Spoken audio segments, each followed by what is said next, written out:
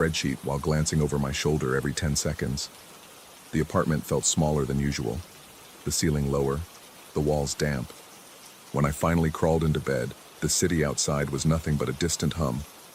I left the hall light on. Tap, tap, scrape. I woke in the dark with my veins buzzing. Heat rolled across my chest. My tongue stuck to the roof of my mouth. The noise came from the living room floor. I crept out, bare feet tingling on the cold boards. Moonlight slanted through the single window and landed on something white near the couch. The wax hand sat upright on its palm, 5 fingers kneading the floor like a sleepy cat. Salt trickled from an unseen opening in the wrist, leaving thin trails that forked and curled into symbols I didn't understand.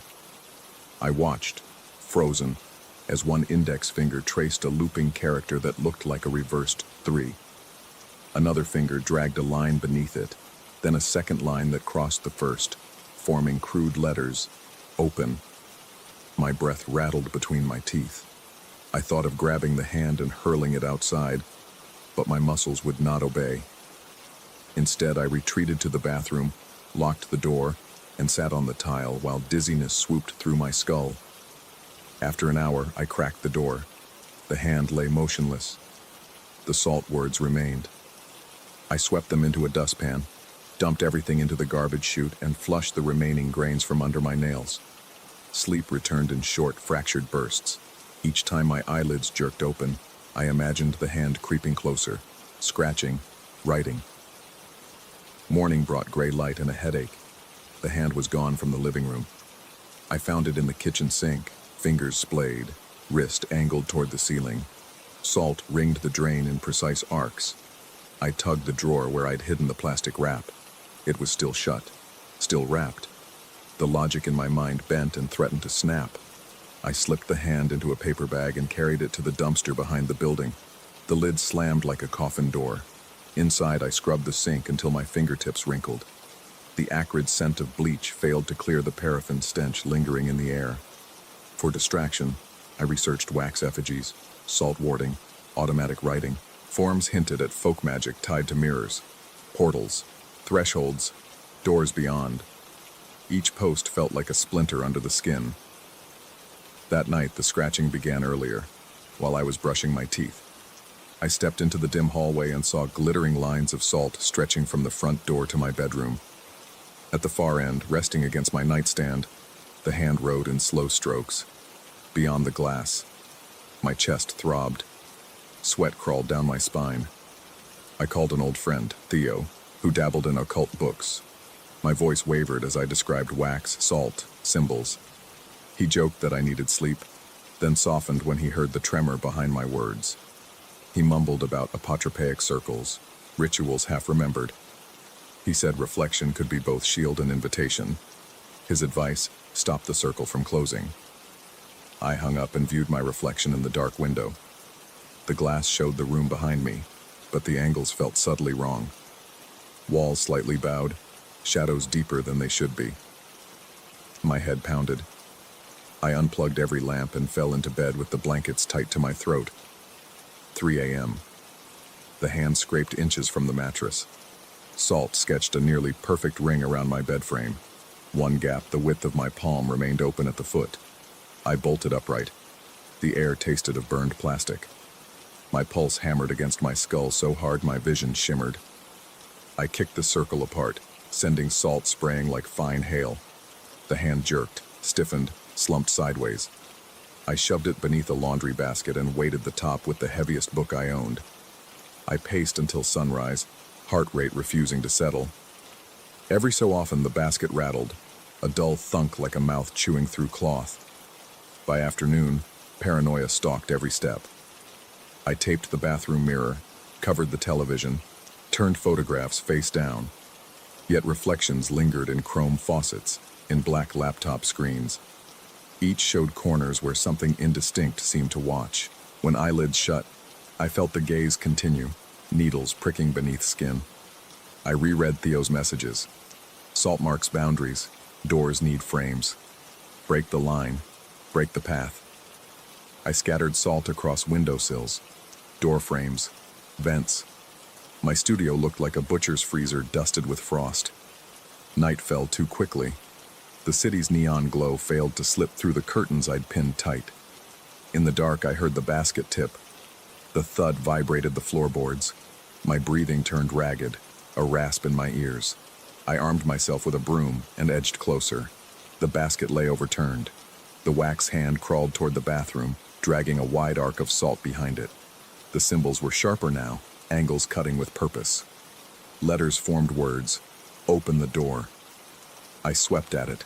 The broom bristles knocked the wrist sideways, but the fingers clamped onto the handle, pushing back with rubbery strength.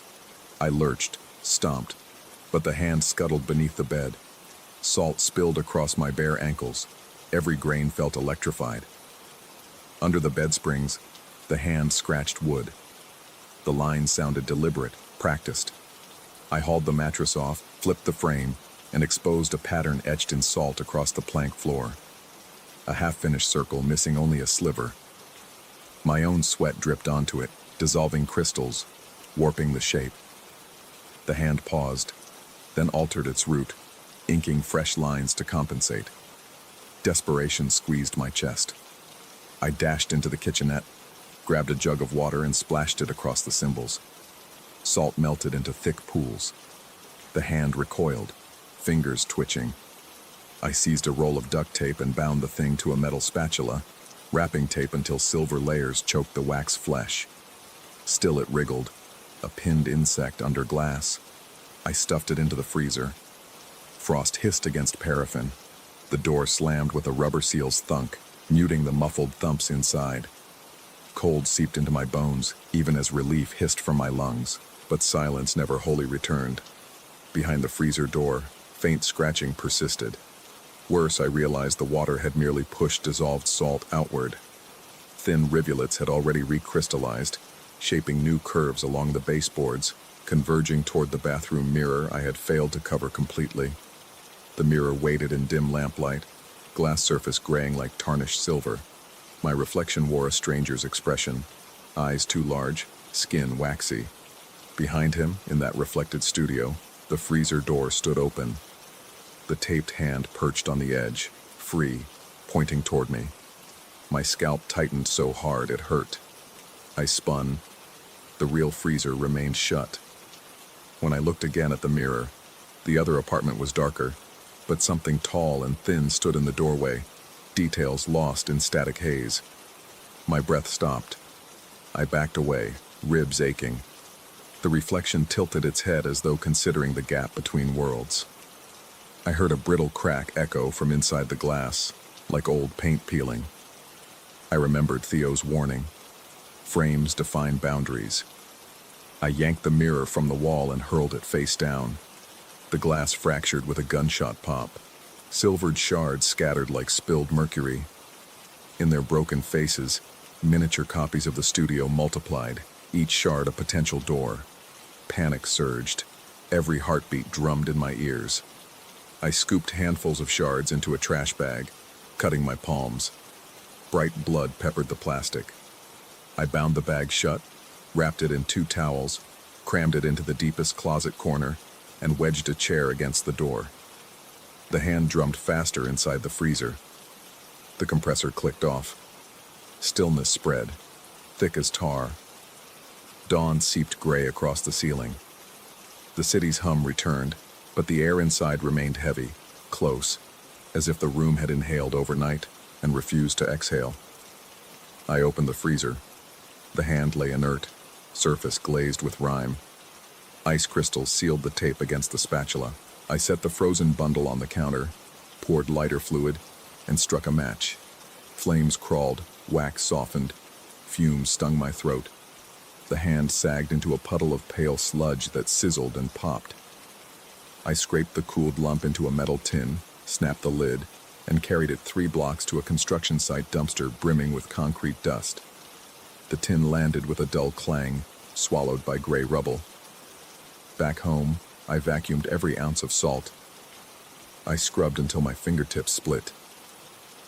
By afternoon, exhaustion pinned my eyelids, but the apartment looked clean, almost ordinary.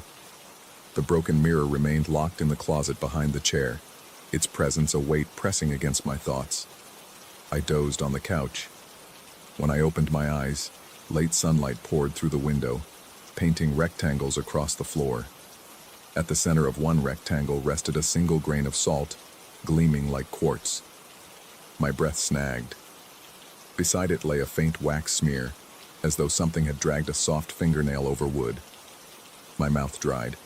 I checked the freezer. Empty. I checked the kitchen drawer. Empty. Yet the paraffin smell returned, drifting on the air conditioner breeze. Near the closet, I heard a gentle tap, like knuckles on glass. The salt grain quivered, rolled in a tiny circle, and stopped, pointing toward the closet door. I backed away until my calves hit the couch. The room around me felt wider now, as if an unseen corridor had opened behind each wall, waiting. My heartbeat pounded at the base of my skull. The tapping grew rhythmic. 4 slow knocks, a pause, 4 again. An invitation disguised as patience. I don't know if the ritual ever truly needed the wax hand, or if it only required my attention, my fear, my willingness to intervene.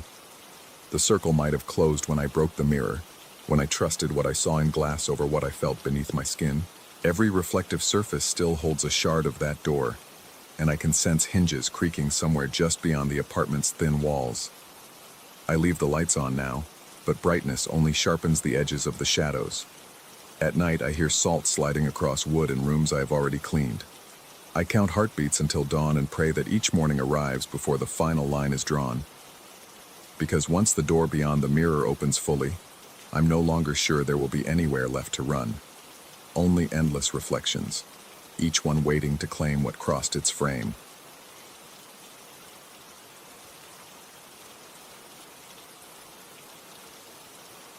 Story 2.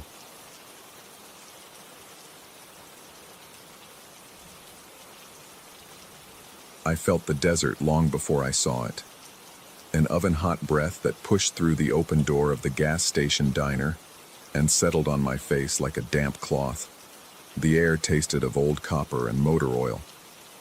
My bus had died 2 towns back, stranding me on a rattling stretch of highway, whose asphalt shimmered as though hiding coals beneath its skin. When the tanker truck hissed to a stop outside, the ground trembled just enough to rattle the coffee in my cup. I told myself I had no other choice.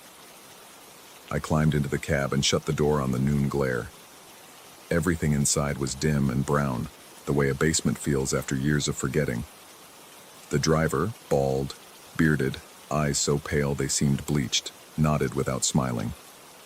He gestured to the passenger seat, and I slid in, the vinyl exhaling a stale, chemical sigh under my weight. My palms already sweated. The truck growled back onto the highway. Heat ripples distorted the horizon, making distant buttes melt into the sky. Fine grains of sand sneaked through the vents, scratching at my throat every time I inhaled. Moments later, the driver flicked on the radio. Instantly, the cab filled with warped syllables, as if a choir were chanting underwater and playing the tape backward. Consonants scraped together, vowels bled into each other. I caught a quick inhaling gasp in the noise. My own. He said almost cheerfully that the dial only caught one station these days. I asked what it was. He answered that it wasn't broadcasting to us, but from us, and laughed once, dry, hollow. My heart skipped. The laugh felt rehearsed, like dust stirred from an attic trunk. The tachograph, mounted between us, ticked with a restless insect rhythm. Its digital readout slid from 0.00 to 001, then kept counting down. 02, 003. I rubbed my eyes, blinked hard, but the minus sign clung to the numbers. The driver murmured that the odometer told truth at last, that we weren't piling up miles, only shedding them, driving backward through distance. He called it rebocando lembranzas, towing memories, and said it the way a mechanic might announce a tire rotation. Routine, inevitable. Sweat trickled along my ribs. The cab smelled of scorched metal and something sweeter. Old lilacs, maybe, that turned my stomach. I pressed my head to the cool glass of the side window. The desert scrolled past. White sun, rust-red rock, no wind. Just beyond the truck's shadow, impossibly slow. The notes curled around my eardrums and squeezed. I tasted copper on my tongue. My heartbeat rocketed. I pressed my fist to my chest. Outside, the sky bruised purple. Headlights carved narrow tunnels through drifting dust. Beyond the beam range, darkness thickened into clots. I forced myself to peer at the mirror again. The silhouettes multiplied, scores now, stretching far behind, overlapping so densely they looked like an oil slick of translucent bodies. One at the front, larger than the rest, cocked its head, mimicking my motion. Cold needles stabbed my scalp. I jerked away. The driver said I might feel a tug soon, like catching my coat on a fence nail. That would be the first hook. He recommended I remain seated if it happened. Fighting only deepened the barbs. His tone held no malice, just dull certainty. I swallowed, but my mouth felt lined with sandpaper. We crossed an abandoned way station. Skeletal lights flickered, offering no illumination, only the memory of it. The truck thundered through. In that strobe, my reflection on the side glass stuttered, an image missing frames. For 2 beats, my eyes in the reflection were not my own. Blank, white, polished like river stones. I flinched, heart slamming so hard my ribs ached. When I blinked, my reflection returned to normal, but sweat now drenched my shirt as though I'd run miles. The tachograph clicked to 066. The driver remarked that some numbers were thresholds, others doors.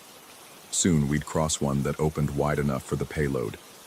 He said that once we breached 100, things would slip free, and gravity would reverse in ways a living body might resent.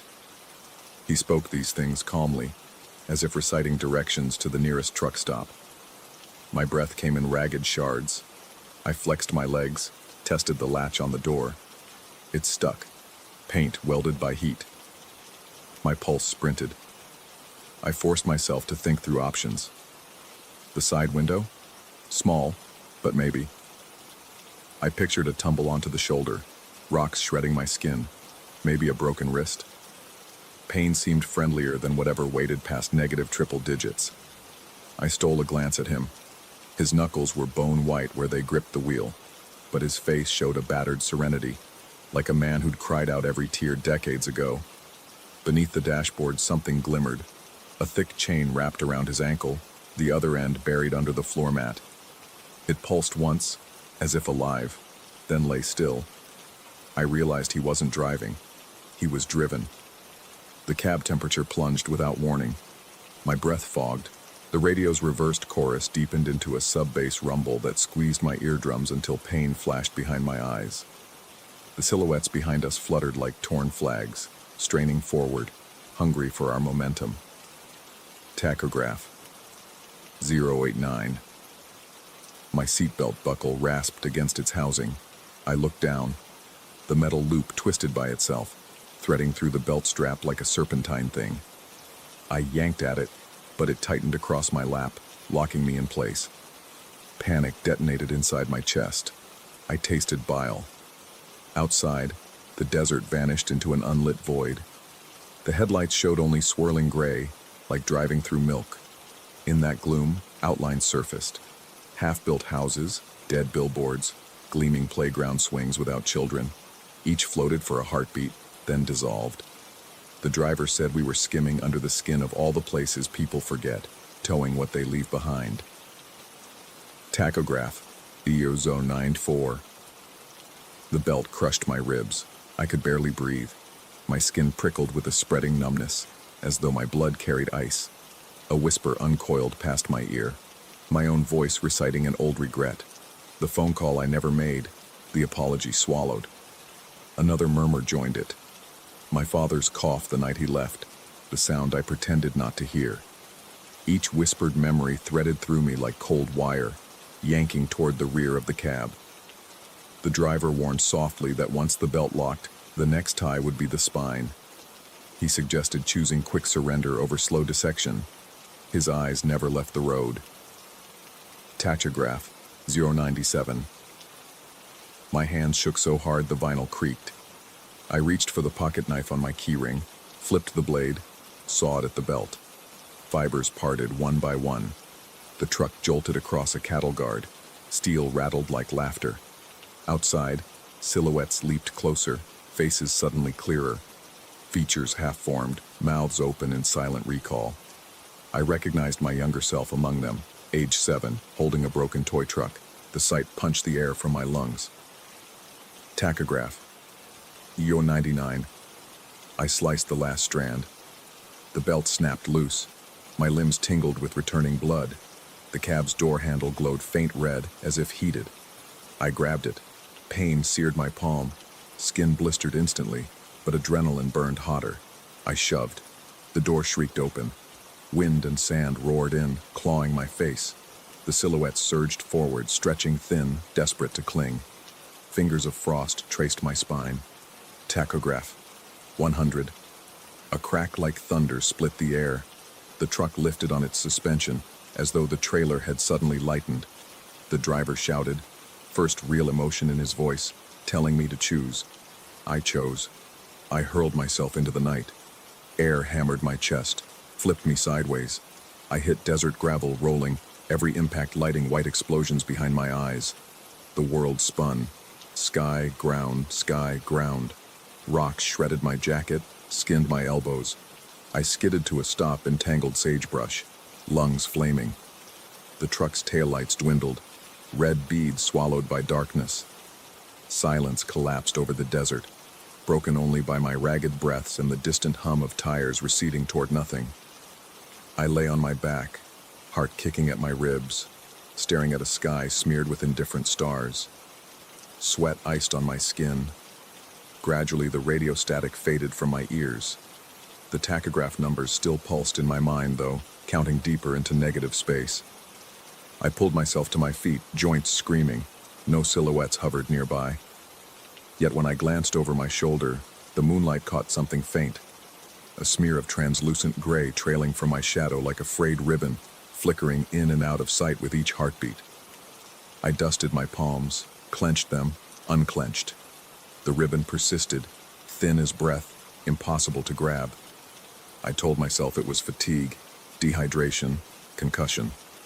But every few steps the tug returned, a gentle backward pull, persuasive as nostalgia. Somewhere out on the empty highway the truck kept going, rebuscando lembrances. I wondered how many silhouettes it had shed along the way, how many walked desert shoulders tonight thinking they'd escaped. I started toward the faint glow of distant service station lights, boots crunching over salt-crusted gravel. Breath steady, eyes forward. Yet the soft drag behind me matched every stride, like a leash made of fog. I didn't look back again, but I felt it, always just behind, the past riding on my heels, weightless yet heavy, whispering my name in reverse. And the desert, patient as an undertaker, waited for the miles to fall away. Story 3. When the rain wasn't heavy enough to wash the city clean, only to slick every surface into obsidian sheen and smear the light into nervous halos. My shift had dragged long after midnight, and the rides were few, each one whisper quiet, as though the downpour had hushed the world on purpose. I remember thinking the silence felt engineered, something tightening a lid over the usual late-night chaos, sealing every sound inside the cabins of parked cars and vacant houses. I should have gone home, but the app chimed. A pickup on a side street that almost never pinged at this hour. Curiosity and the promise of a surge fare outweighed fatigue, so I tapped. Accept. I rolled into a block where the streetlights were spaced too far apart, leaving strips of black glass between puddles of orange. The passenger already stood at the curb. No umbrella, no phone in hand, no restless glance toward my approaching headlights, just a static figure in a long coat, hood pulled low. I idled beside him, unlocked the doors, and heard the muffled click of the handle. He slipped into the backseat directly behind me. The interior light flicked on for a heartbeat, then off again, offering only a blurred glimpse. Pale skin, water beading on the coat's shoulders, eyes too deep in shadow to meet mine. He said a single word, so low I felt it more than heard it. Drive. I cleared my throat, asked the usual question about destination. No reply. The app listed an address beyond the river, and silence implied consent. I merged onto the arterial road, wipers thudding an anesthetic rhythm. Backseat passengers often vanish into their phones. The lack of screen glow at my 6 o'clock felt wrong, like an absence you can taste. The first bridge loomed, a utilitarian span of concrete girders over dark water. Habit made me flick my gaze to the rear view. His seat appeared empty. My chest thumped once, hard. I snapped my eyes to the road, then back to the mirror. Nothing but faint reflections of dashboard light on wet upholstery. Yet I felt him. The slight forward lean of the car, the pressure of unseen weight on the cushion, the delicate sound of breathing that was not mine. The air cooled around my nape, smelling of river fog. On the opposite shore, sodium lamps stitched the boulevard into perspective lines. I risked a glance again. There he was, head tilted, rainwater trickling from the hood edge like threads of mercury. My scalp prickled. I convinced myself the earlier absence had been poor angle, glass glare, anything. I swallowed, tasted copper. The city thinned. Storefronts surrendered to warehouses, then to derelict lots tufted with weeds. The phone GPS glowed steady green until the map jerked, the route line jittering as though the road beneath us convulsed. A gray bar slid over the screen. Distant cell towers must have died in the storm, I thought. I asked if he still needed the listed address or preferred an alternate. Again, that low syllable rasped. East. The only path east was the old highway, a ribbon of cracked asphalt seldom patrolled. I merged, tires hissing. The speedometer sat at 60, but every mile felt stolen. Lightning flickered, exposing abandoned billboards ragged as flayed skin. My hands tightened on the wheel, knuckles bleached stark. I became hyper-aware of my body, pulse banging in ears, breath hitching at the top of each inhale, sweat sprouting cold under my arms despite the air conditioning set low. Another bridge, this one narrow, its guardrails broken in spots. Mirror instinct. The seat was empty again. The car seemed lighter by an impossible margin, as if someone had lifted a cinder block off the chassis. My stomach dropped. Headlights wavered sideways when I jerked the wheel. In the same instant, a whisper brushed my right ear, coming from the rear. Keep going. Moist breath chilled the skin. Reflex twisted me to look over my shoulder, but darkness pooled where a person should have been. I faced forward just in time to steer from the verge. Mile markers grew sparse until they vanished. Trees crept closer, branches meshing overhead into a tunnel that shuttered the sky. Whenever lightning cracked, the trees appeared to shift positions, as though each flash redrew the landscape by drunken hand. The car's cabin pressed inward. I could feel the hum of the engine through the pedals like the purr of a caged animal, anxious, ready to bolt. My dashboard dinged. I glanced down and felt my mouth go paper dry. The distance to empty read in brow, 333 km. Negative fuel range, a number that denied physics, an omen carved in digital glyphs. My foot eased off the accelerator. The engine coughed, hiccuped, threatened to stall. I feathered the gas again, pulse drumming a frantic counterpoint. At the next bend, the world opened into a massive interchange, a cloverleaf abandoned decades ago when the new bypass rendered it obsolete. Weed-choked ramps spiraled into black void. Rusted signs hung askew, their letters scabbed with mold. Streetlights here were dead, leaving only the headlamps to scratch circles across concrete walls streaked with mineral ghosts. The passenger spoke at last in a serrated whisper. Here. I braked. The engine sputtered, then died with a shudder.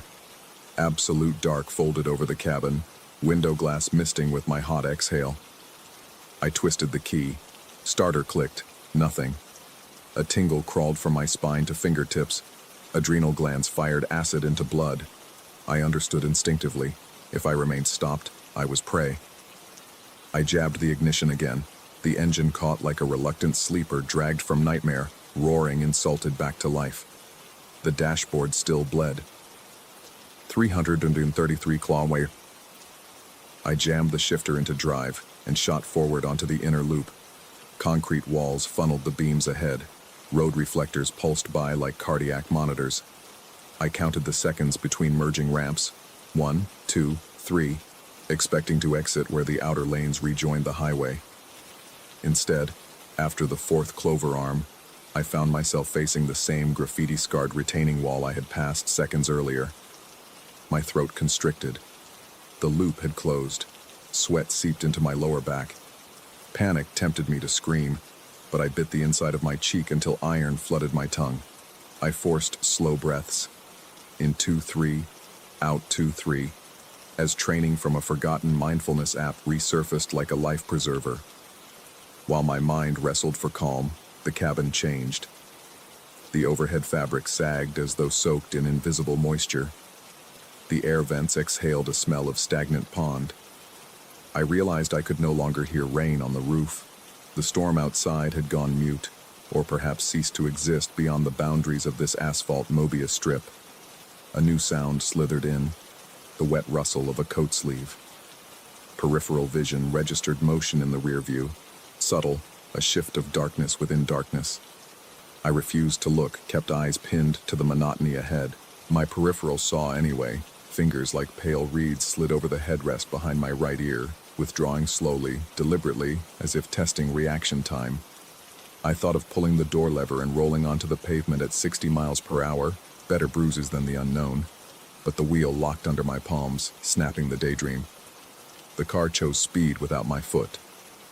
RPM climbed, tunnels of concrete blurred, my breaths clipped into quick, ragged shards.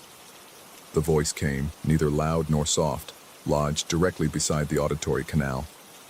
Full circle. Again. It throbbed like bass under skin rather than airborne sound. I clenched my teeth so hard my jaw ached. Another ramp, another unbroken wall of déjà vu. My eyes stung. Tears weren't grief. They were the body's revolt against impossible geometry. I needed an anchor, something to prove linear time still applied. I flicked on the cabin light. For half a second the bulb glimmered, then burst with a pop, gluing glass shards to the socket. But in that stroboscopic instant, I saw him fully, the coat dripping though we'd left the rain, limbs too long proportionally, joints hinged wrong, chin resting on the top of the passenger seat as if spine lacked vertebrae. His face held no features beyond suggestion, like a photo blurred to protect identity. Yet I felt a gaze puncturing the back of my skull. The light died, plunging me into thicker blackness than before, as if the filament had cauterized reality on its way out. My heartbeat misfired. Peripheral vision danced with phosphines. I realized the creature was doing nothing, to me, except insisting I continue. The loop obeyed him. The car obeyed the loop. I was the variable meant to crack. Why the negative range? A message. Distance traveled towards 0 or beyond. The number felt like a countdown set below the threshold. Less than void. Debt owed in kilometers. I spoke aloud. Not quite dialogue, more a disemboweled thought that escaped. I told the thing I didn't understand what it wanted. My own voice sounded alien, scraped raw by fear. The reply seeped through the upholstery, through the engine vibration, through my sternum. Remember. Memory stabbed unbidden. Years ago I had parked beneath this very interchange during a delivery shift, engine off, seat reclined, eyes closed against dawn. I had been too exhausted, nodded off. When I woke, half dreaming, I had experienced the uncanny certainty that someone or something had climbed from the shadows of the cloverleaf and watched me through the windshield. Too petrified to investigate, I had restarted the car and sped away, patting the dashboard like a talisman. I remembered dismissing the incident over coffee later, laughing it off with coworkers, burying the residue of dread under sarcasm. Now the interchange had festered, gestated that anxious energy into form. The passenger was the embodiment of a fear I'd abandoned here, an unpaid toll. I swallowed against a throat gone gravel dry and whispered an apology into the dark. For intruding, for ignoring, for refusing the courtesy of acknowledgement. Heat flushed my cheeks, though the cabin remained icy. My fingers slackened. For the first time since the loop began, I took my foot off the pedal voluntarily.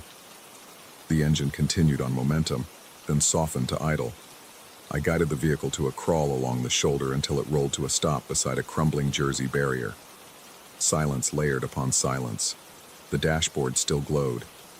303 kilometer, but its glare seemed less accusatory, merely factual. I waited for the stall, for the key to refuse, for the cabin to collapse inward. Instead, the car idled, steady hum threading through the floorboard. The smell of pond water receded, replaced by the mundane odor of vinyl and stale coffee from my travel mug. I turned slightly, expecting empty space or nightmare visage. The back seat showed a depression in the fabric, darkened by absorbed moisture, but no occupant. I reached a trembling hand to touch the indentation. It sprang back, erasing the physical proof. A wind rushed overhead, the storm's voice returning, rattling rusted guardrails. Outside, a distant set of headlights swept the overpass like a lighthouse beam, proving that linear traffic still existed somewhere. I faced forward, heart hammering but rhythmically now, measurable, mortal. The odometer blinked, digits cycling, freezing finally at 3 km, a logical remainder. GPS flickered alive, map grid loading slow as sunrise. The path home etched itself in blue. When I eased back onto the ramp, the interchange felt no less ruined, but the road flowed outward this time, offering exit lanes like open hands. In my mirror, the backseat remained properly dull, reflecting nothing unusual. Only rain streaking glass and the faint silhouette of my own headrest. I merged onto the highway, speed safe, wipers beating familiar time. Yet with every mile, another question fed the static at the edge of hearing. Had I satisfied the thing's demand, or merely negotiated parole? My shoulders ached from tension that refused to leave. The lingering chill suggested a passenger-shaped vacancy still sharing the ride, invisible but attentive. When I reached the city limits, neon bled across wet asphalt. The distance to empty ticked down as usual, but whenever my peripheral vision strayed to the mirror, a phantom number overlaid the display in the mind's eye. 333. An IOU etched not in fuel but in fear, redeemable any night I choose to forget what lurks between bridges and broken clover leaves. I pulled into my driveway before dawn, engine ticking as it cooled. Rain had stopped. I sat until the sky paled, reluctant to kill the headlights, unwilling to let the interior fall dark again. When I finally shut the car off, the gauge needles quivered, settled. I told myself the tank was 3/4 full. Yet deep in the dashboard, behind plastic and wires, I imagined a hollow where numbers could still run backward, tallying debts in inverted kilometers, waiting for the next circuit. Sleep that day came fractured, punctured by dreams of roads folding over themselves, of mirrors showing only vacancy, of hooded figures whose faces blur even in memory. Each time I woke, heart sprinting, I felt for the floor beneath my bed to make sure it remained motionless. I have kept driving, the bills demand it, but every time a ride request pings from the far side of the river, I feel sweat pebble along my hairline, and I swipe. Decline. The passenger may still be out there, indifferent to time, waiting beneath dead streetlights for the driver who owes him a debt measured in negative distance.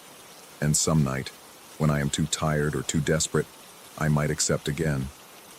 Until then, every bridge carries an echo, every mirror a chance for absence, and every engine shudder a reminder that horror is not always what occupies the seat behind you.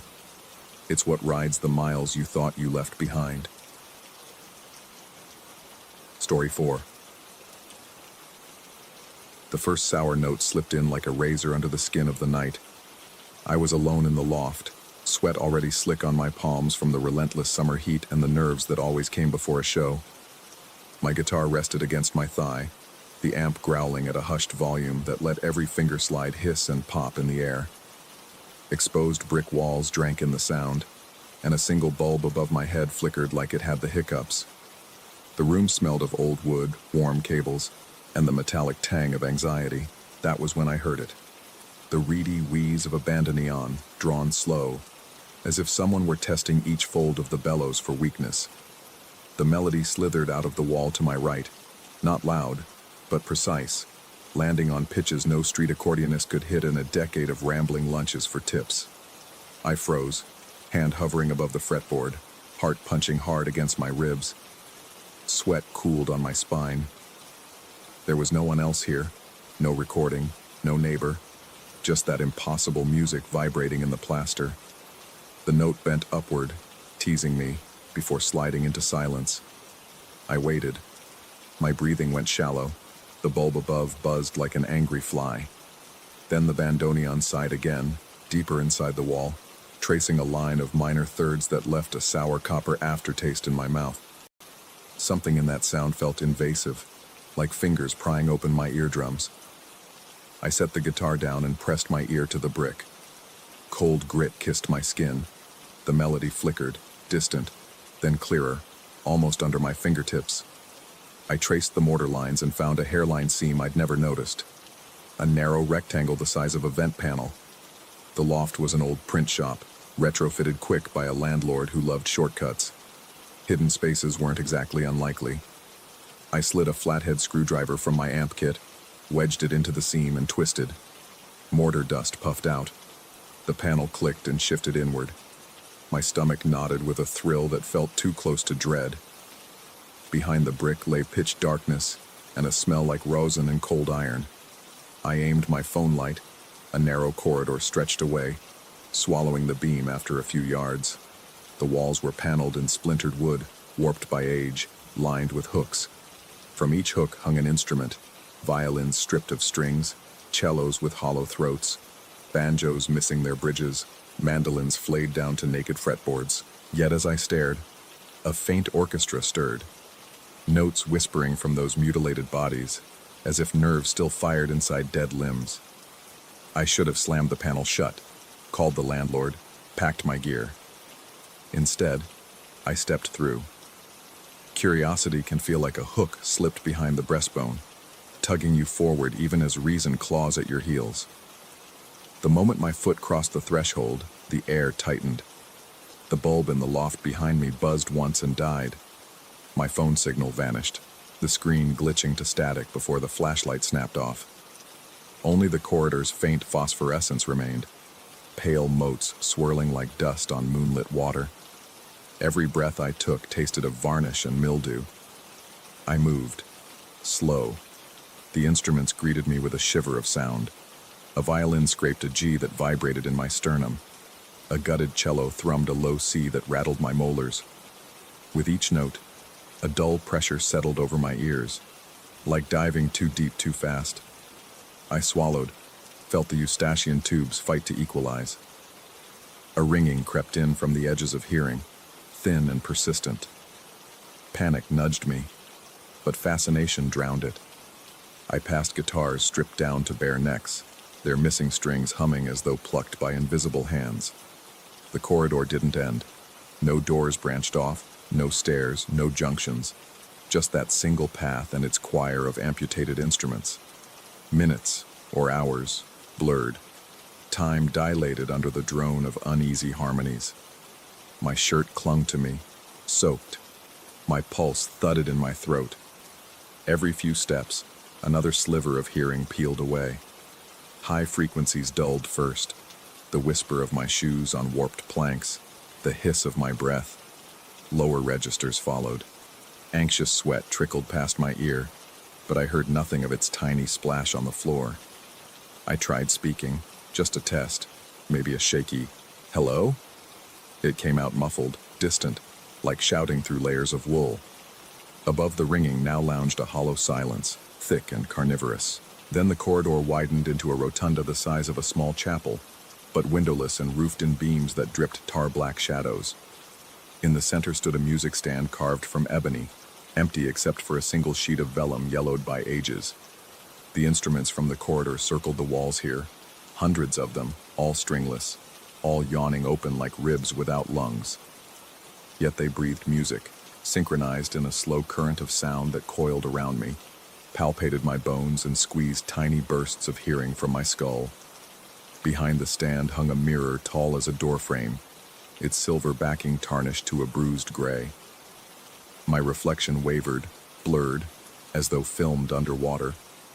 Across the glass flickered faint staves of notation, inked notes shifting like birds startled from wire to wire. The orchestra hushed. Silence, massive and suffocating, fell so abruptly I staggered. In that vacuum, I sensed a tension, a presence perched just beyond sight, studying me with avid patience. My skin prickled, hairs stiffened along my forearms. The mirror clouded, then cleared, revealing no figure but my own. Yet I felt the weight of an unseen gaze, and within it a command: compose. It struck me, not as words but as pressure against the mind, a thumb twisting behind my ear. The sheet on the stand fluttered, though no wind blew. My tinnitus screamed, a banshee keen, before dropping out entirely, leaving a void where sound should be. Terror clicked on like a fuse. If the music kept feeding, I'd go deaf, sealed in this coffin of echoes forever. I gripped the stand, knuckles whitening. Somewhere behind me, a violin's body creaked, impatient. I understood the bargain with brutal clarity. Write a piece worthy of the maestro, this conductor cloaked in absence, or lose the last scraps of hearing. My phone still stuck dead in my pocket, but my memory brimmed with riffs, progressions, half-written songs scribbled in notebooks. I breathed, slow, despite lungs wanting to sprint. The sheet awaited ink I didn't have. Instead, I tapped rhythms on the wood with trembling fingers, mentally carving notes in silent space. A motif emerged, descending minor thirds, echo of the bandoneon that had lured me here. Underneath, a pedal tone, a sustained low E that throbbed like heart blood. I layered harmonics above, voices climbing out of dissonance toward a fragile resolution before slipping again into shadow. The instrument stirred. A mutilated viola emitted a cautious interval, matching my imagined line. Encouraged, I shaped a bridge, an uneasy waltz where time signatures bent like warped glass. Sweat rolled down my jaw. My legs quaked from hours of tension. Yet I pressed on, charting a final movement. A single rising scale that refused to resolve, suspending in perpetual hunger. The mirror brightened, the tarnish burning off in drifting flakes. My reflection sharpened, lips moving though no sound reached me. Along the glass, the notation I'd built in thought etched itself, stave by stave, ink bleeding like veins. The unseen maestro read. Arching behind me, the orchestra answered. Stringless violins sawed air, banjos rattled phantom rolls, mandolins shimmered like orbiting insects. The rotunda pulsed. Vibrations threatened to liquefy my organs. Yet this time, the sound fed me rather than devouring. Frequencies returned, rushing back in a tidal roar. I heard the rattled pump of my own heart, the ragged rasp of breath, the distant city outside the loft walls I could no longer see. A final chord crashed, a hollow, perfect fifth that cracked the mirror down its center. Glass split, peeling apart like stage curtains. Beyond lay the loft, exactly as I'd left it. Single bulb flickering, guitar waiting, night pressing against dusty windows. I stepped through. With each pace, the corridor behind shrank, its walls folding into themselves like extinguished bellows. The panel sealed shut without a sound. The bulb steadied, glowing calm. Outside, distant traffic hissed. Normal, everyday life reasserted itself, but hung uneasy, as though I'd returned to a replica rather than the original world. I lifted my guitar, struck a chord. The G resonated true, but a ghost harmony lingered beneath. Subaudible, felt more than heard. The ringing in my ears subsided, yet a pale hush remained, as if part of my span of frequencies belonged elsewhere now. I slept poorly that night, dreams full of corridors that flexed and breathed. In the morning I searched the wall for seams, but mortar met brick in unbroken lines. No hidden latch, no draft, nothing but cool, stubborn masonry. Gigs came. My playing had changed. Subtle, but audiences leaned in, brows furrowed, like sensing a current of sound just beyond human range. Reviews called it haunting, otherworldly. I would finish a set to applause that dwindled into mild unease, listeners rubbing ears as if uncertain of what they'd truly heard. Sometimes, when the crowd settled, I caught a ribbon of distant bandoneon weaving through the final chord, teasing from within the stage walls. Its melody bent in minor thirds, approving, reminding me that the maestro still listened, always one note away. When that happens, a tremor crawls under my ribs, and I wonder what price comes with every encore.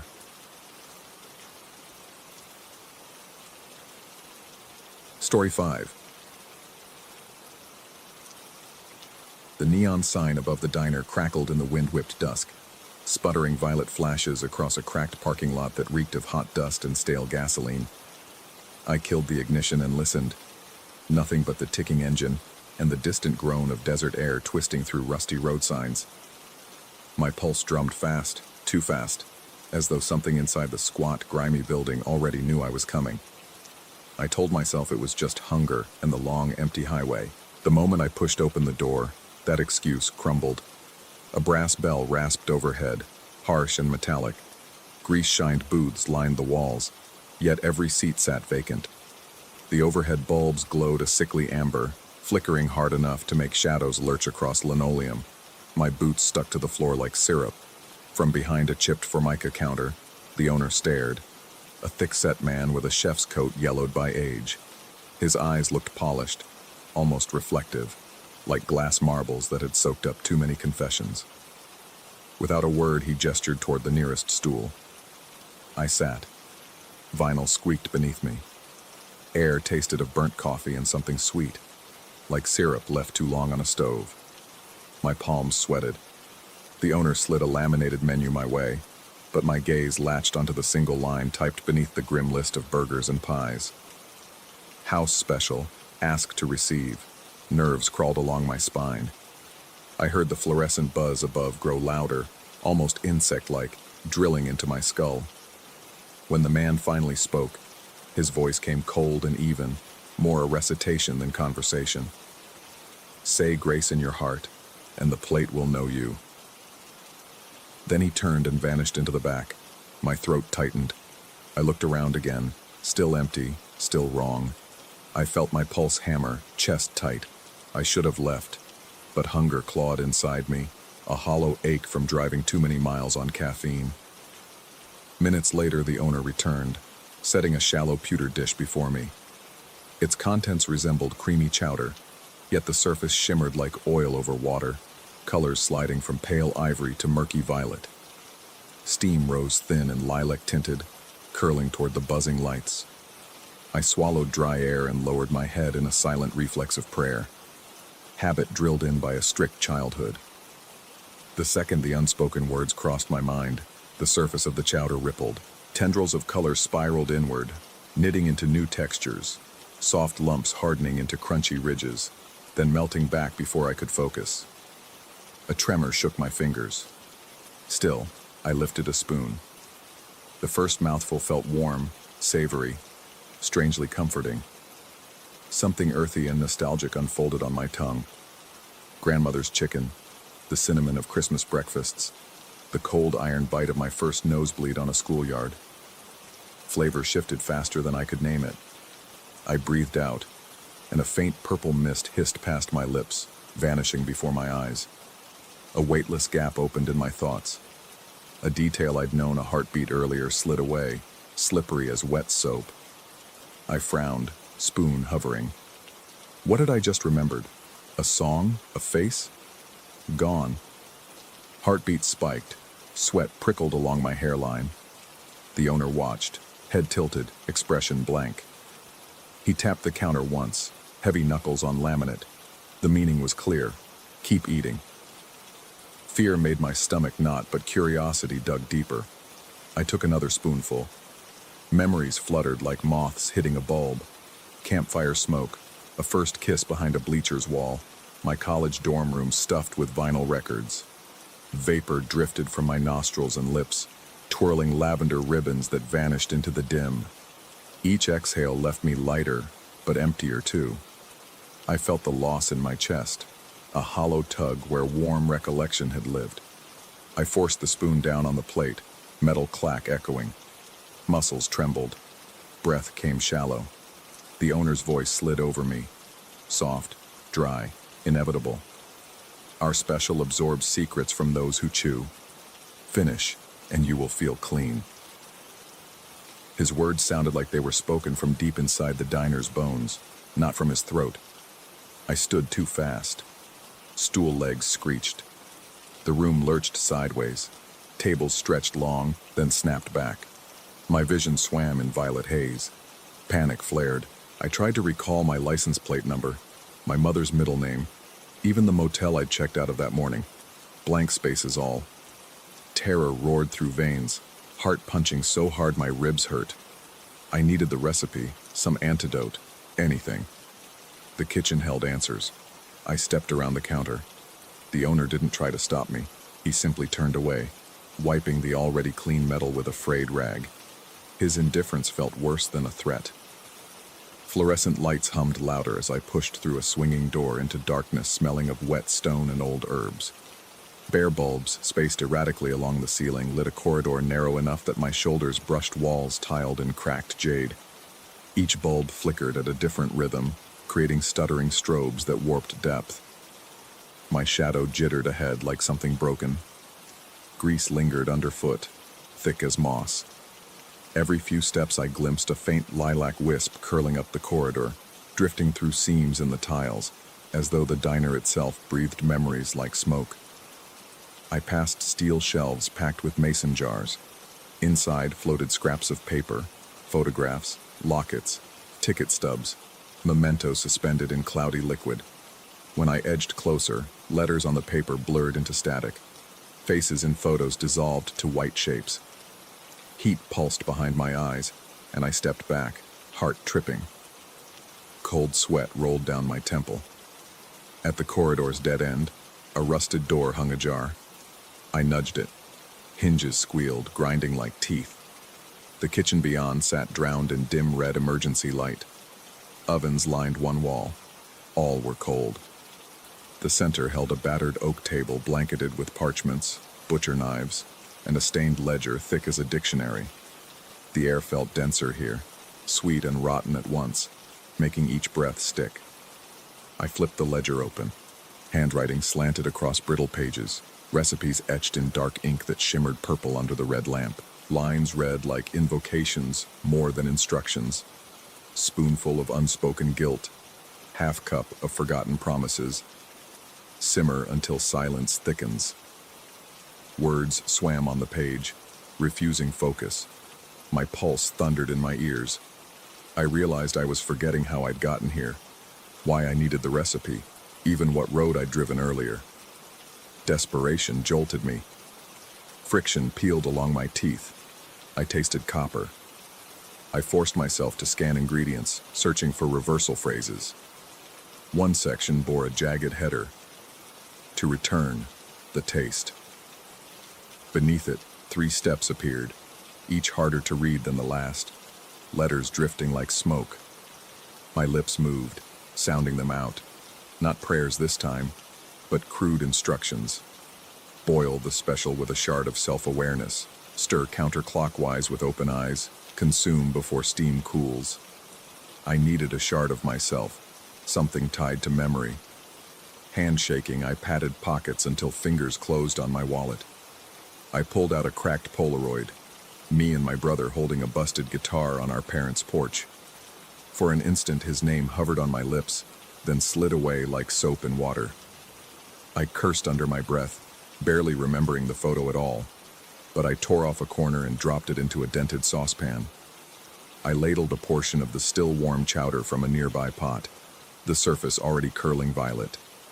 The liquid hissed on contact with the photo scrap, steam turning deeper purple, rising in urgent swirls. My head swam. Thoughts slipped sideways, words looping back on themselves. I stirred with a wooden spoon, fighting vertigo. The recipe demanded open eyes. Eyelids trembled with exhaustion.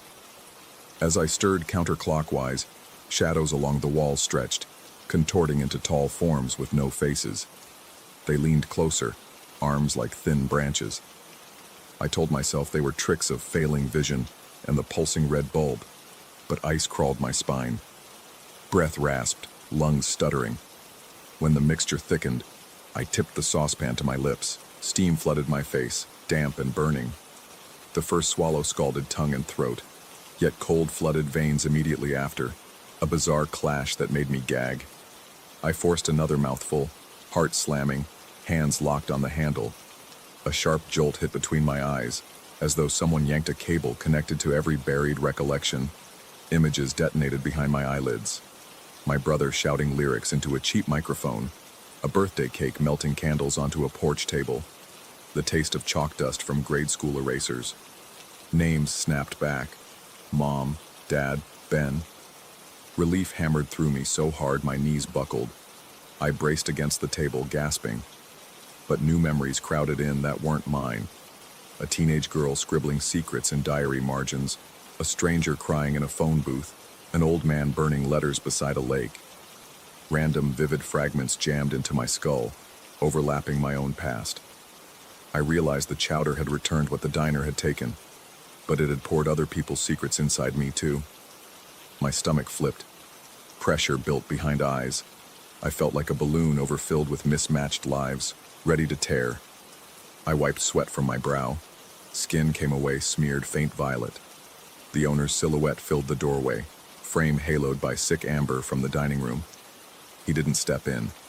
He only watched, head cocked, as though measuring how much of me remained. I expected anger but saw something colder, curiosity. An understanding tremor shook me. He never stopped anyone from stealing the recipe. He wanted witnesses, carriers, vessels. I backed away, knocking the saucepan to the floor. Violet broth splashed across tiles, sizzling like acid. Memory shards glittered in the puddle. The owner spoke once, voice low, even. Every cook needs tasters. The words slithered over my skin. Adrenaline seized me. I shoved past him, shoulder hitting his solid frame, like pushing against a door that decides to open. He didn't resist. I burst into the dining room. Fluorescence blazed white now, humming like a nest of hornets. The dish on the counter had emptied itself, leaving only silver residue. Vapor still coiled from it, feeding overhead vents. My lungs tightened with chemical sweetness. I staggered to the exit. The bell above the door screamed as it clanged. Night air slapped my face, cold and real. Tires screeched on gravel as I fumbled keys, engine roaring to life. I floored the gas. The diner receded in the rearview mirror, neon sign flickering from violet to dead black. For miles, the desert road lay empty, but for my headlights, carving endless dark. Moments stretched, sweat dried on my skin, leaving salt crust. Memories unraveled and rewove behind my eyes, my own mixed with others. I whispered my name aloud, grounding myself in the sound, yet echoes inside repeated different names, foreign accents. Paranoia crawled. Was the road looping? Were mountains shifting? I gripped the wheel until knuckles bleached. When dawn finally bled over the horizon, I pulled into a rest stop. Hands shook so badly I could hardly turn the key off. I studied my reflection in the dusty rear view. The face stared back familiar yet off, as though small details had been redrawn by someone who'd only read descriptions. Eyes looked older, or younger. Hard to tell. Inside my jacket pocket I found the torn ledger page.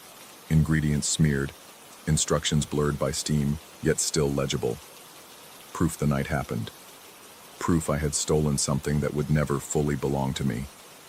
A faint lilac glow stained the paper's edges, pulsing with each beat of my heart. I sit here now, writing these lines to anchor myself. I remember my brother's laughter, my mother's perfume, the diner's buzzing lights, the taste of secrets simmered in forbidden broth.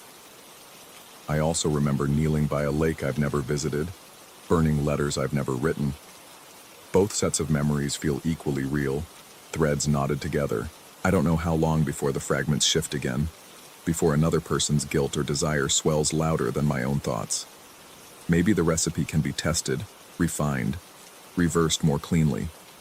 Or maybe the owner knew there was no way back once tasted, that the dish is a door you walk through in bites, leaving bits of yourself behind on the plate. The page in my hand pulses. My heart answers, fast and unsteady. Somewhere on the horizon, a strip of highway shimmers under rising heat, I could drive until fuel runs dry, trying to outrun borrowed memories bleeding into my mind. But roads loop, like prayers whispered over chowder, and secrets always want new mouths to chew them. The sun climbs, turning violet edges of the page to dull gray. Yet when I breathe out, a thin lilac mist still curls from my lips before dissolving in the dawn air. I'm not sure whose memory just escaped. I only know it was part of me, whether original or acquired, and it's gone for good. Somewhere, a dusty diner waits with a flickering sign. Somewhere, a man in a stained coat practices recipes that erase and refill lives. And somewhere inside my own head, rooms of borrowed thoughts creak open, inviting me to explore or be consumed. I grip the wheel again, knuckles white, heartbeat rattling in my chest. The road stretches empty, silent, and far too familiar. Story 6. Knew the place was wrong the moment my tires left the pavement and rolled onto the uneven dirt track that cut through fields of waist-high weeds. The afternoon sun had been bright when I left town, but by the time the farmhouse emerged, leaning, blistered, its paint flaking like old scabs, clouds had thickened overhead, turning everything the flat color of wet cement. I killed the engine and sat for a beat, fingers tapping the steering wheel in a jittery rhythm that matched the hiccuping thud of my pulse. My breath fogged the windshield even though the ambient air felt warm. The mist seemed to bleed straight from my lungs, as if my body already feared what waited beyond the cracked glass. I was here because the county records flagged the address. No phone, no utilities, no public contact in years. Yet someone had submitted a welfare inquiry. An anonymous note scrawled in shaky pen. Residents isolated. Possible abuse. Please send help. As the new social services liaison, I could have kicked the case upstairs. But curiosity, and a still fresh sense of duty, dragged me out to the farm. Authority came with a badge and clipboard. Neither felt like armor now. Stepping onto the porch, I noticed the wood spongy underfoot. A porch swing hung lopsided, its chains creaking even without wind. Each creak landed inside my chest like a dropped coin. The front door stood half open, inviting or threatening. It was hard to decide. I announced myself, voice too loud in the hush, then crossed the threshold with hesitant, heel-first steps. The interior light, if it could be called that, was the murk of dust motes drifting in thick, stagnant air. Furniture sat in odd clusters, a sofa facing a wardrobe, a dining chair angled at a vanity, all surfaces polished to mirror shine. Not glass mirrors, actual reflective plating laminated onto wood. Their gleam produced an unsettling effect, multiplying the room into warped versions of itself. In every reflection I caught flickers of movement, shoulders, a blurred face, a hand that didn't match my posture. Yet whenever I spun around, the space behind me remained empty. My heart ratcheted up. Sweat prickled along my hairline and slid cold down my spine.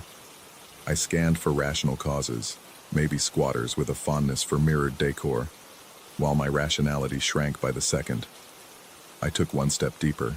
A hush seemed to draw breath. Then a murmur brushed my ear from nowhere, the words sliding under my skin like ice water. Trade flesh. Keep the shine. I froze. The floorboards vibrated with a hum too low for hearing, felt more than heard, a throat clearing beneath my boots. I backed toward the doorway, but another whisper slithered from a dresser to my left, as though the wood itself had lips. One step, one sliver. We bargain? My pulse hammered. The clipboard trembled in my grasp. Paper edges scraped my sweaty palm. I forced myself to conduct the routine. Inspect, document, verify occupancy. The sooner I finished, the sooner I could bolt. So I pressed forward, each footfall deliberate. Every step drew a new susurrus, voices weaving together into a swarm of haggling tones. Some coaxing, some pleading, some edged with hunger. They repeated variations of the same offer, a swap, my physical presence for the residual image I cast on their mirrored skin. Ridiculous, I told myself, but the notion lodged in me anyway, a splinter too fine to extract. In the kitchen, cabinets lined with reflective panels made me feel like I was moving inside an insect's compound eye. Shadows puffed at the corners of those reflections, growing clearer the longer I stared. Silhouettes of people standing behind me. None looked directly at me. Instead, they studied some point over my shoulder as if monitoring a parallel scene that excluded me entirely. When I pivoted, the room stayed empty, but the hairs on my arms rose, tin charges crackling across damp skin. My breathing turned shallow. I had to remind myself to inhale slow, exhale slower. I tried calling out again, framing it as gentle outreach, standard social worker cadence, but my voice stammered, an uneven rasp that betrayed my fear. The only reply was the chorus of murmurs huddling closer. I was certain the words said, "Give us the shell, keep the echo." I retreated into the hallway, aiming for a back exit, and there the voices escalated. The hallway floor comprised alternating slats of wood and narrow mirrored strips. As my shoe landed on each reflective board, the surface rippled like disturbed water, and a whisper burst free, louder, urgent. My vision doubled. Vertigo lurched inside my skull. For an instant, I wondered if each step peeled away some intangible layer. My vitality, my tether to the tangible world. Panic ballooned, constricting my ribcage. Breath came in ragged, quick bursts. I needed space, daylight, anything normal. The back door stuck, but eventually surrendered to a shove, opening onto a yard choked by tall ryegrass. Across that sea of green, a weather-beaten barn sagged under rust-red tin roofing. I stumbled toward it, boots snagging weeds, my balance off from adrenaline. The air smelled of damp soil and some faint electrical tang, like an old battery left in rain. Inside, the barn was dim but mercifully mirror-free.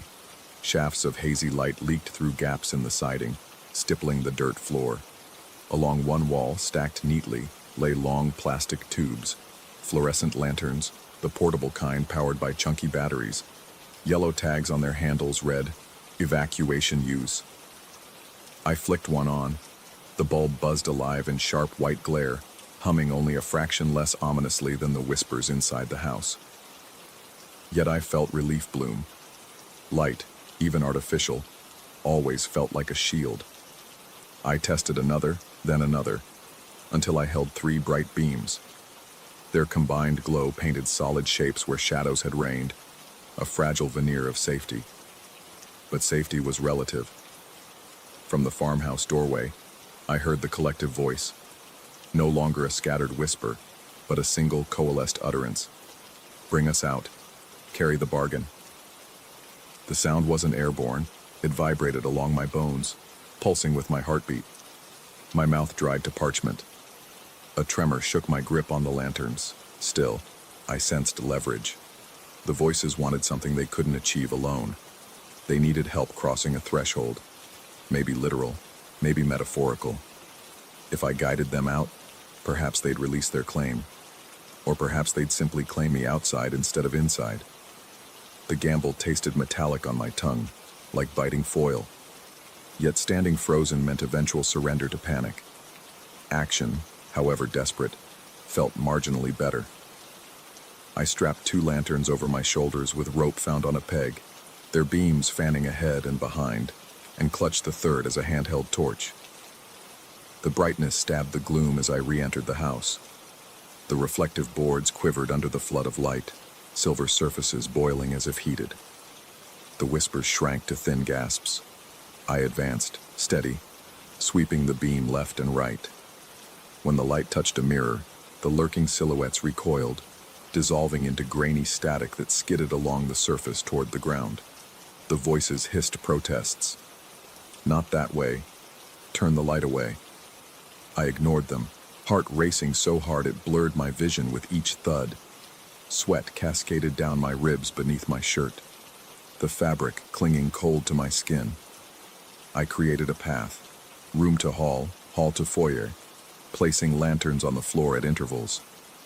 With every new pool of glare, the reflections writhed, funneling along the mirrored skirting boards like oil retreating from flame. I herded them, inch by inch, toward the open front door. Their tone shifted from negotiation to desperation, then to threat.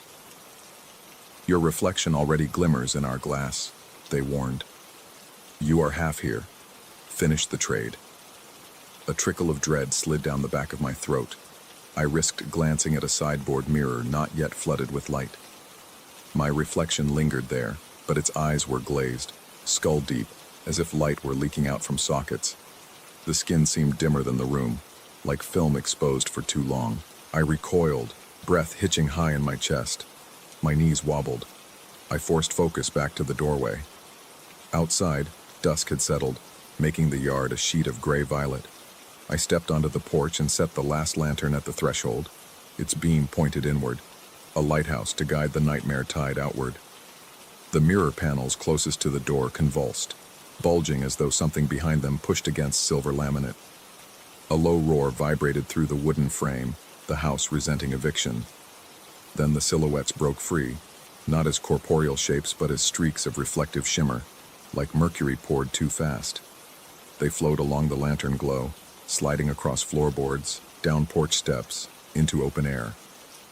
As they crossed into dusk, their forms lost coherence, scattering in faint glints that rose like fireflies, then winked out. The voices faded with them, dwindling to a distant rustle, then nothing. Silence rolled in, heavy and absolute. My body sagged as tension unwound, leaving muscles shaking with hot aftershocks.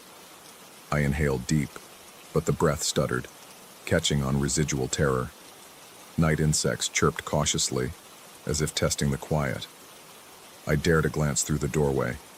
The interior mirrors now reflected only the rooms, the real, abandoned rooms. No rogue figures. Relief curled through me, but uncertainty dogged its heels.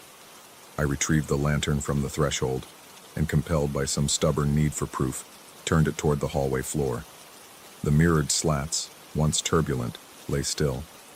Yet when I stepped forward, I felt no give beneath my boot, because I cast no reflection at all. My silhouette, my colors, my shape, gone from the silver. The surface showed only ceiling rafters and hanging cobwebs. A chill sheeted through me, deeper than before, as if the night air had funneled straight into my marrow.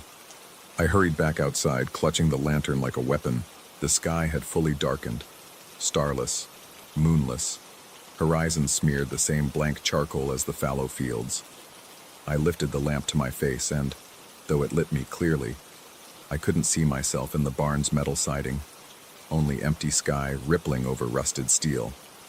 The trade, it seemed, had concluded after all.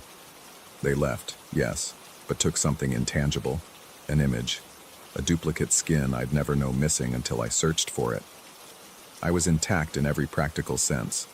Heartbeat strong, lungs working, sweat drying in the cooling air. Yet part of me, no longer tethered to light, would never reappear.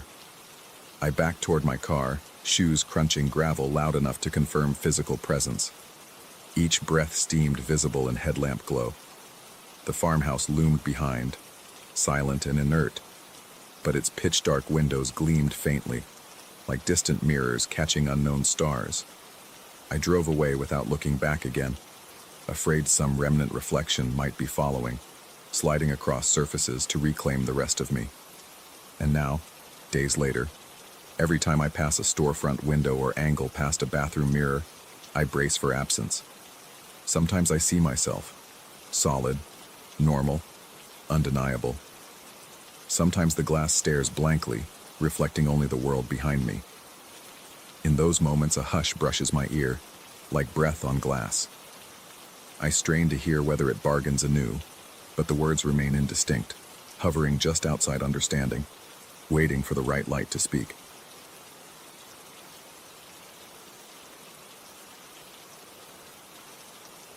Story 7.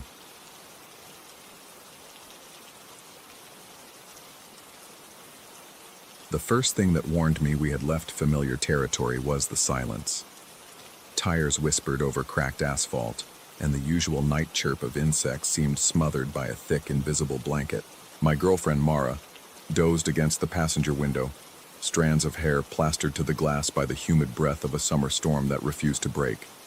Headlights slashed through a narrow curve carved into the hillside, an elbow of road with sheer forest on one side, and a drop into reeds on the other. For a heartbeat, my chest tightened, sensing I had driven straight into a pocket of air that did not belong to any map. When the beam caught shifting shapes ahead, I braked hard. The engine's growl fractured the quiet, then died into an anxious idle. 4 figures blocked the lane. They wore antique carnival masks, cracked porcelain, fading paint, metallic filigree dulled by years. Each mask held a frozen grin too wide for a human mouth. Their clothes were plain black coats, hems brushing the asphalt as though they floated. I felt my pulse hammer behind my ears, the drum of blood outpacing the wiper blades. Mara startled awake, asking in a half-dream what was wrong. I muttered that we weren't alone. She followed my gaze and stiffened, hands flattening on the dash. Instinct told me to reverse, yet every muscle locked. The figures did not raise weapons or demand wallets. Instead, 2 stepped aside while the other pair advanced, arms extended. In gloved hands, they carried hourglasses the length of a forearm, glass swollen at the center like a lung mid-inhale. Fine silver sand churned within, but the hourglasses rotated on their own axes, spinning with the lazy certainty of planets. No human fingers directed them. I rolled down my window only an inch. The lead figure inclined his mask, the gesture polite, almost courtly, and presented the hourglass through the gap. Its glass face caught my headlight and flashed an image that was not a reflection. Inside the swirling particles appeared Mara and me, still seated in this very car, yet overrun by ivy, windshields coated in moss. We were frozen, mouths parted as though speaking, but unmoving. Trees behind us had grown thick enough to strangle the road. The scene vanished as the sand tumbled. My throat dried to paper. Mara whispered that the other masked stranger held a twin device, sand painting a similar vision. Our silhouettes pacing the shoulder endlessly, clutching each other, unable to step off the curve. The figures offered the objects like gifts, no menace in their posture, yet all menace in their stillness. A damp breeze carried the faint rattle of glass tapping gloves. I tried to reason aloud. Maybe they were performers, pranksters. My words tasted thin. The leader tilted his head again, urging me to take the hourglass. I imagined refusing, flooring the gas. But my foot might as well have fused to the mat. The wheel felt welded in place. The car, the curve, and the night had collapsed into a single pocket where only one decision could be made. I reached through the gap. The glass chilled my palm with a breath colder than weather. The hourglass ceased spinning the instant I gripped it, and the sand stilled at midpoint, suspended. The leader stepped back. A humming rose in my inner ear, like voltage traveling marrow. I asked what they wanted. My voice trembled. The reply never came in speech I could record. Instead, awareness seeped into my thoughts, an intrusive narrator whispering terms. Trade us an hour of your present, and you may drive on. Refuse, and you repeat the bend forever, time coiling back on itself until surrender. Acceptance meant escape, yet the cost was the anchor of now. Memories would smear, moments bleed together, the future slip loose. I stared at Mara. Panic quivered in her pupils, reflecting dim taillight flare. She touched the hourglass. The sand glimmered violet, showing a fresh tableau. Our car rolling beyond the curve under crescent dawn, but our faces vague, eyes unfocused, as though names and dates had dissolved. A choice woven in dust. My heartbeat thudded so hard my ribs hurt. Sweat trickled down my spine, cold despite the vaporous heat. I heard night animals again, yet the sounds warped, echoing from odd angles. The masked quartet remained statues, waiting. We had spoken perhaps 20 words, yet dialogue felt too loud, too solid. Mara's breathing accelerated, short, shallow bursts. I thought of turning off the ignition and running, but the curve was narrow, railings rusted through. Besides, the unseen narrator reminded, distance means nothing when the clock loops. I squeezed the hourglass. Fine cracks spidered over the surface, not breaking. only mapping new lines. The sand slid to the lower bulb, and with it fell an hour I would never perceive. A chill tunneled through my veins, rearranging recollection. I remembered the first kilometers of tonight's drive with cinematic clarity. Moments after accepting the trade, that memory faded like smoke, leaving only a wistful outline. Mara gasped. She had felt it too, grabbing her temples. The masks dipped in synchronous approval. Two figures stepped aside, clearing the lane. The leader tipped an unseen hat and withdrew into shadow, glass crunching faintly under their shoes, though no shards had fallen. I turned the key.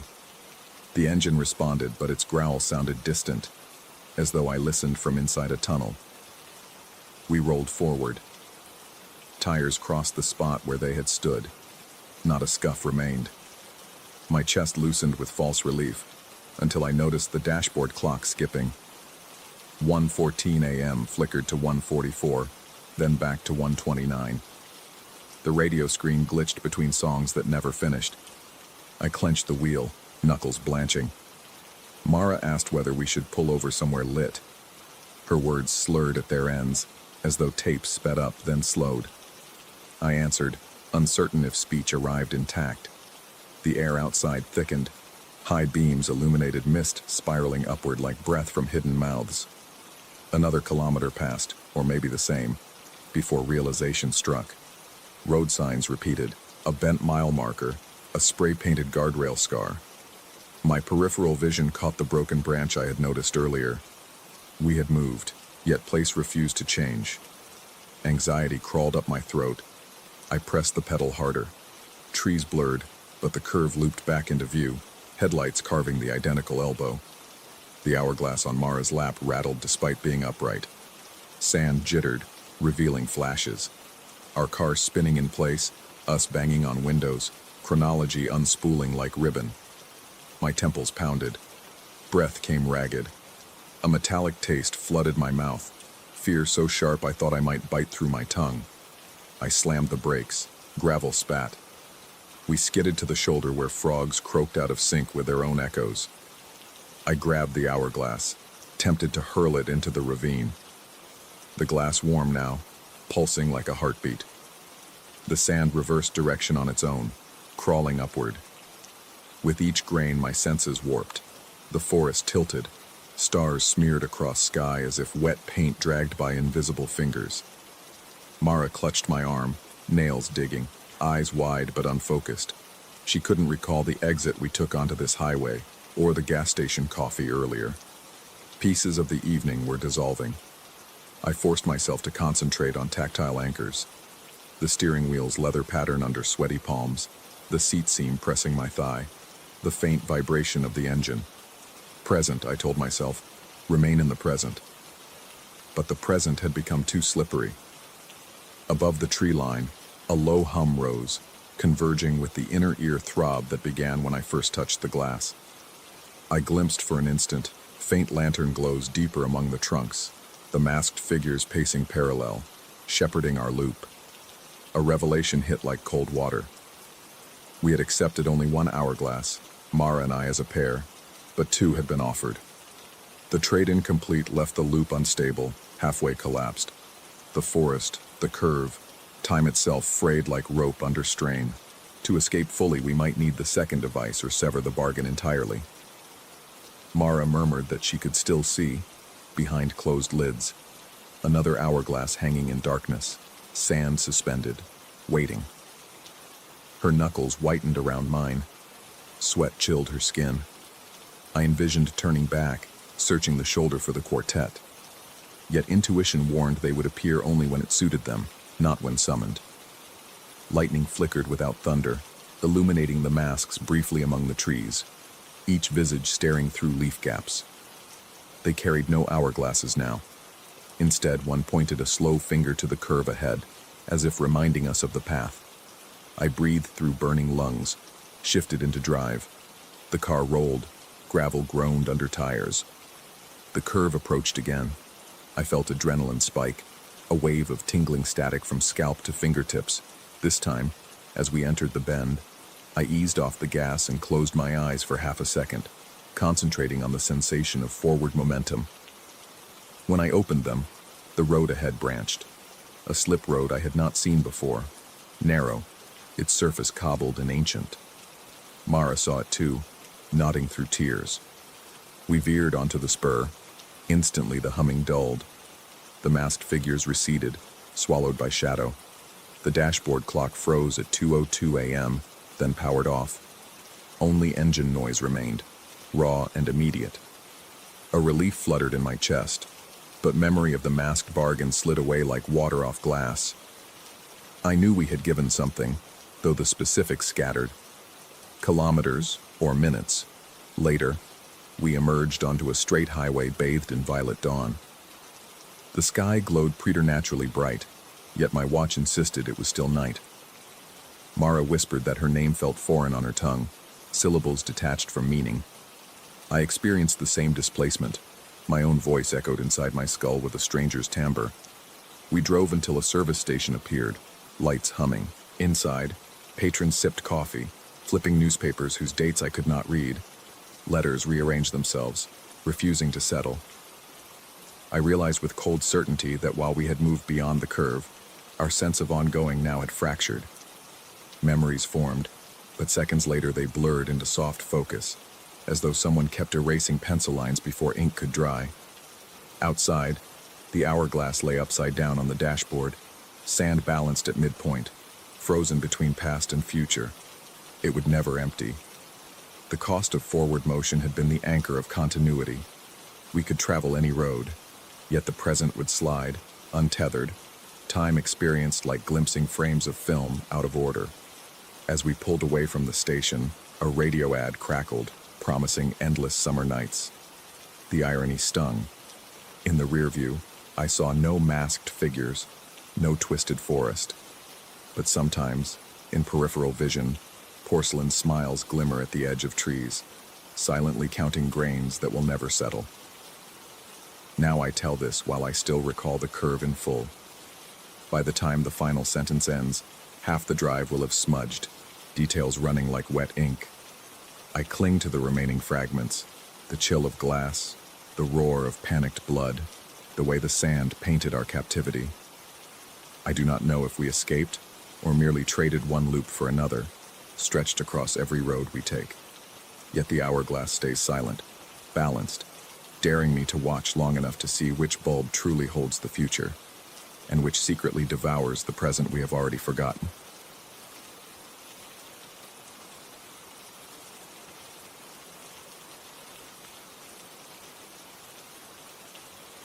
Story 8.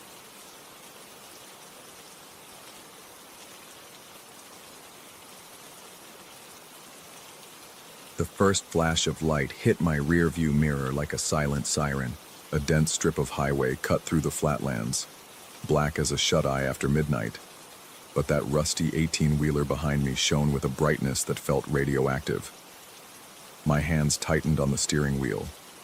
Sweat prickled across my shoulders, even though the air conditioning still spat cool air. I wasn't speeding, yet my pulse thrashed as if I'd sprinted 100 yards.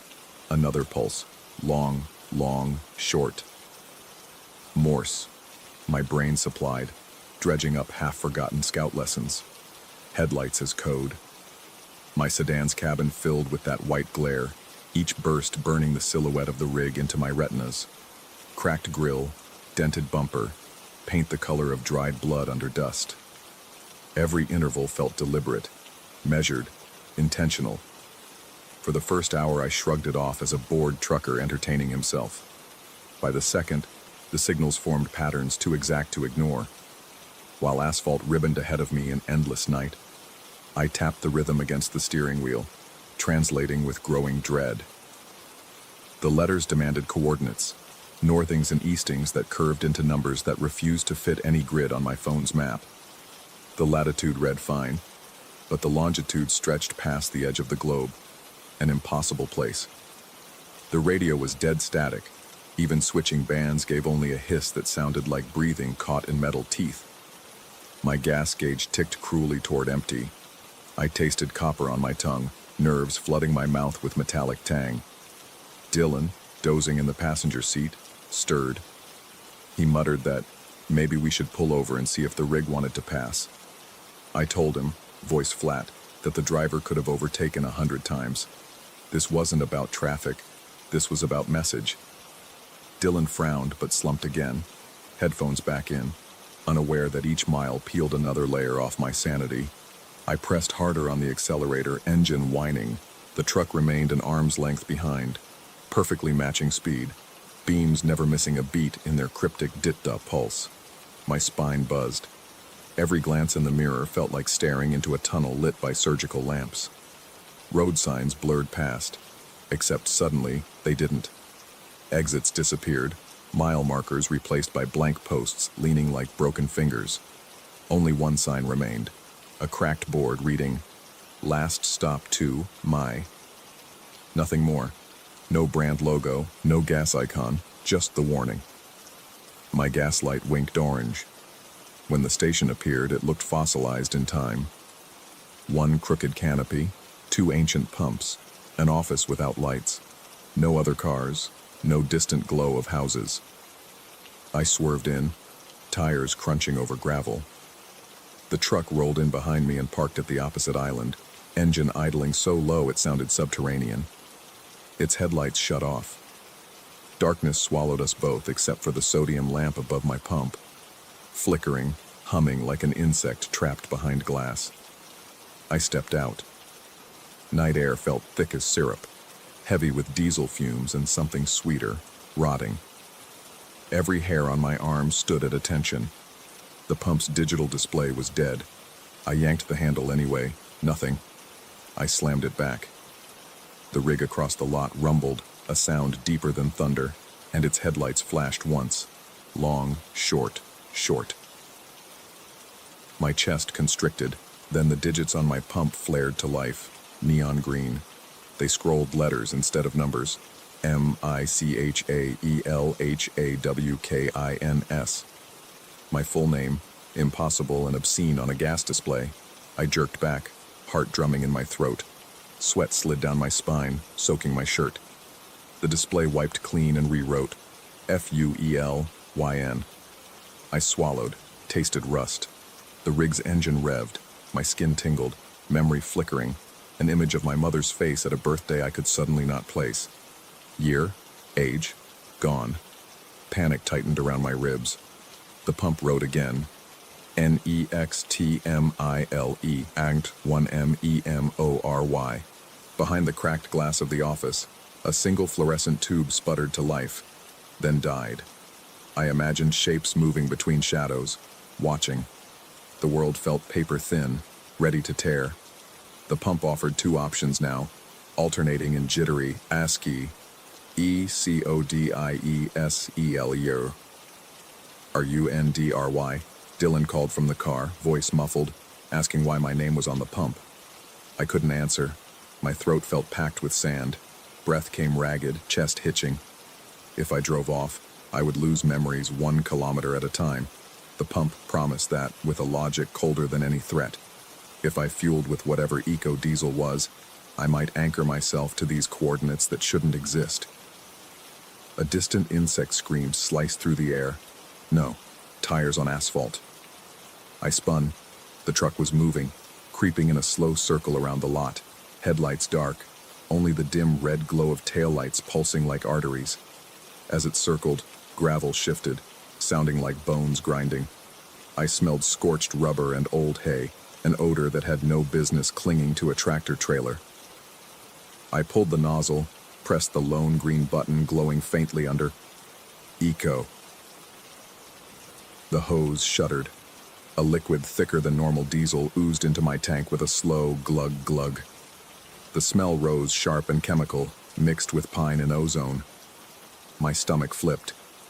On the display, my name vanished, replaced by coordinates again. Same impossible longitude, repeating like a mantra. Fueling finished at exactly 1313 liters, though my tank was near empty. The nozzle clicked. I forced it back into the cradle. My pulse drummed at my temples. Dylan stepped out, saw the viscous green smear on the filler neck, recoiled. He asked if it was safe. I told him we had no choice. voice cracking on choice. He shivered, got back inside. Engine on, I rolled toward the exit. The truck halted, blocking the driveway, grill inches from my bumper. Headlights blazed, strobing, Geo, in Morse. My breath hitched. Sweat dripped into my eyes, stinging. I nudged forward. The rig eased backwards, clearing a gap just wide enough. The highway swallowed us again. My odometer recalibrated, numbers sliding into nonsense, then counting backwards. I felt something slip behind my eyes, a thread snapping. I tried to recall Dylan's face at graduation. Blank. He tapped my arm, concerned, but his words blurred like underwater echoes. Each kilometer ticked, and another fragment of my life fluttered loose. Childhood summers dissolved. First job, gone. The steering wheel vibrated, or maybe my hands shook. I glimpsed new signs, not markers, but metal sheets stamped with the impossible coordinates, hammered into dirt at perfect intervals. The world past the guardrails looked smeared, as if a painter left turpentine to run down the canvas. Lanes multiplied, then funneled into a single strip leading nowhere on the map. The radio static shifted, shaping itself into patterns that matched the truck's lights, a symphony of code playing directly into my skull. Dylan pointed ahead, mouth moving in alarm, but the sound came from behind me, delayed. My chest burned. Breath felt like breathing through gauze soaked in ice water. I knew if I stopped, I might forget why brakes existed, so I drove faster, the car quaking. Out of the darkness, the coordinates manifested in physical form, a colossal sign arcing over the road, digits glowing with the sick green of the eco-fuel. As I passed under, every memory of high school drained in a cold rush, leaving behind hollow placeholders. I clenched the wheel until tendons screamed. Beyond the archway lay a vast concrete circle, lit by floodlights floating on poles with no cords. In the center, a spiral of parking bays, each occupied by a copy of my car. Different colors, plates, decades, but unmistakably the same make and model. Engines idling in unison. I tasted bile, stomach knotting. Dylan whispered that he had seen this place in a dream he no longer remembered fully. Tears glittered in his eyes, though he didn't know why. The truck rumbled up behind, idled to a stop at the circle's rim. Its horn bellowed once, the sound so deep my bones vibrated. On its trailer door, fresh paint glistened. Refuel complete. Follow memory route. Letters dripped like oil. I eased into the spiral. Each twin vehicle's driver's seat was empty. Yet I felt watched from every windshield, as if versions of myself sat invisible but present, cataloging what I would do next. My breath shortened to quick, shallow gasps. Fingers tingled with pins and needles. At the center of the spiral lay a pedestal bearing a single cracked compass, needle rotating wildly. Next to it, a pump nozzle identical to the one at the station dripping green. The hose disappeared into the concrete. A plaque beneath read, "One fill, one remaining life." I recoiled, heart hammering. The truck's headlights blinked. Entire convoy now.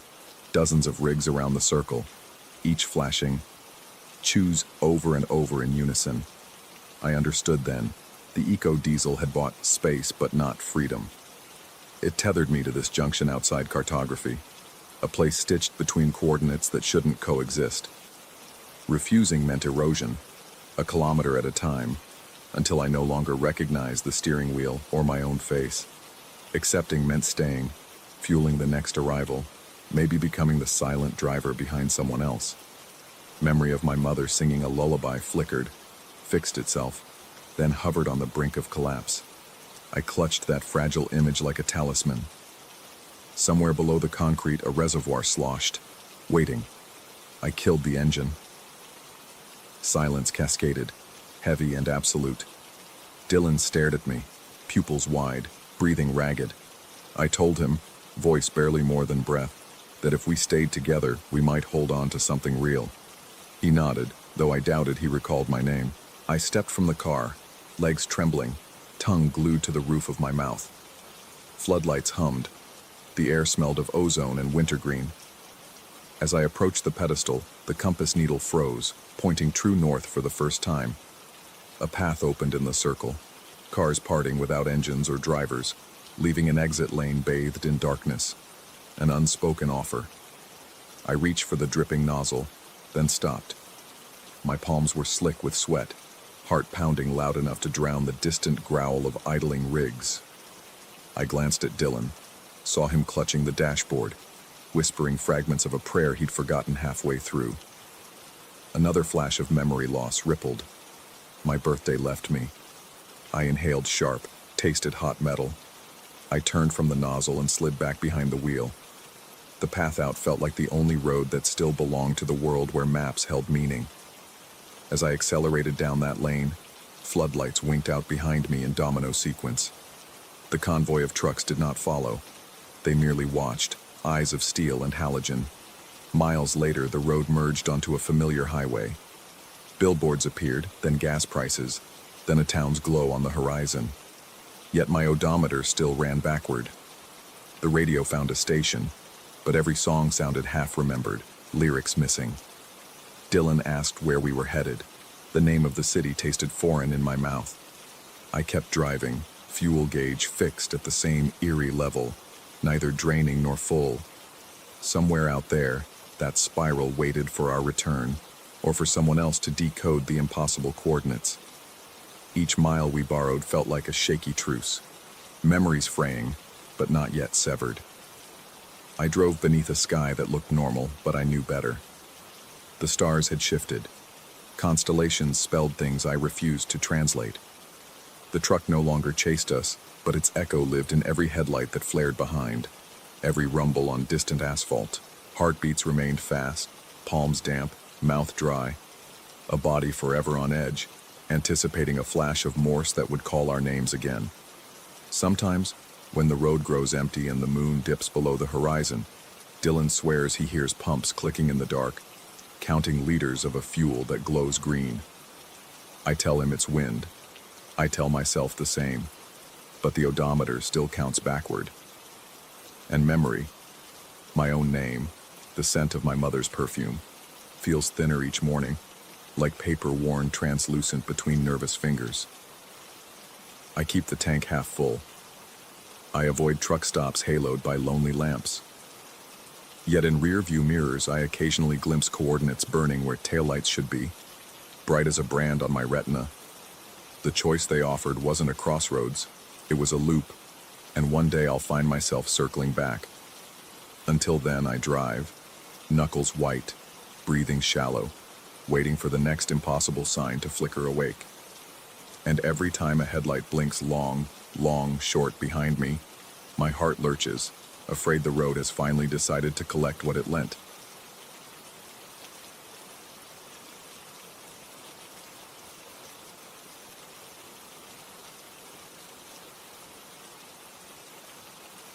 Story 9.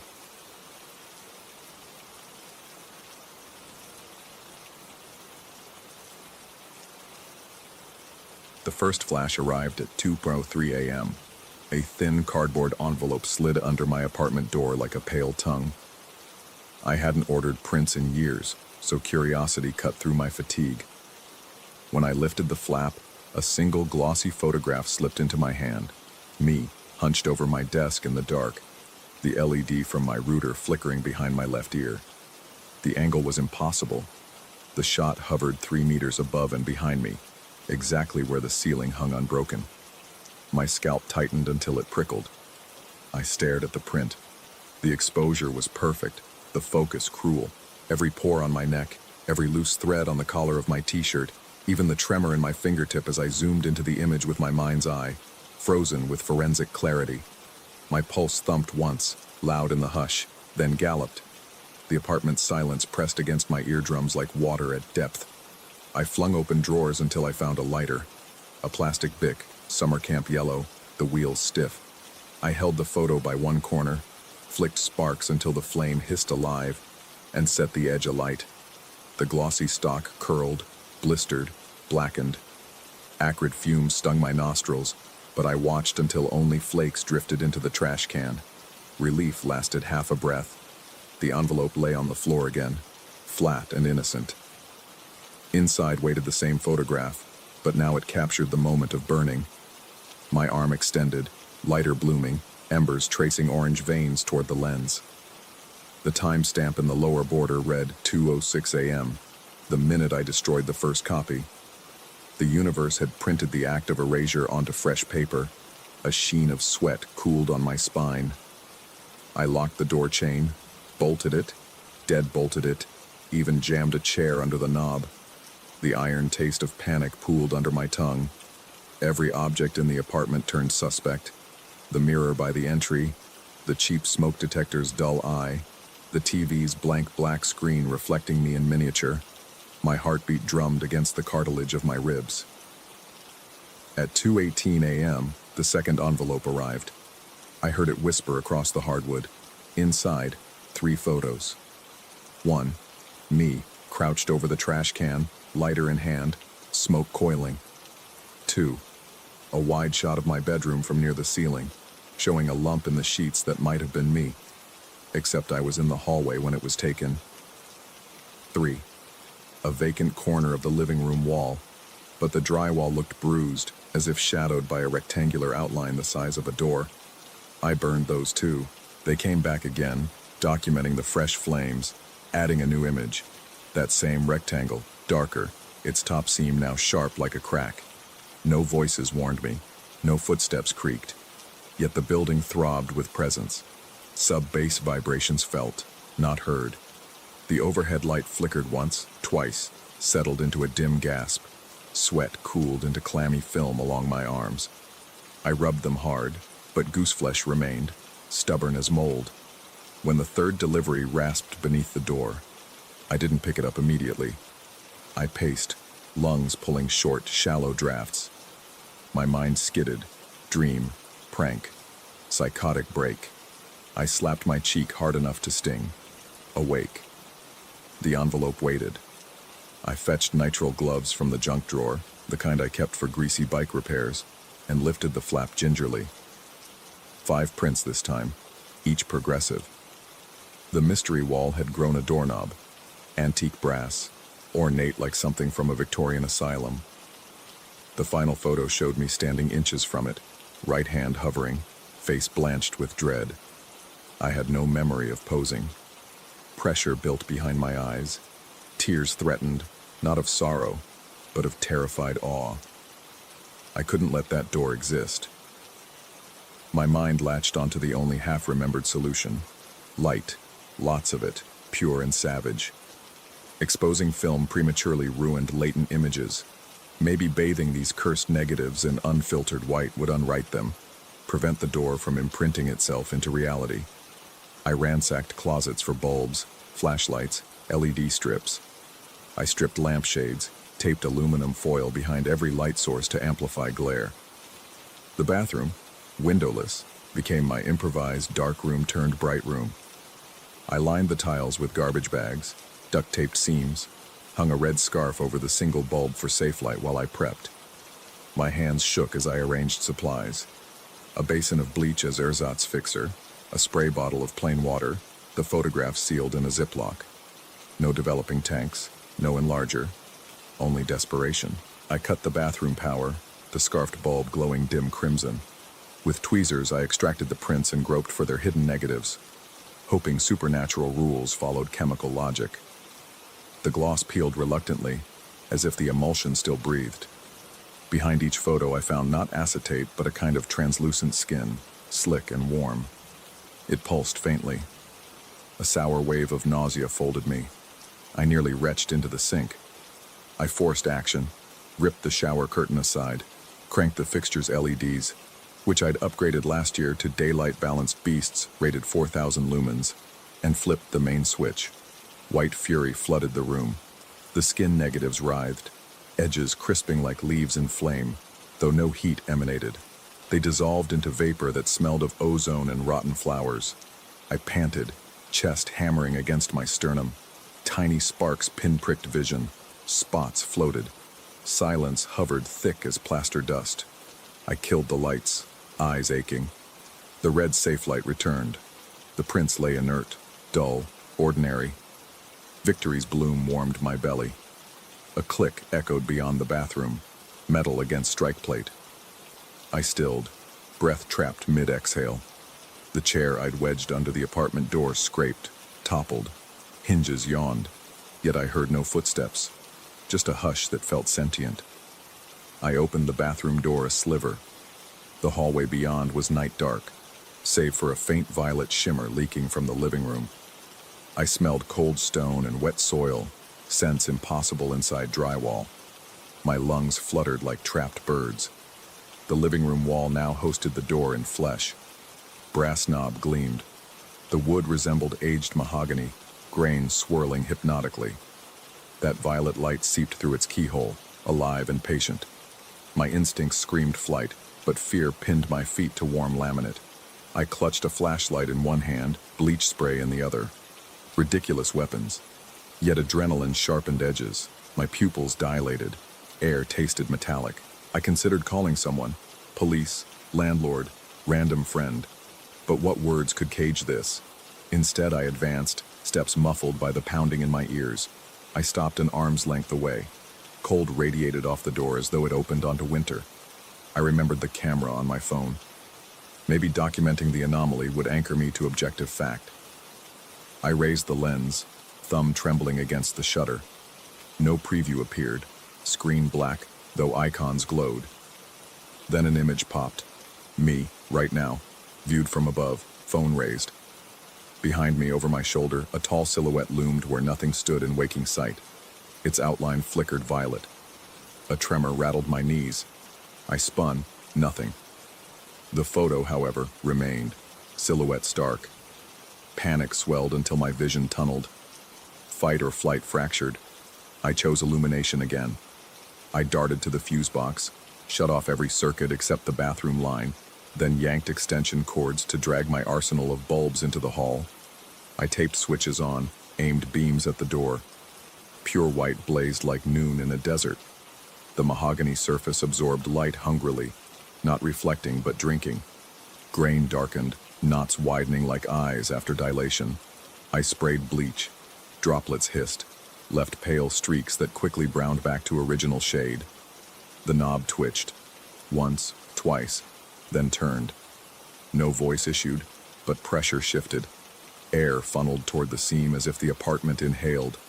My heart hammered staccato. Sweat coated my back until cotton clung. I fought for breath, throat straw thin, mouth desert dry. I needed another negative, one untouched, to rewrite the scene. The envelopes.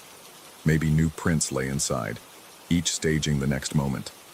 If I could intercept and overexpose them instantly, perhaps the chain would break. I sprinted to the entryway. On the floor, a fresh envelope waited, still quivering from delivery that made no sound. I scooped it up, tore the flap, fished out a single sheet. The image showed the door fully open. Beyond, a corridor of ash-white walls stretched into violet fog. At its vanishing point, my back receded, small and alone, stepping forward. I hadn't walked through, yet. Cold washed through marrow. The timestamp read 2:56 a.m., a minute ahead of the glowing digits on my microwave clock. The photo was from the immediate future. My vision shimmered. I felt untethered, as though gravity toggled. I bolted to the bathroom, flung on the lights full blast, slapped the photo against the glare. The emulsion bubbled, image distorting, but not before a new detail surfaced. In the corridor's far distance, a second door waited, ajar, violet leaking around its frame, leading deeper. The print sagged, melted into nothing. I exhaled a broken laugh, part relief, part hysteria. When I backed into the hall, the mahogany door was shut again. The knob lay still. Silence returned, a dense, waiting hush. I didn't trust the calm. I gathered every photo scrap, stuffed them into a metal mixing bowl, doused them in bleach, and stirred with a wooden spoon until sludge formed. Then I opened every light I owned and kept them blazing. Dawn seeped gray between the blinds eventually, ordinary, indifferent. For 3 nights, the apartment stayed quiet. I left the lights on, slept in short bursts, always clothed, shoes near. No envelopes appeared. I began to believe the light had starved the phenomenon. My nerves loosened by degrees. The fourth night, a blackout swallowed the block. Transformers popped in the distance, street lamps died. My apartment plunged into pitch, then purple glow. I grabbed my phone. The screen refused to wake, but the camera shutter clicked on its own. I felt cool wood against my shoulder blades, mahogany grain familiar. I wheeled around. In total dark, I saw nothing, yet the scent of winterstone threaded the air. My heart pumped so hard my ribs hurt. I inched toward the kitchen where a single emergency candle waited. Before I reached it, a soft scrape echoed, the envelope arriving. Hands shaking, I struck a match, lit the candle. Weak flame fluttered. The envelope sat centered on the table, neat, patient. I couldn't move. The air around it felt charged, buzzing against skin like muted electricity. After minutes that hurt my throat with held breath, I turned away, deciding not to open it. An obstinate, primal refusal. I doused the candle, grabbed my keys, and left the apartment without a backward glance. Downstairs, city power still sputtered, but distant windows glowed with battery lamps. I paced the sidewalk until sunrise bled soft pink over rooftops. Only when daylight ruled did I climb back. The envelope remained unopened. I sealed it inside 3 freezer bags, buried the bundle in the building's dumpster under coffee grounds and spoiled lettuce. Then I packed a duffel with essentials and left for a hotel whose walls I hoped were ignorant. I've stayed in 7 rooms across the city since. Every night, all lights on. No envelopes, until this morning. Housekeeping slid a letter under the door. No return address. The paper inside wasn't a photo, but a single negative strip, undeveloped, cool against my palm. Tiny frames glimmered violet when tilted. My name scrawled along the margin in black marker, followed by 2 words. Open dark. My pulse hammers as I write this. I haven't processed that negative. Maybe exposure ruins it. Maybe revelation enslaves me. I don't know. The sun is dipping. The hotel bulbs flicker every few minutes, the wiring old. I'm buying floodlights, lining the room ceiling to floor. I'll surround myself with white fury all night and pray electricity holds. Because part of me, some cracked, terrified shard, believes the door doesn't need my apartment. It only needs me. And it's patient. Story 10. Be meow. The forest around me felt wrong the moment I stepped off the main trail. The needles under my boots snapped too loudly, echoing as if the trees themselves were hollow. Air that should have smelled like pine and damp earth tasted metallic on my tongue, leaving a faint tingle on my gums. Sunlight filtered through the canopy in shaky shafts, never quite reaching the ground, and every bird call seemed to cut out midway, as though the woods were swallowing the last notes. I'd hiked alone countless times, but this time each breath dragged a chill across my ribs, as if the world were exhaling something that wanted me gone. I pushed through undergrowth until the brush opened into a cramped clearing barely wider than a city sidewalk. There in the center sat a cabin no bigger than a jewelry box, shingles weather gray, a slanted roof, and a front door the size of a thumbnail. My pulse spiked. The structure looked old, yet lean shadows rolled over its surface like oil on water, distorting the grain of the wood. I crouched, pinched the tiny porch between forefinger and thumb, and lifted it. It weighed nothing, yet the boards creaked with the dull groan of life-size timbers.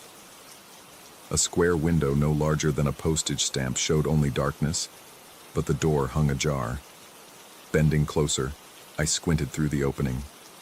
Inside, candlelight flickered across log walls, wooden beams and dust-choked rafters, an interior far too large to fit inside the toy I held. Heart racing, I angled the doorway toward my eyes. What I saw rooted me to the spot. I stood inside that room, life-sized, shoulders slumped, boots muddy, face streaked with sweat. My double's chest rose and fell, synchronized perfectly with my own breathing. When I inhaled, his shoulders lifted. When I exhaled, his posture sagged. The sight dragged a surge of nausea into my throat. The boundary between skin and world felt suddenly porous. I drew a shaky breath, and the cabin twitched in my hand, expanding a fraction, barely perceptible, yet real. The roofline pressed against my palm, and the clapboards rippled outward with a soft wooden sigh. Panic flooded my veins. Another breath. The cabin swelled again. It no longer fit between my fingers. I had to cradle it. Tiny shingles scraped my skin, leaving splinters that stung. I clamped a hand over my mouth, heart hammering. The rhythmic pound rattled my ribs, each beat a warning drum. Lungs burned. I couldn't hold the air forever. When I gasped, the cabin lurched, doubling in size. It now filled my arms like a shoebox. Worse, looking through the doorway, I saw the other me glance around in alarm, mirroring my own terror. The candle inside sputtered, throwing shadows that elongated into impossible angles, corners bending forward, beams twisting like softened wax. A sound rose from somewhere past the treetops, distant ribs of wind churning against themselves, a low moan that vibrated the ground. Leaves rattled, and the clearing tilted, nauseatingly skewed. I realized the cabin's growth wasn't just an optical trick.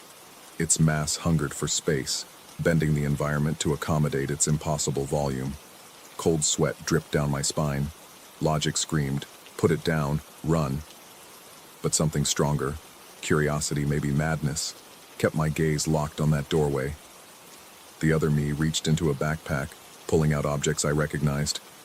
My grandfather's compass, the cracked face watch I'd repaired last summer, a Polaroid of my college friends. He set each item on a table, then exhaled slowly. As the breath left his lips, the cabin shrank a little. Roof lines tightened, walls drew inward. Understanding hit me like a blunt stone. The structure responded to memory, expanding with the weight of recalled moments, contracting when those moments were released. But release meant erasure.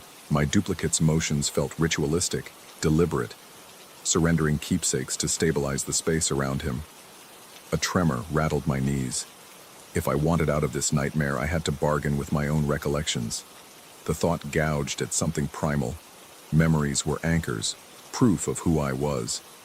Yet the building now pressed against my torso, wood creaking under its own impossible expansion. The clearing shrank, trees bowed outward, pushed by invisible force. If the growth continued, either I would be crushed between expanding walls or swallowed into whatever non-place existed inside that doorway. Shivering, I slipped my backpack off and fumbled through it. Fingers numb, I pulled out my wallet. The laminated driver's license inside seemed suddenly heavier. Name, birth date, a photo where I forced a grin. I whispered goodbye to that cheap plastic certainty and slid it through the doorway. The card vanished in a faint flicker. Instantly, the cabin shuddered and shrank an inch. Relief and grief tangled in my gut. The edges of my own identity blurred, as if a corner of my mind turned faint. I reached for more. A crumpled gas receipt from last week's road trip with friends. I couldn't recall the route's exact turns, only vague laughter and music through cracked speakers. The paper slipped away, and the cabin contracted again, steadier now. But inside, my twin paused, head tilted as though listening to thoughts I could barely form. He felt the loss too.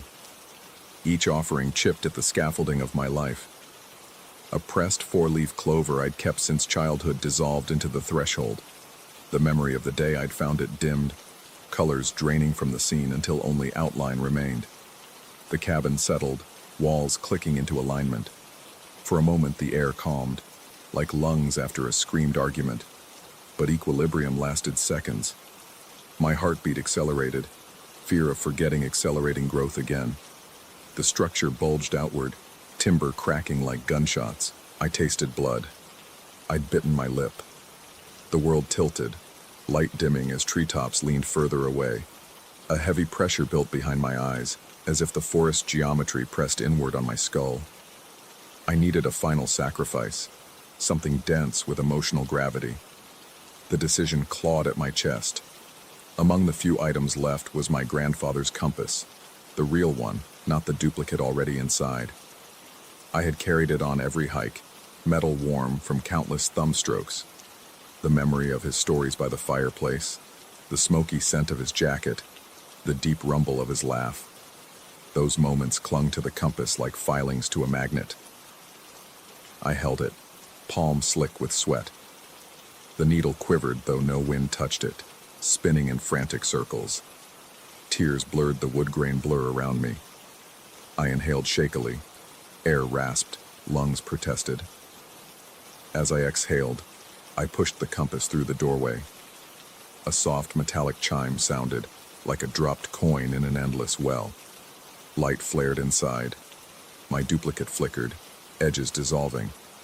The cabin shrank abruptly, compressing until it fit once more within my two hands. The forest groaned but steadied. Trunk straightened, earth leveled. Yet my relief curdled. An emptiness yawned in my chest where the compass's weight used to anchor me. I tried to recall my grandfather's voice. It came distorted, watery, syllables slipping between fingers of thought. I staggered back, breathing ragged. Wood splinters fell like snow, catching in my hair. The cabin rested motionless, door open. Inside, the room was dimmer, almost skeletal. Table bare, candle stub guttering low. My duplicate stood, blurred, featureless now, a hollow outline wearing my clothes. It lifted a hand in mirrored motion, slow, uncertain. I raised mine. Our gestures synced, yet I sensed no connection, as though I watched a stranger trying on my skin. A whisper coiled out of the doorway. No distinct words, only a draft of cold intent brushing my earlobe. The shape inside turned toward the cabin's back wall, where darkness pooled like liquid. He stepped forward. The shadow swallowed him. The candle snuffed out, leaving bottomless black within. My arm jerked back on instinct, almost hurling the cabin away. Instead, I placed it gently on a flat stone at my feet. The structure seemed inert now, but I felt a tug, subtle gravity sucking at my remaining recollections. Forest sounds remained muffled, as if a layer of glass separated me from real time. Names of childhood friends hovered just beyond reach. The corner store where I bought sodas after school lost its color.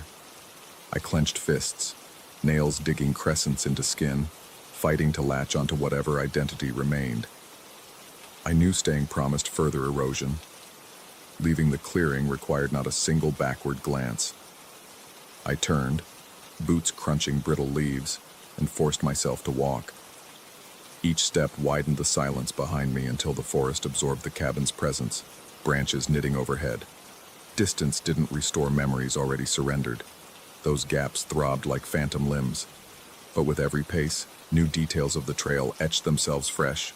Bark textures, fungal ridges, the exact pitch of wind through pine needles. New anchors forming in the hollows left behind. At the tree line I paused, lungs burning from exertion. I faced the path ahead, sunlight brighter, air cleaner. Yet at my core, a thin thread remained tied to that impossible cabin, an uncut tether tugging gently, reminding me that scales could always slip again. I pressed a hand to my chest, feeling the thud of an unfamiliar rhythm, then continued toward daylight. That night, back in my apartment, I emptied my backpack. Every pocket felt newly unfamiliar. I reached for the Polaroid of friends but found only blank space where the image should have been. The grandfather clock in the hall chimed. The note in its old gears sounded off, as though some fundamental pitch had altered. I stared at the empty tabletop, heart beating too loud, and realized the cabin's architecture persisted inside me, expanding whenever I recalled what I had lost. I keep mirrors covered now. Any reflective surface might show a hollow outline wearing my face, waiting in rooms too large to exist. Sometimes, as I drift toward sleep, my lungs hitch and I swear the walls of my bedroom pulse outward, seeking room to grow. When that happens, I force myself to forget a little more. An old phone number, the smell of autumn bonfires, the tune my mother hummed while cooking. The expansion subsides, but the emptiness widens. One day, I suspect, the cabin will fit comfortably in my palm again, door ajar, inviting me to look inside. When I do, maybe I'll find nothing, or maybe I'll find a stranger who has worn my life to threads. ready to step out while I take his place. Until then, I breathe carefully, counting each exhale, fearful of how large a single memory can become when the world decides space is negotiable.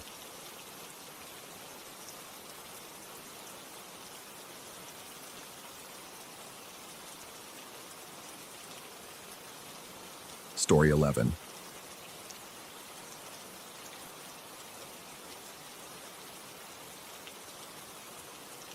I smell the smoke before I see the camp. The night shift just started, and the backcountry still should be empty.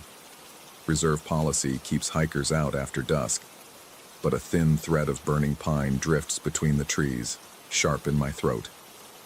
My boots sink into slick moss.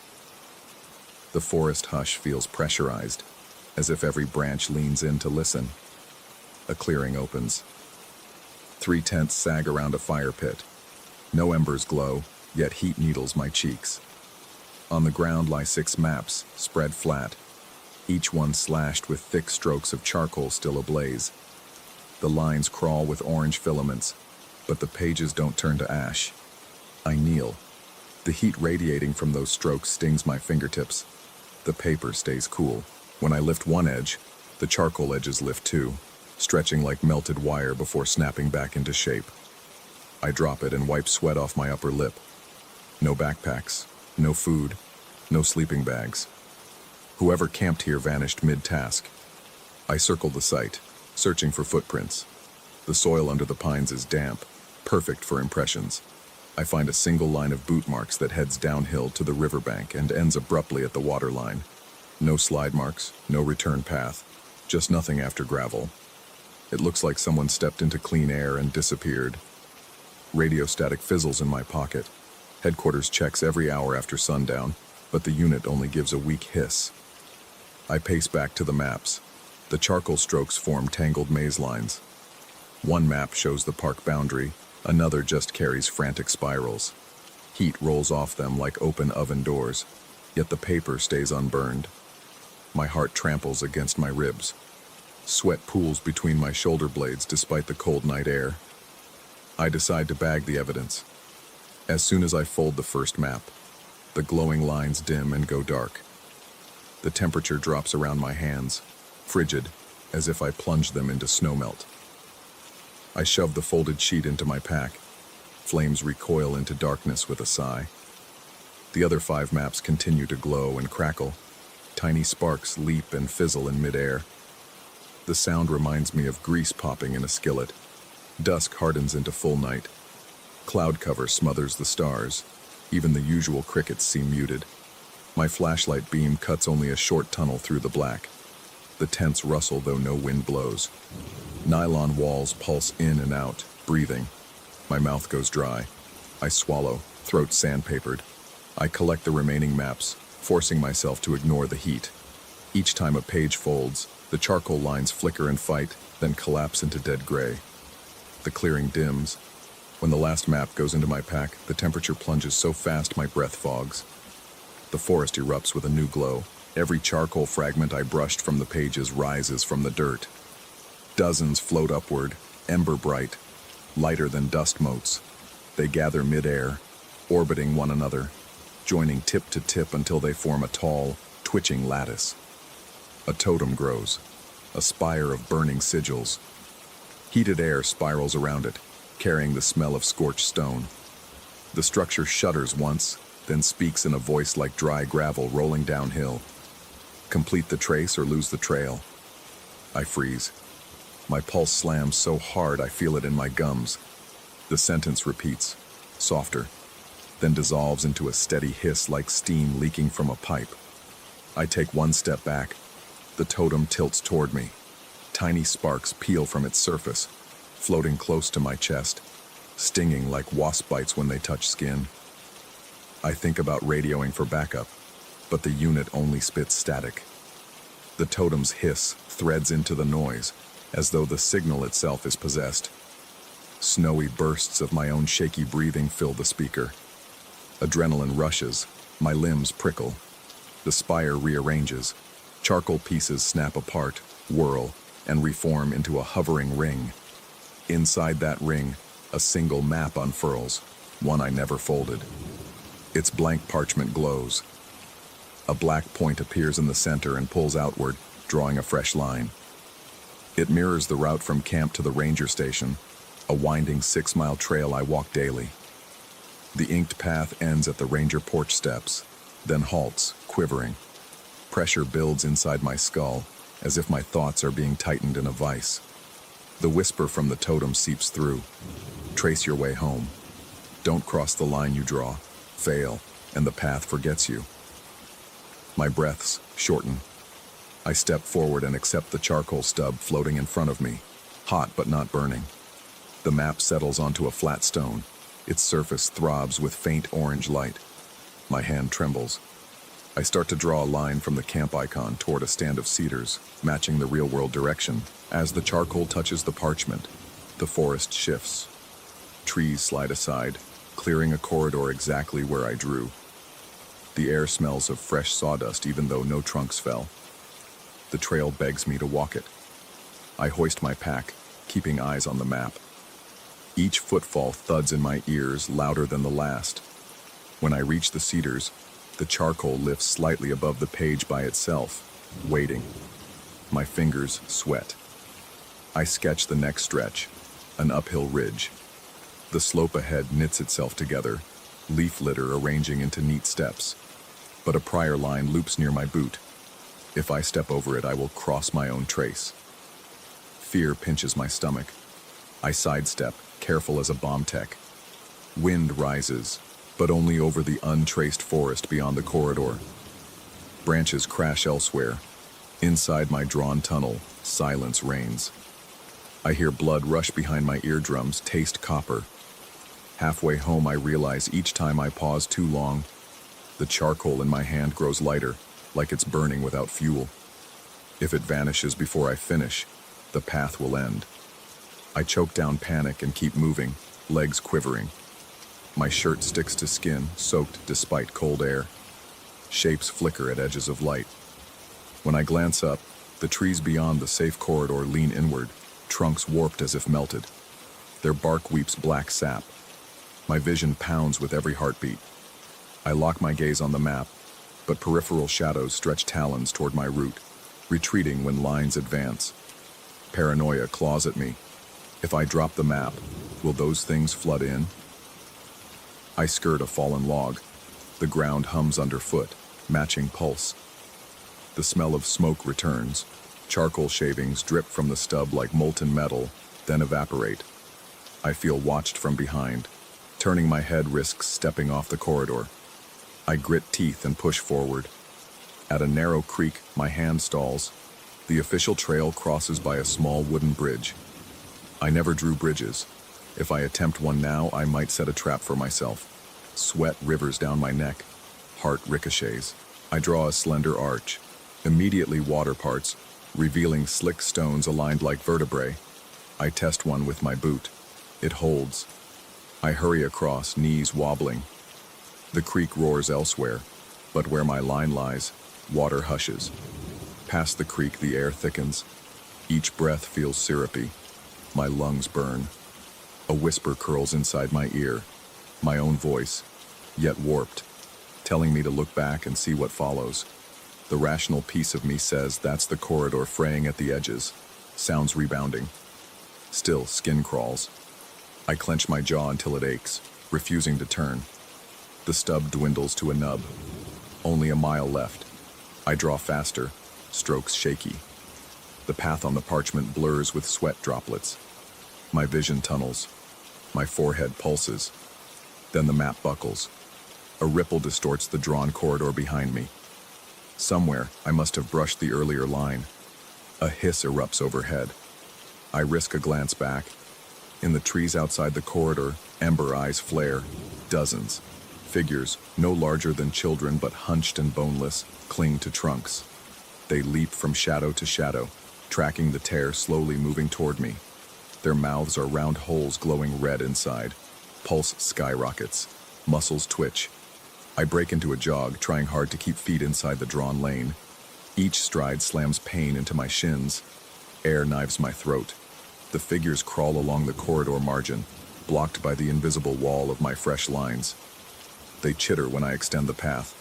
They shriek when a gap appears. Half mile. The charcoal nub crumbles. Splinters stain my fingertips gray. I wipe them on my pants, press harder. The paper tears slightly. Panic spikes. I patch the rip with a shaky swipe. The forest flickers. Trees ahead wobble as if viewed through heat haze, then solidify. Lights appear in the distance. The ranger station porch lamp, weak but real. Relief surges and almost topples me. I draw the final stretch straight, ignoring the smaller bends of the real trail. Trees ahead snap into that straight line, trunks shifting with popping cracks. The earth grinds under the movement. 10 yards from the porch, the charcoal vanishes entirely. My hand closes on empty air. The path before me freezes, half finished. One gap no wider than a boot. Beyond it, safety. Behind me, the ember eyes roar. My chest feels like splitting. Sweat stings my eyes. I cannot step over that gap. To cross my line is to lose the trail. But the creatures press closer, confined by the corridor, yet grinning, as though they know stalemate favors them. The porch lamp flickers. I drop to my knees. I dig a finger into the dirt, scrape up cold ash from some long-dead fire pit nearby. The ash is dull, but in moonlight it hints of buried embers. I smear it on the map, dragging a faint gray streak over the small gap. The line looks fragile, maybe useless. I whisper through clenched teeth. It counts. Something in the air shifts. The invisible barrier shudders into place. My ears pop. The ash on the page glows faintly. I stand, legs trembling, and step across. Nothing stops me. The ground past the gap is solid. I stagger onto the porch, slam open the door, and fall inside. The station lights flare bright. Every bulb hums. Outside, silence drops. When I dare peek through the window, the forest sits calm, ordinary. No glowing eyes. I unfold the burning maps from my pack. They're blank now. No marks, no singe, just paper soft as fresh pulp. The map I used rests on the desk. Its final ash stroke remains, but only the end half, the portion behind me, has faded until near invisible. The stretch ahead, the piece under my boots, is still outlined, faint but steady. A compass pinned to the wall spins once, then points not north but at that ash line. The radio crackles alive. Dispatch asks for my hourly check-in. I answer, voice hoarse, that the backcountry is clear. They ask if I sound off. Maybe I should come in. I'm already in, I tell them. Yet my words taste wrong, like borrowed speech. My heartbeat slows, but a tremor lives in my fingers. I examine my boots. Charcoal dust clings to the soles, traced in thin filaments. When I wipe them, the dust refuses to leave, settling back into the same pattern. The corridor I drew. I realize every place I walk tonight will carry that trail forward. If I cross it, who knows what barrier I snap. Outside, a single ember drifts past the porch light. It dips, waiting. The whisper returns, softer than a breath through pine needles, reminding me that trails, once started, want finishing. And I'm never more than one wrong step from erasing myself. I sit at the desk until dawn, map open, pencil hovering. I could complete the trace, carve a full circle back to camp, lock the corridor forever. Or I could burn the page and test whether fire obeys new rules. The choice hums under my skin with each heartbeat. Rays of first light bleed over the treetops. The forest looks harmless, but part of it now belongs to the charcoal line and to whatever eyes watched within the dark. The discomfort lingers, a pressure behind the sternum. I escaped, yet the path keeps growing. Every breath feels like drawing another inch, and I don't know where my own trace ends.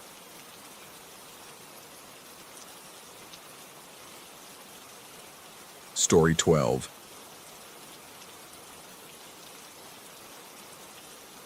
I never trusted the Amazon silence. It was too heavy, as if every vine and leaf had agreed to smother sound. The humidity pressed against my lungs while insects droned above an endless sea of green. I had come alone, chasing rumors of an unmapped branch of trail near the Alto Solimoes. Locals warned me about lugar da respiração debaixo, the place where clay breathes.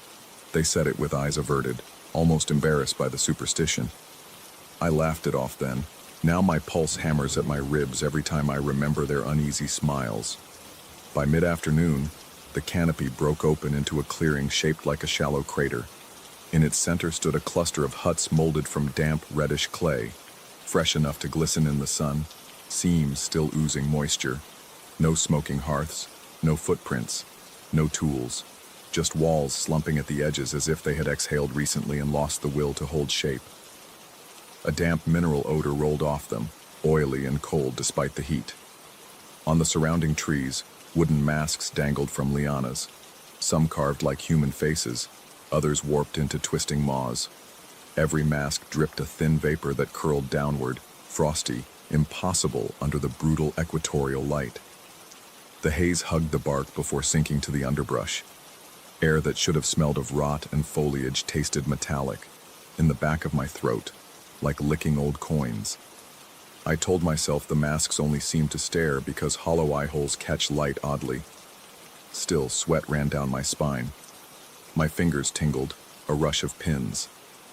I felt watched from above and below at the same time.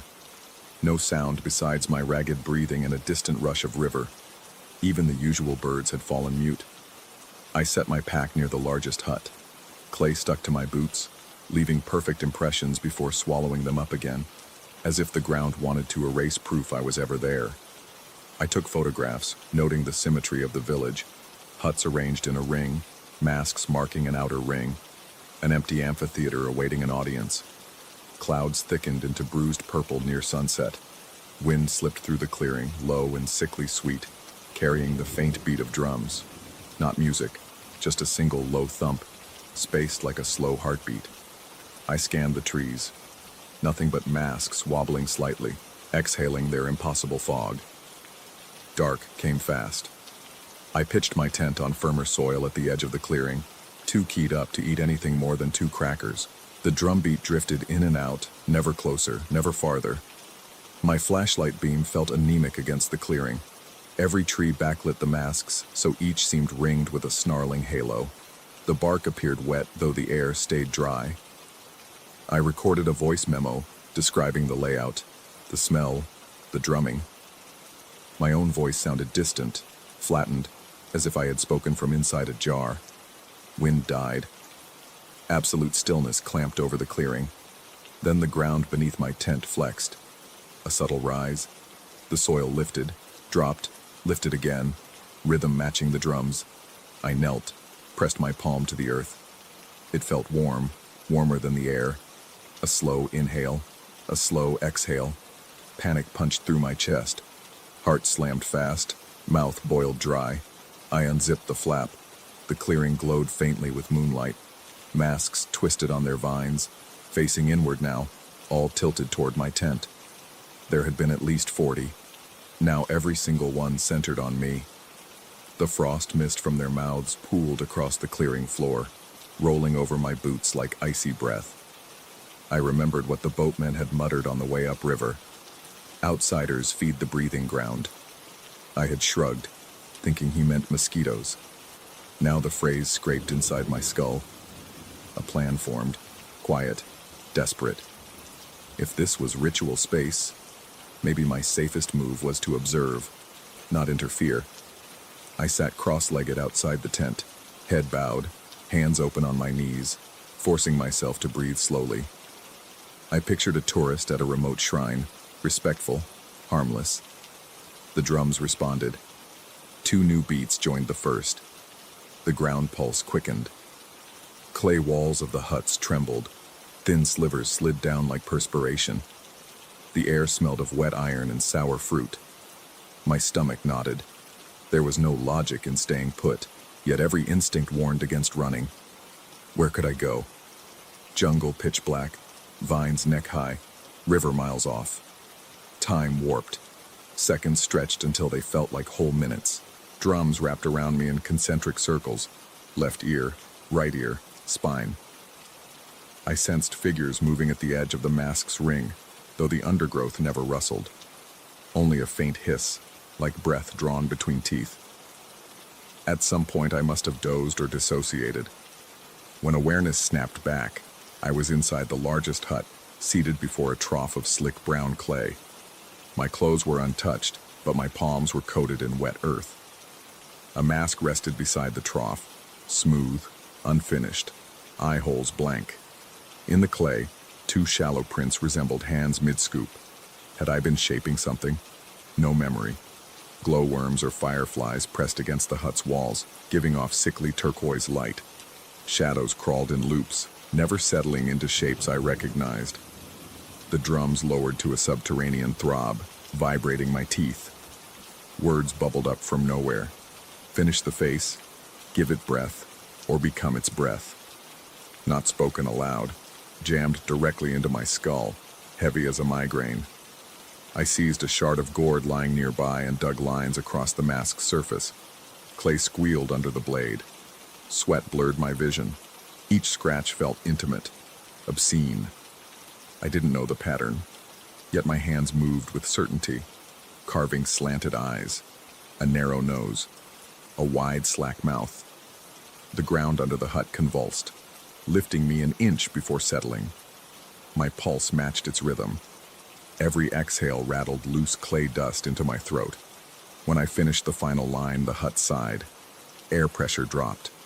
The mask's eye holes billowed cold vapor, a twin plume rolling across my knees. A choice balanced in the space. Put the mask on, or shatter it. My fingers trembled over the edges. If I placed it against my face, maybe I joined the ring and left unharmed.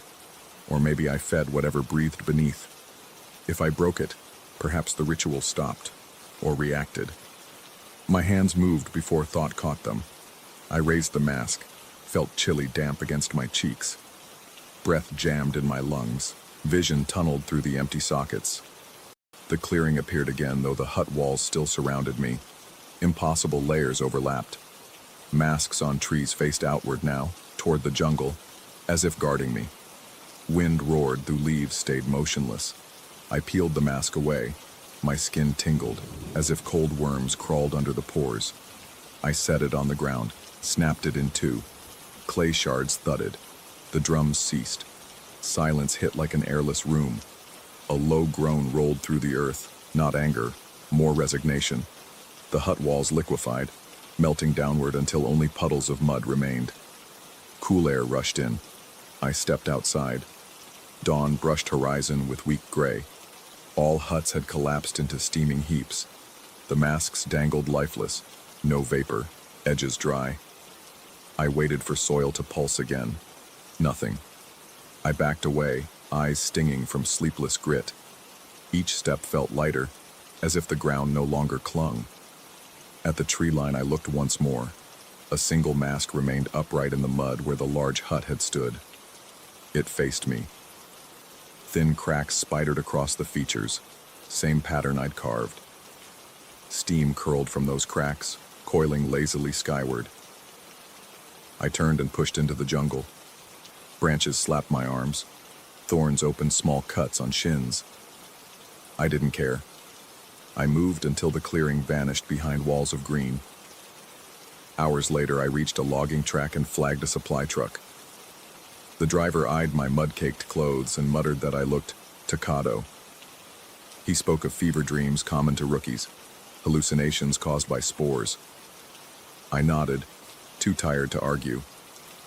He offered water. I drank until my stomach cramped. The clay taste lingered. Back in Manaus that evening, the city's chaos should have drowned memory. Yet every engine rumble carried an undertone of drums.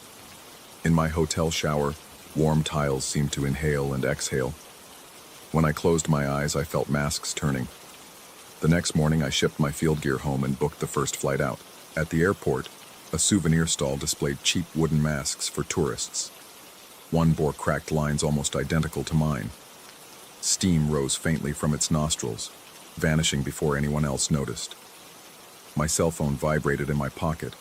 A silent notification I hadn't set. Screen lit with one word in Portuguese. Respirar. Breathe. I shut it off.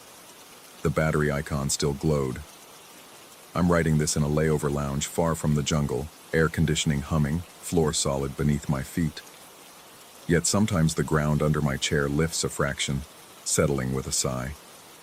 I keep reliving that moment inside the hut, mask cold against my skin, choice hanging like a blade.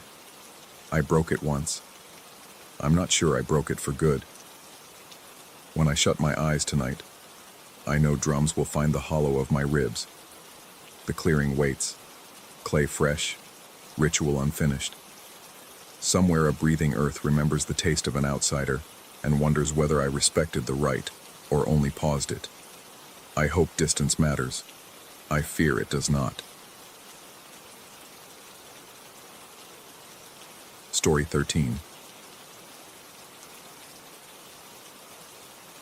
I was halfway through the graveyard shift, the hour when air tastes stale and fluorescent lights hum like insects trapped in glass.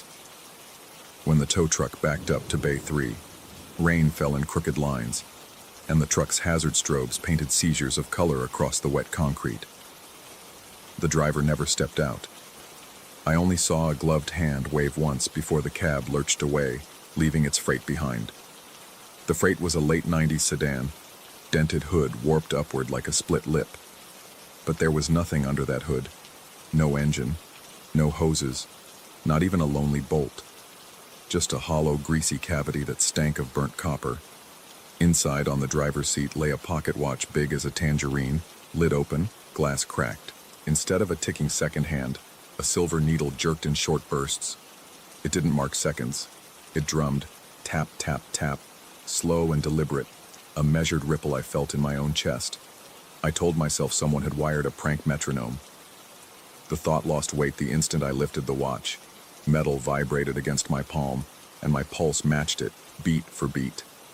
When I set it down, my heart stumbled, as though disappointed by the separation. A sensible man would have called the boss, maybe even the cops. I'm not always sensible, especially after 15 straight hours with only vending machine coffee keeping my eyelids propped. Curiosity outweighed caution. I clipped booster cables to the battery that dangled uselessly in the cavernous bay. Why a battery at all if the engine was gone? And slid behind the wheel. The upholstery smelled of cold rust and lavender, a mix that turned my stomach. Key in, turn. The watch needle lurched forward. A pulse of white heat lit my ribs. My heart vaulted against them, thudding as if someone were pounding a fist on the inside of my sternum. The dome light blinked, though no power should flow anywhere. Then everything went silent except for the double heartbeat, mine and the watch's. Breathing through grit, I pried my fingers from the key. The needle settled on a marking shaped like a crescent moon. My heartbeat slowed, hovering at the same rhythm. Sweat trickled down my spine even though the bay heaters had clicked off hours earlier. I tried to convince myself the correlation was coincidence. To disprove it, I tapped the watch face. The needle skipped. My pulse skipped harder, pain blooming across my chest like an ice pick dragging sparks. The message was clear. The thing owned my rhythm. Fluorescents buzzed louder. Their glow shifted from hospital white to a sickly gray that flattened depth and smeared edges. Tools hung on pegboards seemed to stretch. Handles dripping shadows that pooled at my boots. I caught a faint whine, the soft starter motor gasp of an absent engine. Imagined, I told myself again. Everything here could be explained if I just piled up enough rational words. I forced myself out of the car and paced the bay, counting steps to anchor sanity. 10 paces left, 10 right.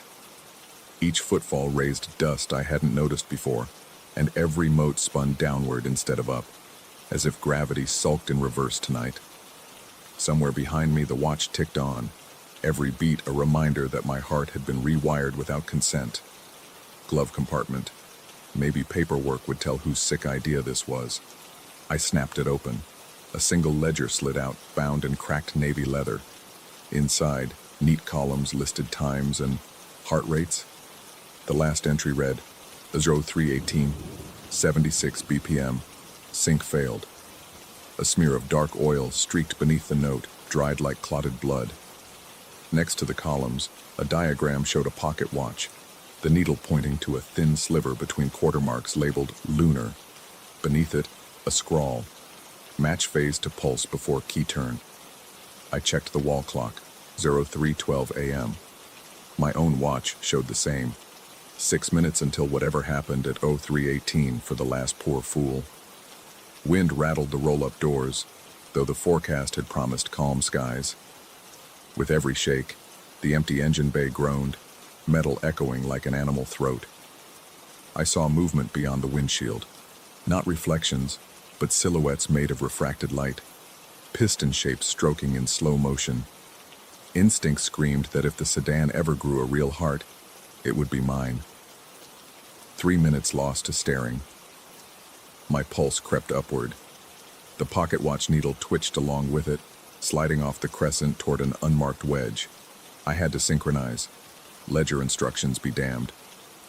I snatched the watch, thumb on crown, and rolled it back 1 notch.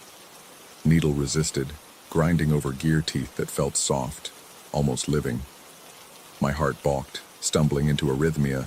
Colors popped at the edge of vision, ears filled with the roar of blood, a tunnel narrowing too fast. Stop. Breathe through it. Inhaling dust-tainted air, I recalled a trick from basic CPR training. Press 2 fingers to the carotid, count beats. Exhale slower than inhale. I pictured the moon dial as a metronome, counted 4 strokes per breath cycle. Gradually, the needle and my artery aligned. My chest eased, but skin stayed damp. Lights flickered again. The bay clock read 03:16. I had 2 minutes until the time of the failed attempt. I adjusted the watch 1 tooth forward to the exact midpoint of the crescent, hoping that was the lunar phase the ledger meant. The needle settled. I hurried back into the driver's seat, each step through air thickening like syrup. Key in. Pause. Violent shudder down the steering column. The ghost of an engine idling. I waited until my pulse thudded precisely with the watch's tap-tap. Then I twisted the key. Every light in the workshop exploded on. Not in a flash, but a pulse. Pounding luminescence synced to a single beat. My heart surged but stayed even with the watch. From the empty engine bay rose the wet glide of pistons, metallic clanking, the whoosh of intake valves sucking non-existent oxygen. I felt all of it inside my chest, and in the wheel vibrating under my palms. Hold steady. I thought the harmony would free me. Instead, seconds later, the watch needle jerked beyond the crescent into a dark gap shaped like a gibbous void. My heart followed, forced into sprint. Pain speared left arm, sweat iced my neck. I realized the cycle wasn't about matching once. It demanded constant alignment, chasing phases I could neither predict nor endure. Blurred edges on vision grew teeth of static. Each breath rasped as though lungs scraped rust flakes. Still, fear didn't freeze me. It sharpened. Trembling hands turned the watch crown backward a hair, needle easing, pulse dropping. Another hair forward, preventing a stall. I found myself jockeying the mechanism the way a conductor cues musicians. Except my own heart was the instrument, and the sedan the deaf, hungry listener. Outside the windshield, phantom pistons pounded faster, shadow numbers rising on an invisible tachometer. I sensed the vehicle would steal my rhythm completely if it reached redline. The ledger's failed attempt suddenly made terrible sense. Whoever logged 03:18 ran out of buffer and drowned in their own racing heartbeat. I refused that end. The needle nudged forward again. I countered with a backward twist, but resistance strengthened. Crown turned spongy, like flesh instead of brass, and a chill crawled beneath fingernails. Inch by inch, the watch tried to lock itself, to cement a tempo too brutal for arteries to handle. I jammed my thumb harder, grinding gear work until a tiny ping echoed. A tooth snapping, maybe. The needle wobbled, then halted on the original crescent. Instant relief. My pulse slackened into a pace fit for rest, not chase. The workshop dulled, fluorescence glaring steady white again. Phantom pistons dissolved, leaving only vacant steel under the hood. I slumped sideways, forehead against the cracked window. Engine silence became thunderous. For a long minute, I listened to my own breathing. Slow pull, slower release, fog on glass. Finally, I pushed the key to off, pocketed the mutinous watch, and stepped out. My knees threatened collapse but held. The sedan no longer radiated menace. It sat gutted and dumb, like any junker waiting the crusher. Still, I yanked bay doors open and rolled the car outside using nothing but momentum and shaking resolve.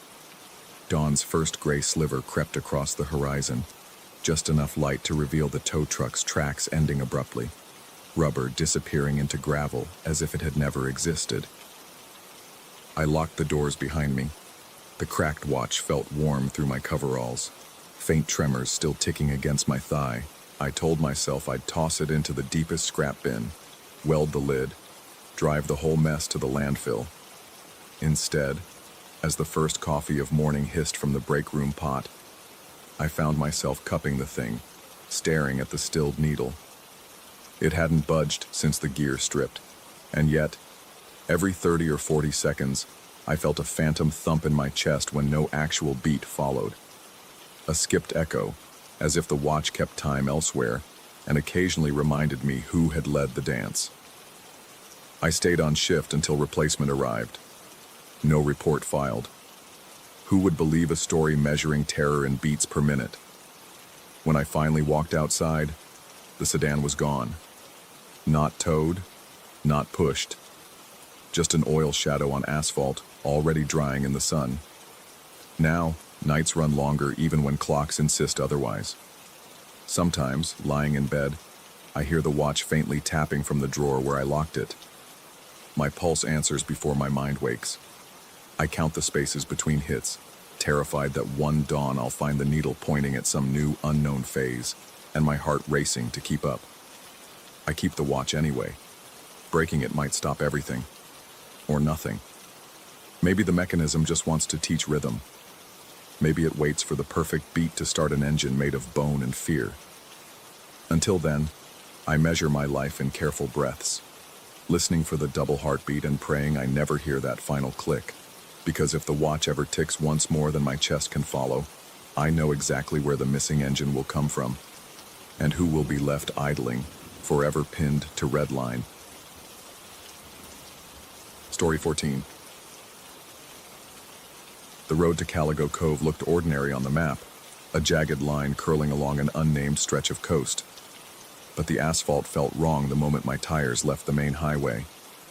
Salt haze drifted across the windshield like smoke, rough gravel popped beneath the wheels, and gull cries echoed with an empty metallic timbre, as though the birds were ghosts playing back a recording of themselves. My heartbeat quickened for no reason I could name. I told myself it was fatigue from the drive, yet my fingers squeezed the steering wheel until the leather creaked. I had chased odd rumors before, but none promised images as uncanny as a village that drowned every sunset without losing a shingle. I arrived an hour before dusk. Caligo Cove perched on a shelf of rock above a flat, shimmering lagoon. The houses sat tidy and undefeated, shiplap painted pastel blues and creams, windows trimmed and flaking white. No vehicles, no phone wires, not even a power meter, only a narrow footpath ribboning between porches crowded with rusting lanterns. Wind carried the briny scent of low tide, but the air tasted sharper, almost caustic, as if the salt had a fresh edge to it. I adjusted the camera strap biting into my shoulder, stepped out, boots crunching coarse sand mingled with crystals that looked like smashed glass. They tinkled underfoot and sent a chill up my calves. Someone was waiting. A figure stood at the far end of the main street, body tall and lean, skin a translucent opal crusted with jagged facets. Light refracted through him in prismatic flashes, as though he was carved from packed sea salt. When he raised an arm in greeting, grain sloughed off in a powdery mist that sparkled and vanished before it hit the ground. He didn't speak aloud. Instead, a whisper seemed to form inside my skull, inviting me to witness the procession and to take all the photographs my craft required. My pulse drummed in my ears. Every instinct told me to retreat, yet the image maker in me felt an intoxicating pull. I followed. The The villager drifted ahead without footfall, turning occasionally so his fractured face could fix on me like a lighthouse beam. More shapes emerged. Men, women, elders, each composed of the same brittle mineral lattice. Their eyes were hollow pockets of moonlit brine. They watched me with patient anticipation, as if my arrival had been foretold by tidal charts older than math. I tried to ask where the water came from, but the question clogged in my throat, drying the back of my tongue to sandpaper. A thought not my own floated through me. The sun must dip, the water must rise, and the picture must be perfect. I set up the tripod near the weather-carved pier. The sky dimmed along the horizon, bleeding purples into bruised oranges. Wind died abruptly, the surf went silent, and the whole world seemed to inhale. Then the ocean began to climb. It wasn't a normal tide.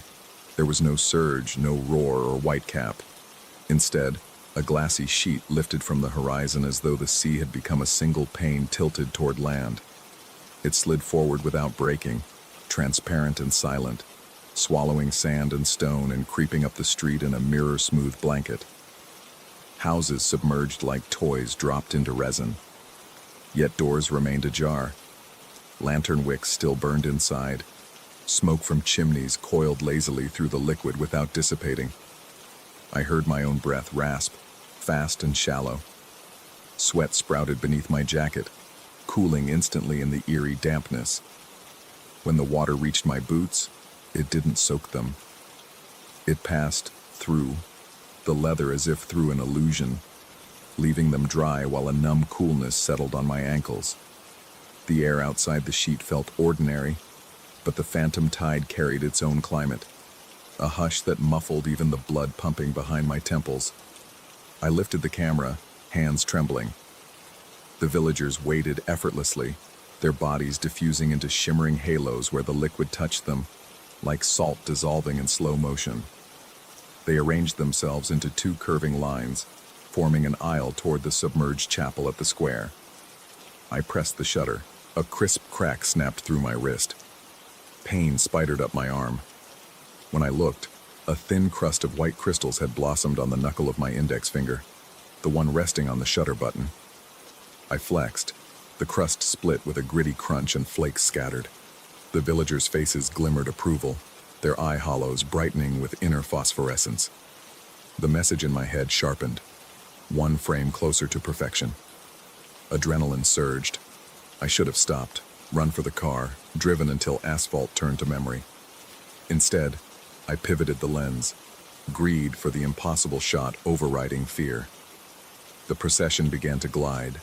No footsteps, no knee lift, just bodies glissading through the spectral flood. Two figures carried a conch shell the size of a coffin, its spiral mouth pointed ahead like a horn. A low hum vibrated the water, plucking at my ribs. Droplets of sweat slid down my spine, though the evening air grew frigid enough for my breath to billow. Second shot, click. The shutter slap echoed unnaturally loud, followed by another crackle in my bones. This time the skin along my forearm erupted with crystalline patches. Every heartbeat sent microscopic fissures shooting outward, mapping my veins in prismatic frost. I gasped, tasting copper. Panic clawed at the edges of reason. One more perfect image, and you'll freeze solid. But the photographer in me argued that fleeing without the definitive frame meant failure, and failure, for reasons I couldn't articulate, felt more horrifying than turning to salt. I forced myself to breathe slow, feeling each lungful rasp past a throat that felt coated in grit. My left eye twitched, vision blurred at the periphery where salt dust glittered like static. The villagers raised their arms simultaneously. The conch bearers tilted the shell. A column of water spiraled upward, suspended like a liquid rope. Inside the helix shapes appeared, small silhouettes of fish, anchors, even human hands reaching as if pressed to glass. The column refracted the dying sun, casting latticed shadows across submerged rooftops. I knew, in the marrow turning to crystal, that this was the frame. Impossible geometry, sacred choreography, a miracle no lens deserved but mine. I adjusted aperture, damp slick fingers slipping on the ring. One deep inhale, Pulse hammered uneven. Fast, faster, skipping beats like a damaged metronome. Click. Agony lanced shoulder to fingertips. My right arm exploded in a mosaic of salt plates. Joints seized. The camera almost slipped. I trapped it against my chest with the good hand. Bones inside crackled like ice in scalding water. Specks flicked off and dissolved in midair with audible fizz. I fought nausea, stomach heaving but empty. The villagers' faces dimmed, satisfaction giving way to something unreadable. I sensed their collective expectation. I should have kept shooting until no flesh remained. By choosing to stop at a perfect moment, I had broken an unspoken contract. The conscious hum flattened into a deep groan that rattled teeth. I staggered backward. The phantom tide didn't hinder me, but every motion shed more grains from my stiffening arm. Cameras dangled around my neck often felt heavy. Tonight it felt anchored to my life. I reached the pier, piling where tide met empty air, heart thrumming too fast. The village under glass rippled as if the ocean exhaled in disappointment. A path of bare sand reappeared, etching itself outward from my boots to the rental car like a tongue of safety. The salt inhabitants watched, brittle heads tilting in silent reproach. In my mind, their whisper returned, harsher. You saw what you sought. Now show the world or return and finish the crystallization. The implications settled like lead. Publish the images and lure more eyes. More artists, more cameras. Each shudder another donation of flesh to their procession. Refuse, and the phantom tide might follow me inland, reclaiming the debt. I slammed the car door with an arm that barely bent at the elbow. Salt dust cascaded from the sleeve. Ignition stuttered. The radio fizzed a static surf, resolving briefly into a chorus that sounded suspiciously like waves speaking my name. I drove anyway, wheels spitting gravel, pulse drumming double time. In the rearview mirror, the ocean was already low, village dry and unremarkable under twilight, as if nothing had happened. Yet I tasted the sea with every breath, felt granules grinding in my joints like sandpaper gears. Back in my studio days later, I imported the files. Each frame was immaculate, distortion-free, lighting ethereal, subjects encased in liquid clarity no software could fake. But embedded in the metadata was a final field I hadn't entered. Exposure remaining. 3. I tried deleting the tag. It reappeared. I tried deleting the photos. The thumbnails regenerated. And each morning, a new shard of salt appeared somewhere on my body, earlobe, cheekbone, eyelid, reminding me of the ticking count. I hear the call whenever the sunset reflects off a screen. 3 more exposures. If I lift the camera, the crystals retreat a fraction. If I resist, they spread. I know what the villagers want. The perfect gallery, the world witnessing their procession until every viewer feels their own bones begin to stiffen. I could release the images and be free, perhaps. Or I could smash every lens I own, seal the files in oblivion, and accept that one night I will wake unable to move, a statue of salt waiting for the phantom tide to carry me home. Either choice tastes of brine and dread, and every heartbeat feels heavier, as though someone else is counting shutter snaps inside my chest.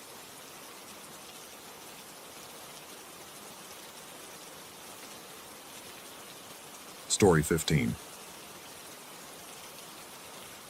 I pulled off the state road at dusk, wheels crackling over gravel like distant bones, and the inn appeared, a sagging rectangle of wood leaning into a hillside dense with cedar. No sign shone from its facade, but an amber bulb above the door flicked in and out as if breathing. Rain mist drifted sideways, thin enough to taste metallic on my tongue, yet heavy enough to dampen my jacket in seconds. Something about the light, the silence, the way the clouds pressed low, made the whole structure feel impermanent, like a half-remembered photograph threatening to fade. Inside, floorboards flexed under my boots with a wet groan. The air smelled of cooled ash and old soap. Lamps, their shades yellowed and splitting, offered more shadow than glow. From the reception alcove, a woman emerged, small, straight-backed, gray hair in a taut coil. Her eyes barely blinked. Without greeting, she slid a leather-bound ledger toward me. I signed. The pen left a faint copper scent I couldn't place. almost sweet, like a bruised peach left under the sun too long. She gestured to a staircase. Third door on the right, she conveyed in a voice low and cracked, warning that the house retires early.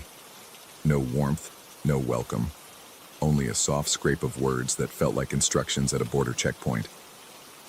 I climbed, luggage thumping against narrow walls. Every step triggered a small breath in the wood, as though the planks inhaled the moment my weight found them.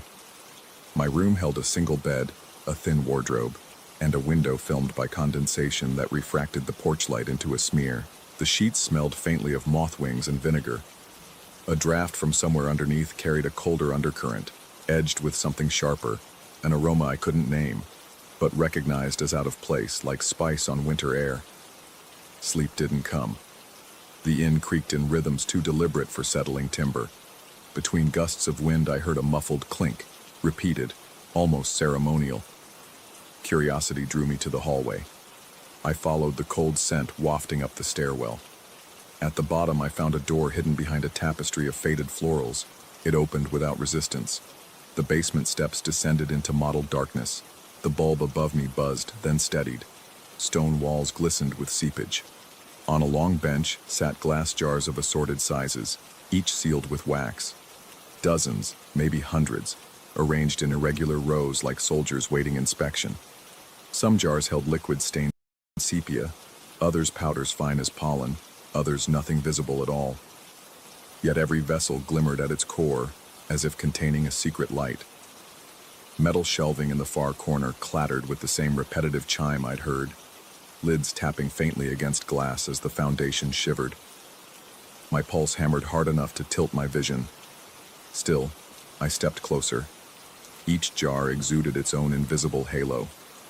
One, no bigger than a shot glass, radiated the scent of a storm-striking pavement on a July afternoon.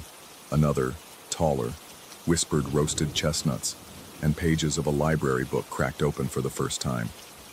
I inhaled, hunger tugging at some instinct older than memory. When I lifted a vessel, the wax crumbled with dry sighs. Vapor swirled, touched my face, slid into my nostrils. Instantly, I stood on a shoreline at sunrise, toes sunk in cold sand I'd never walked, hearing gulls I'd never chased. The salt wind carried laughter, my own, but younger, carefree, edged with a language I did not speak. The room reeled, the vision snapped, and I was back in the basement, lungs full of something that wasn't air. My heart pounded erratic beats. Sweat broke at the nape of my neck, though the cellar's chill numbed my fingers. Behind me, the woman cleared her throat. The sound was dry parchment tearing. She informed me, calmly, the way one might mention breakfast hours, that every inhalation required an exhalation in kind. A law of exchange, she called it, older than any border or creed. Travelers arrived with scents of their own. The musk of first heartbreak, the ozone of a lightning strike witnessed, the iron tang of a wound that never scarred right. She collected them for safekeeping. Take, and one must leave. I tried to apologize, voice cracking under shallow breaths. She shook her head. Regret was not payment. I must contribute an aroma equal to the memory I'd sampled. My scents, she warned, were finite. Spend them unwisely and stories unravel. Identity thins. She stepped aside, revealing empty jars stacked neatly like blank pages awaiting ink. Panic clawed up my throat, metallic and sour. Visions of my childhood, real ones, fluttered, threatened to peel away. I imagined exhaling them into cold glass until they no longer belonged to me. My knees weakened, the room tilted. I reached for the wall to steady myself and caught a faint whiff of my own fear. Acrid, animal. She watched with measuring eyes that reflected candle flame where no candle burned. I begged time to think. She nodded once. The basement door shut behind her with a hush like a lid sealing. Left alone, I paced between the rows. Air pressed heavy, laced with 100 dreams not mine. Each breath risked borrowing more.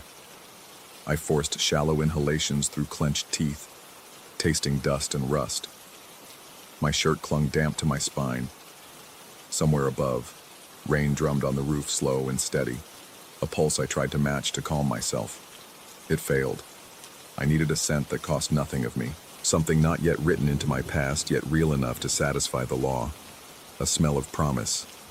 I whispered internally, hope distilled, belonging to no memory. But how to craft such an abstraction?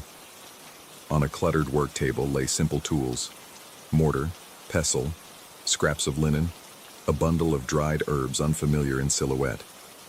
I gathered what the cellar offered. A peace lily wilting in a cracked vase yielded glossy leaves that exuded faint chlorophyll sweetness. I scraped slivers from the cedar stair rail where my suitcase had nicked the finish hours earlier. From my own bag I pulled a blank postcard. Its paper smelled of sun-bleached cotton. Sweat beaded at my temples and rolled down. Instinct told me my fear, though pungent, was too present, too personal to surrender. Grinding leaf, wood, and paper fibers, I imagined dawn breaking after a night without nightmares. I thought of breaths I had yet to draw, roads I had yet to drive, futures not chosen. The mortar's rhythmic scrape echoed my heartbeat. Into the pulp, I let one drop of spit, salt of determination, not of defeat. I fanned the mixture, coaxing vapor. At first nothing rose, then a thread of fragrance surfaced, fragile, airy, reminiscent of rain before clouds form, the way mornings might smell in a place where sorrow never took root. It felt like a promise, a memory forward, not backward. My chest tightened strangely, not pain, but vastness. I funneled the mixture into an empty vial, sealed it with wax softened by the flame of a single match. When the scent curled around me, it did not steal. Instead, it settled like a feather on the edge of perception. Real only if one wished it so. Steps creaked behind. The owner reappeared, eyes gleaming damp bronze. I extended the jar. Air between us rippled with tension. She raised the glass to her nose. For a heartbeat, the basement stilled. No drip of water, no rattle of shelves. Her eyelids fluttered. I sensed rather than saw the inhale. Then a faint smile cracked her austere face and she inclined her head. Transaction accepted. I backed toward the stairs, knees trembling so violently the railing blurred. She did not follow. Above, the tapestry quivered as though stirred by wind that couldn't possibly reach so deep. I climbed, lungs burning for clean night air. Corridors warped around me. Wallpaper patterns writhed, rearranging into motifs I didn't recall. Each lamp pulse seemed to hesitate half a second longer, delaying light as if savoring the moment. At my room, I jammed belongings into my bag, fingers numb, zipper teeth squealing in protest. The floor slanted, or I swayed, hard to tell. By the time I reached the porch, the rain had stopped. The world outside smelled different. Fresher, yes, but muted, as though someone had turned life's volume down one notch. I drove until sunrise, headlights carving tunnels through fog. A faint fragrance lingered in the cab, that airy morning before morning scent I had crafted. Comforting, yet uncanny. At a diner miles away, I ordered coffee. When the mug steamed under my nose, I tasted nothing. No roasted bitterness, no comforting warmth, just hot liquid sliding down.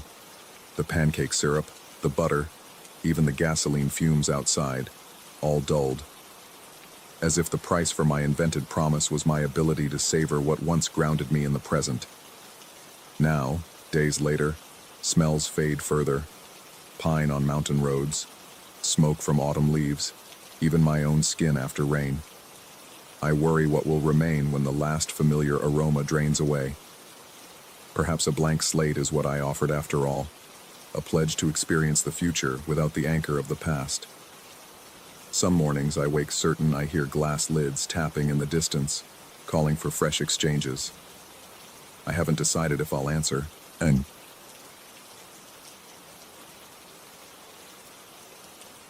Story 16.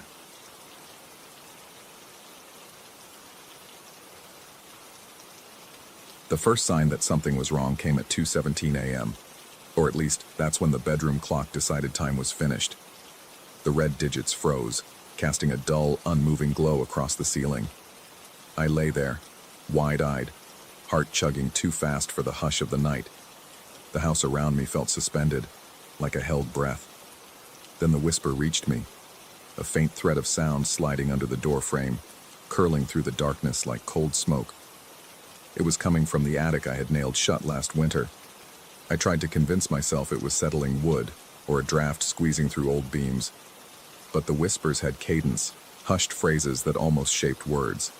My chest tightened, sweat broke across my scalp, trickling down the back of my neck in thin, icy paths. I forced myself to sit up, the bed springs creaking far louder than they should have in a frozen house. Every clock downstairs had stopped as well. The stove, the microwave, even the wristwatch on the entry table, all frozen at different moments, as if time itself had fractured into shards scattered across the rooms. I could hear my pulse in my ears, thick and uneven. The air smelled of dust and something sweeter beneath it, like aging wood varnish turning sour. I fetched the crowbar from the hall closet. My palms felt greasy despite the chill in the air. Each step up the staircase echoed, a dull thud that seemed to push against the silence instead of filling it. The attic door at the top bore 3 rusted nails. I had driven them in myself after a leak last December, promising I'd deal with the clutter one of these weekends. They pulled free with a shriek that curled my nerves. The door swung inward. The whispering ceased, replaced by a low, anxious ticking. Hundreds of ticks, unaligned and stuttering like a broken swarm of insects. A bare bulb dangled from the rafters, its filaments sputtering with lazy orange light. The attic was cramped, rafters sloping down like hunched shoulders. Dust motes stirred in the thin glow, drifting like ash after a fire. Against every wall stood antique clocks, mantelpieces with brass filigree, tall grandfather cases leaning on splintered feet, pocket watches pinned to corkboards by their chains. Their faces glimmered, but none matched the other. One read 7:04, another 11:59, yet another hovered at 3:33. The minute hands didn't move, but the second hands twitched in jittery half-steps, as if unsure which direction to obey. At the far end rested the largest clock of all, an ornate regulator taller than me, its glass door smeared with dust. Instead of numbers, the dial bore carved words: fear at the 12, anger at 3, regret at 6, and guilt at 9. Beneath the words ran a thin red pointer separate from the minute and hour hands. It pulsed, inching toward the topmost mark. Fear. A tremor rolled through my stomach, tightening everything inside. The whispers resumed, seeping from the cracks behind the regulator, coaxing, demanding. They pressed at the edges of comprehension, crooked lullabies promising an end to something unnamed. Memory stirred. This attic hadn't always been mine. I inherited the house from an uncle I avoided in life. He collected clocks, obsessed over them. At the funeral, someone muttered about timekeeping for the soul. I had laughed then, dismissing it as family superstition. I reached for the regulator's door. My fingers were numb, but I felt the cold glass vibrate. Inside, the mechanism was alive, gears spinning in jerks, springs flexing and relaxing. The red pointer had drifted past fear, sliding toward anger. Each shift sent a vibration into my bones, like a tuning fork struck against the heart. Then I noticed the plaques under every clock, small brass strips engraved with phrases: first lie told to mother, night I stole from the register, promise broken to her. My mouth went dry. The room smelled stronger now, old metal and a hint of ozone, like air before lightning. The pointer crept from anger toward regret. A thin thread of dread pulled tight inside my chest. I felt something unseen leaning in, waiting. Instinct screamed, confess. The attic wanted words, wanted truth cut from me like strips of flesh. I swallowed and spoke, voice cracked. I admitted the small betrayals first. The shortcut, the money pocketed from my uncle's estate sale, the phone calls ignored when a friend needed help. The second I voiced them, the clocks nearest shuddered. Their hands jerked, adjusting minutely. The pointer paused, hovering between regret and guilt. The whispers rose, urging more. Sweat pooled along my spine, soaking my shirt. The bulb above flickered, shadows stretching and collapsing across the rafters like living stains. My heartbeat hammered, each pulse rattling my ribs. I confessed deeper secrets, failures I buried so long they tasted foreign on the tongue. The night I drove home drunk and hid the dented fender, the letter I never sent because forgiveness felt undeserved, the moment I chose silence while someone else took blame. Each admission scraped my throat raw. Air felt thinner, every breath a gulp. Studying the regulator, I saw the words fades lighten, as though each confession bled color back into them. But the pointer drifted still, inexorable, crawling toward guilt despite my efforts. Panic punched through me. My legs quivered. A cold trembling spread from jaw to fingertips. I rubbed my arms, finding no warmth. The room pressed closer. The clocks chimed out of sync, an ugly, staggered chorus stabbing at my ears. The floorboards flexed, groaning like something beneath sought escape. My vision narrowed, edges swimming. Sweat dripped into my eyes, stinging. I realized the attic didn't merely catalog wrongs, it fed on them. The regulator demanded the worst, the confession I never intended to say aloud. I hesitated, pulse thundering. The pointer kissed the edge of guilt. My breath seized. I could feel an invisible door behind me locking, cold iron sliding into place within the mind. The memory rose vivid and unwanted. Years ago, on a frozen night, I'd watched my younger brother pack his bags. He'd begged for help, one last place to stay. I turned him away, convinced my own life couldn't afford his chaos. He vanished into a rehab maze I never entered. We hadn't spoken since. That abandonment gnawed me during quiet hours, but I suffocated it with work and noise. Until now. I whispered the truth, voice trembling steady, admitting the abandonment, the cowardice wearing the mask of self-preservation. I named the guilt. The regulator shivered like a living thing struck by wind. Gears spun wild, springs snapped taut. The pointer halted, quivering at the apex, then inched backward. Relief hit like a cramp. Sudden, painful, releasing only after twisting. A groan rippled through the attic, boards relaxing. The out-of-sync chiming slowed, then stilled. Each clock's hands ticked once, aligning at a uniform midnight. The whispers subsided into sighs, trailing into silence. I exhaled shakily, my legs nearly folded. The bulb's light steadied, though no brighter. The air remained stale, but breathable. I reached for the regulator door, intending to close it, perhaps smash it later, burn every piece of this cursed collection. The pointer, however, began a new motion. It circled smoothly this time, a measured sweep returning toward fear. My relief soured. The red tip completed a full revolution, then another, accelerating. The clocks joined, hands revolving faster than possible, numbers blurring into metallic gleams. No sound accompanied this frenzy, only a heavy hush that pressed against my eardrums. Cold realization spread. The attic had been satisfied but not sated. It would start the cycle again, dredging fresh guilt with every rotation. I would never outrun the reservoir of regrets a life inevitably generated. Time here didn't keep minutes. It kept sins. Something inside me snapped taut. I refused to surrender another breath to this mechanism. I staggered back, boots crunching broken glass from smaller clocks that had burst under the strain. Sharp fragments sliced my heel. Heat and wetness filled my sock. Pain grounded me, cleared the fog. I swung the crowbar into the regulator's glass. The pane imploded, shards spraying like brittle ice. The pointer spasmed, halted, then resumed its manic spin. I struck again, bending metal, warping the gears. Sparks danced. A coppery scent of burnt circuitry filled the air. Yet the clocks surrounding me clicked on, immune. The floor heaved. Dust cascaded from joists. The attic seemed to tilt, tipping me toward the center where the regulator bled cogs and springs. Whispers erupted, now sharp, scolding. 100 accusing voices layered atop one another. My ears rang, vision blurring.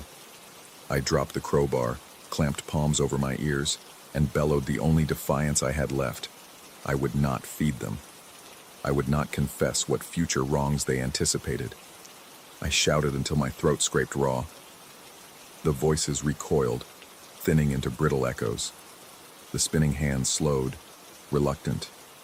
I edged for the stairwell. Each step felt unstable, the wood soft as wet cardboard. But the doorframe waited, a rectangle of shadow and possibility. Crossing the threshold, I felt pressure peel away, like stepping from deep water into air.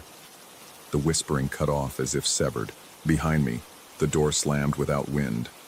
Nails shot back into the wood, sealing themselves flush.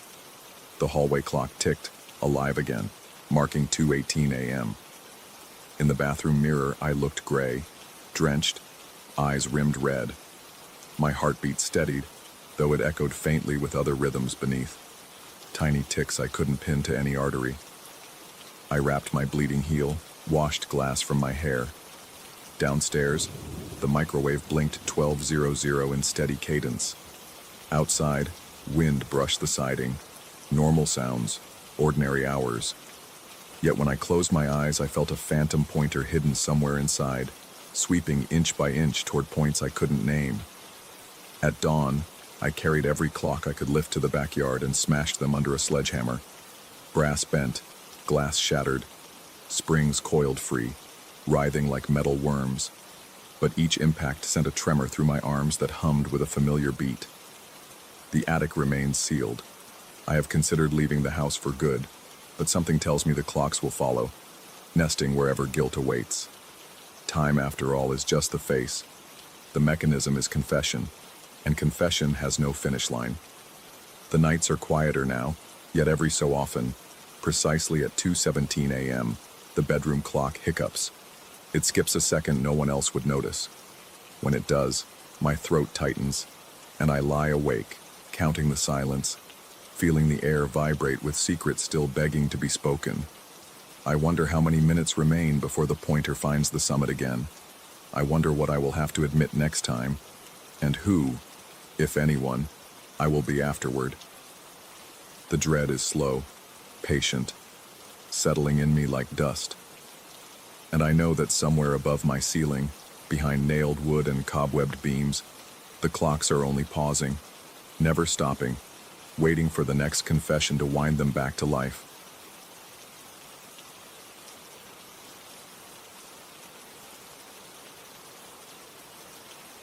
Story 17.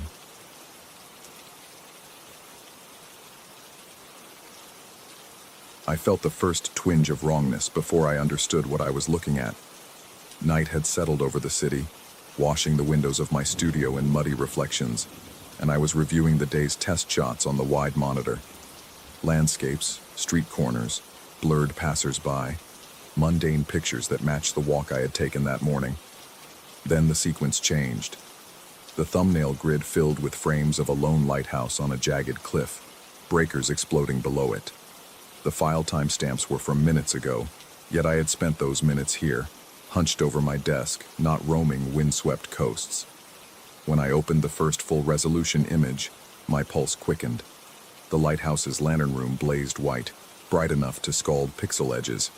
And there I stood on the balcony, one hand lifted in a casual wave, coat whipping in ocean wind I couldn't feel. My heart drummed fast, shallow beats echoing in my ears. I zoomed again, right into the grain of my own face.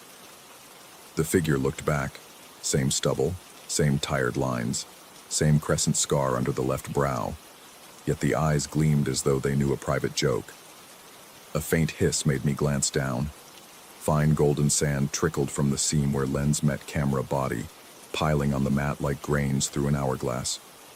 I grabbed the camera, expecting the familiar metallic chill. Instead, the shell felt feverishly warm, and the glass elements shimmered as if filled with liquid light. I yanked the battery, but the leak only quickened. Glowing grains spattering across my knuckles. They burned cold, left pinpricks of numbness. I told myself to breathe. In, out, slow. The air smelled of salt and metal. Each inhalation scraped dry across my throat. Each exhalation trembled, The hiss turned into a soft susurration, like distant surf curling along a rock shelf, though the nearest sea was 200 miles away. More files appeared in the folder, populating without a cable, without a card reader. Frame after frame showed the same lighthouse from new angles, low shots framing its stone base, sweeping panoramas of a black sea shining with moonlit ridges. In every shot I appeared, always waving, always smiling that unsettling half-smile. The sand kept falling, a tiny avalanche across polished hardwood, spreading toward my tripod cases and racks of glass filters. I forced logic through the static building in my skull. Cameras don't generate sand. Lighthouses don't photograph themselves. People cannot exist in two places at once. Yet here was evidence defying every rule I trusted. My chest tightened. Sweat beaded down my spine, dragged the cotton shirt into clammy folds. The studio lights flickered. Shadows knotted in the corners. I heard my own pulse in the wiring, a low thump matched by a hush of shifting grains. The lenses on the shelf shivered as though buffeted by unseen gusts, and thin cracks raced across their coatings. Sand leaked from them too, tracing glowing arcs through the dust. If the leak continued, the grains would bury everything: my gear, the floor, me. The intuitive solution blazed sudden and undeniable. Reach the lighthouse, the source, the origin point. Close the loop before the sand filled the room and froze my lungs with its luminous chill. But the lighthouse didn't exist. Not on any chart I recalled, not in any memory. I opened mapping apps, fingers jittering. I scanned the coastline within day trip range. No solitary beacon matched the angular masonry in the shots. My breath rasped faster, shallow draws that left me lightheaded. I tasted copper on my tongue. The sand hissed around my shoes now, bright particles rolling against rubber soles like beads across parchment. Then I noticed a subtle clue buried in one photograph, the faint smear of a highway sign barely visible behind my doppelganger's shoulder. Exit 17. Coastal route. The letters bent by wind blur, but real enough. I grabbed keys, stuffed extra batteries into a backpack out of futile habit, and waded through the growing dune toward the door. Grains pressed against my shins, prickling through denim. In the hallway outside the studio, fluorescent bulbs buzzed erratically. A dusting of sand clung to my cuffs, sparkling under the harsh light. My boots slipped on the stairwell as I descended 2 steps at a time, lungs laboring. Every thud of my feet echoed double, as if some unseen runner mirrored each stride half a breath behind. Night traffic was thin. I drove south, eyes flicking between fuel gauge and rearview mirror. Now and then I felt I wasn't alone in the car. Peripheral glimpses of movement in the back seat, the faint scent of brine riding the air vents. I adjusted the mirror.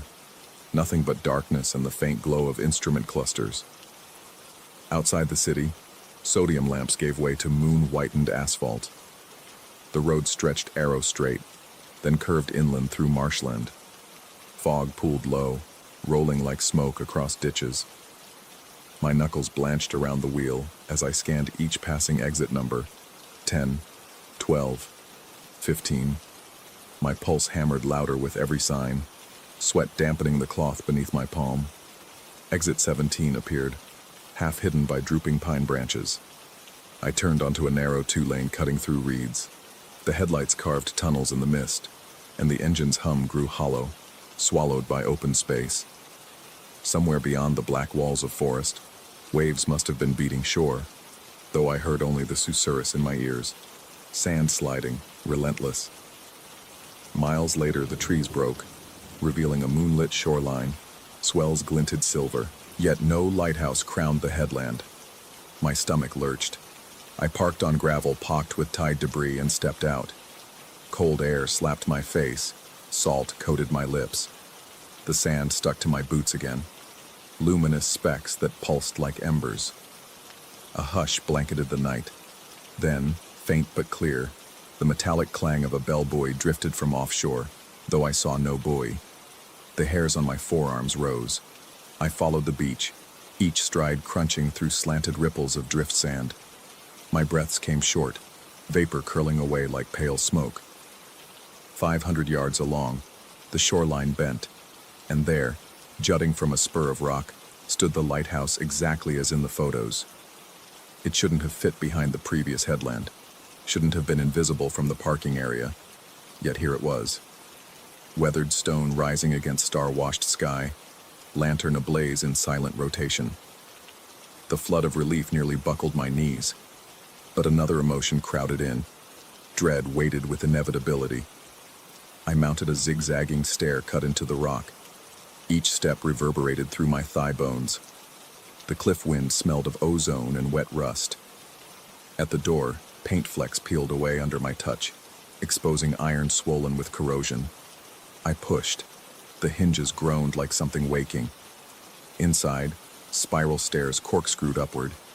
The air tasted of dust and ancient oil. My throat tightened. Heartbeat echoed in the hollow shaft. I climbed, boots clanging each riser. Halfway up, a low moan drifted from above. Perhaps the lamp rotation, perhaps something else. My shoulders twitched. Sweat chilled in the open neck of my coat. At the service platform, I paused. The lantern room loomed through warped glass panes, the beacon revolving smoothly. Sand coated the stair treads here, glowing faintly, the same hue as that leaking into my studio. Grains sifted from the ceiling cracks, spiraling downward in slow whirls. I brushed them off my sleeves. Skin stung where they touched. The final ladder led to the balcony. My heart scattered rapid beats through my ribs. I climbed. Metal rungs vibrated against my palms. Reaching the hatch, I shoved it aside and stepped into the lantern chamber, and saw myself. Not a reflection. A full figure, identical down to frayed collar threads. He leaned against the central column, camera dangling from a strap, lenses cracked and shining. The beacon's light swept across us, painting alternating bands of glare and shadow. He watched me with weary amusement, as though acknowledging a scheduled rendezvous. I opened my mouth, but words refused to surface. Fear squeezed my vocal cords. He didn't speak either. Instead, he raised the camera, aimed it at the glazing, and pressed the shutter. The strobe of the flash merged with the sweeping lamp. Outside the glass, the night rippled, as if sea and sky were printed on thin film that wavered in a heat current. I felt the floor tilt underfoot. My stomach rolled, vision tunneling. Sand streamed from the camera in his hands, gushing like a breached hourglass. Golden grains cascaded, pooled at our boots, climbed my ankles with icy bite. I staggered back, fists clenched. He set the camera atop a crate, stepped forward until our faces nearly touched.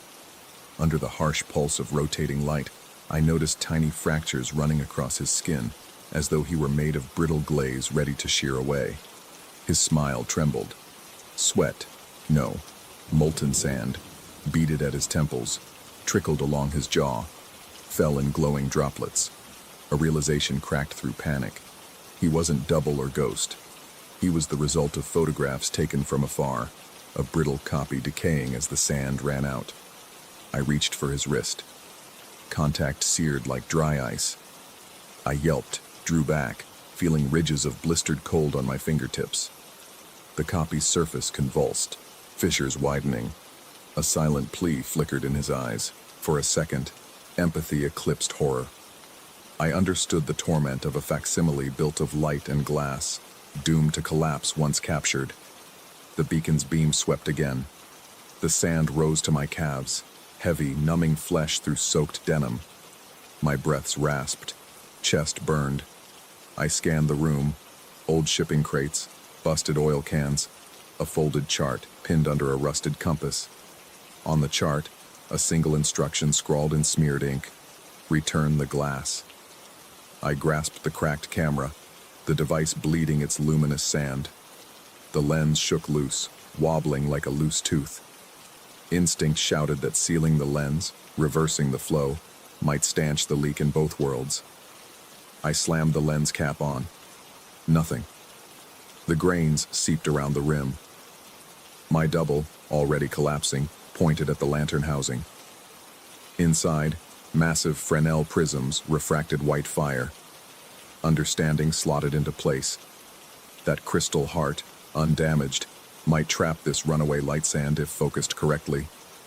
With arms shaking, I heaved open a maintenance panel, exposing the beam's core. Heat blasted my face, eyes watered. I wedged the failing camera into a cavity between prisms. The copy assisted, skeletal fingers guiding the body into alignment. Sand gushed, swirled, then reversed, sucked into the prisms like dust in a vacuum. A thunderous vibration rattled the tower, dust filtering from every seam. The flow around my legs receded, dragged backward in glittering rivulets. I gasped as sensation returned to numbed calves. The room brightened until every edge glowed. Then silence dropped, pure, ringing. When I looked up, the copy was gone. Only faint shoe outlines remained in a dusting of dull sand. A shiver traveled my spine. I stumbled to the balcony. Outside, the sea lay calm, moon mirrored in its skin. The lighthouse beam now shone steady, no longer pulsing, its glare muted. A hint of dawn paled the horizon. I descended, muscles trembling with exhaustion. At the cliff base, the beach looked undisturbed. My boot prints from earlier had vanished. I drove back under lavender dawn. The road felt longer, somehow rearranged. When I arrived at the studio, the door stood ajar. Inside, cameras lay silent. No sand on the floor, no luminous grains in lens threads. Yet an echo of brine lingered in the air, and the hardwood bore faint scuffs, as though something had shoveled dunes away in haste. On my desk rested a single photograph, printed on matte paper. It showed the lantern room from behind the lens, prisms of fire, and a blur that might be two figures working side by side. I placed it in a drawer, hands unsteady, and powered up the monitor. The storage folder was empty. 0 images, 0 evidence. Still, sometimes, when the studio is quiet and the lights hum low, I catch a ghost scent of salt. A metallic hiss follows, barely audible. A reminder that the line between image and reality remains hair-thin and fragile. I keep the drawer locked, yet grains of dull sand appear near the hinges every few nights, as if sifting from a crack in time. Each one glitters once before fading to gray, and my pulse stutters with the memory of that impossible beacon calling across distance that shouldn't exist. I haven't taken another photograph since.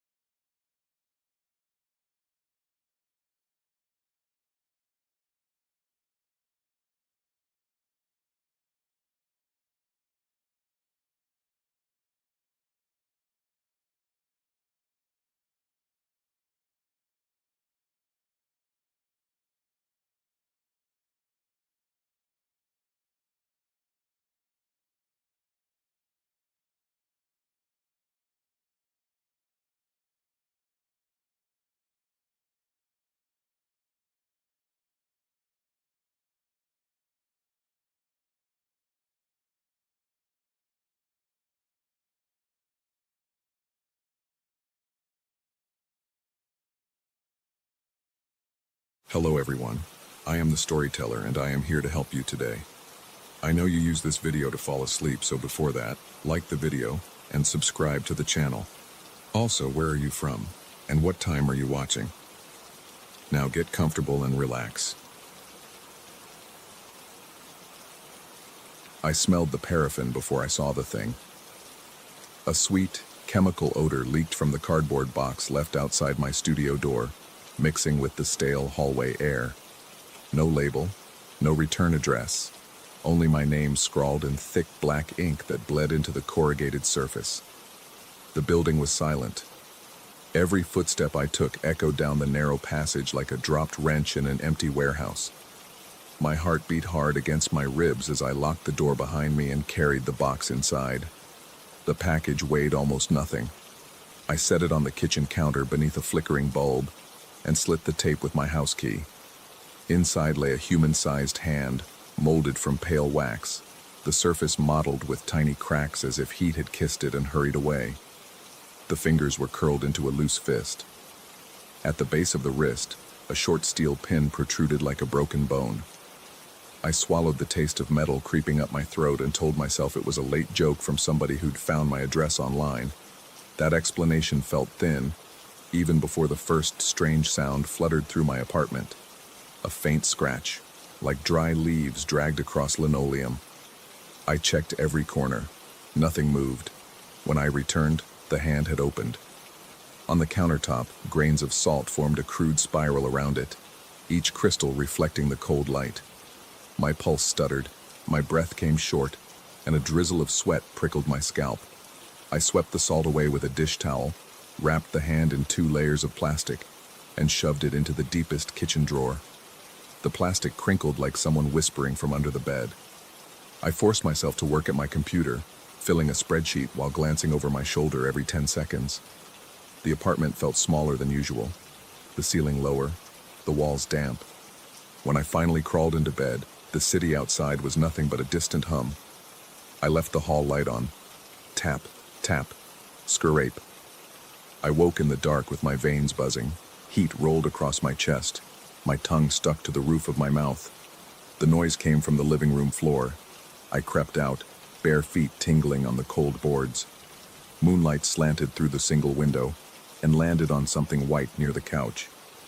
The wax hand sat upright on its palm, 5 fingers kneading the floor like a sleepy cat.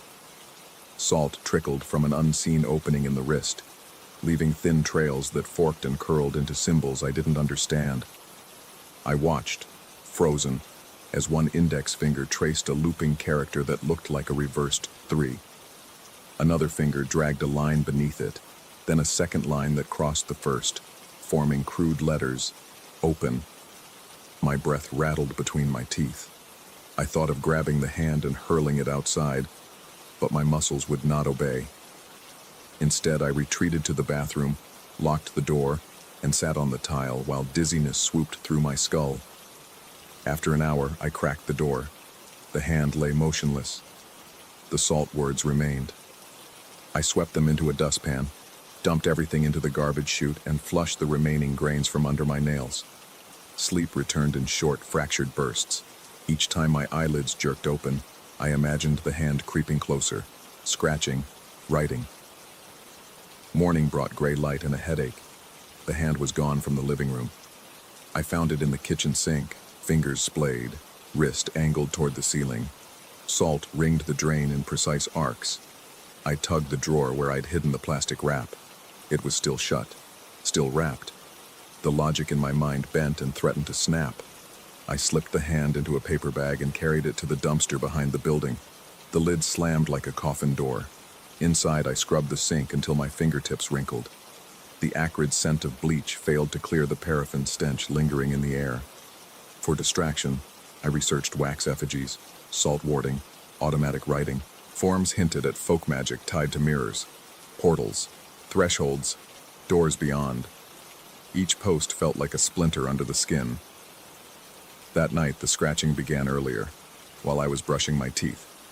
I stepped into the dim hallway and saw glittering lines of salt stretching from the front door to my bedroom.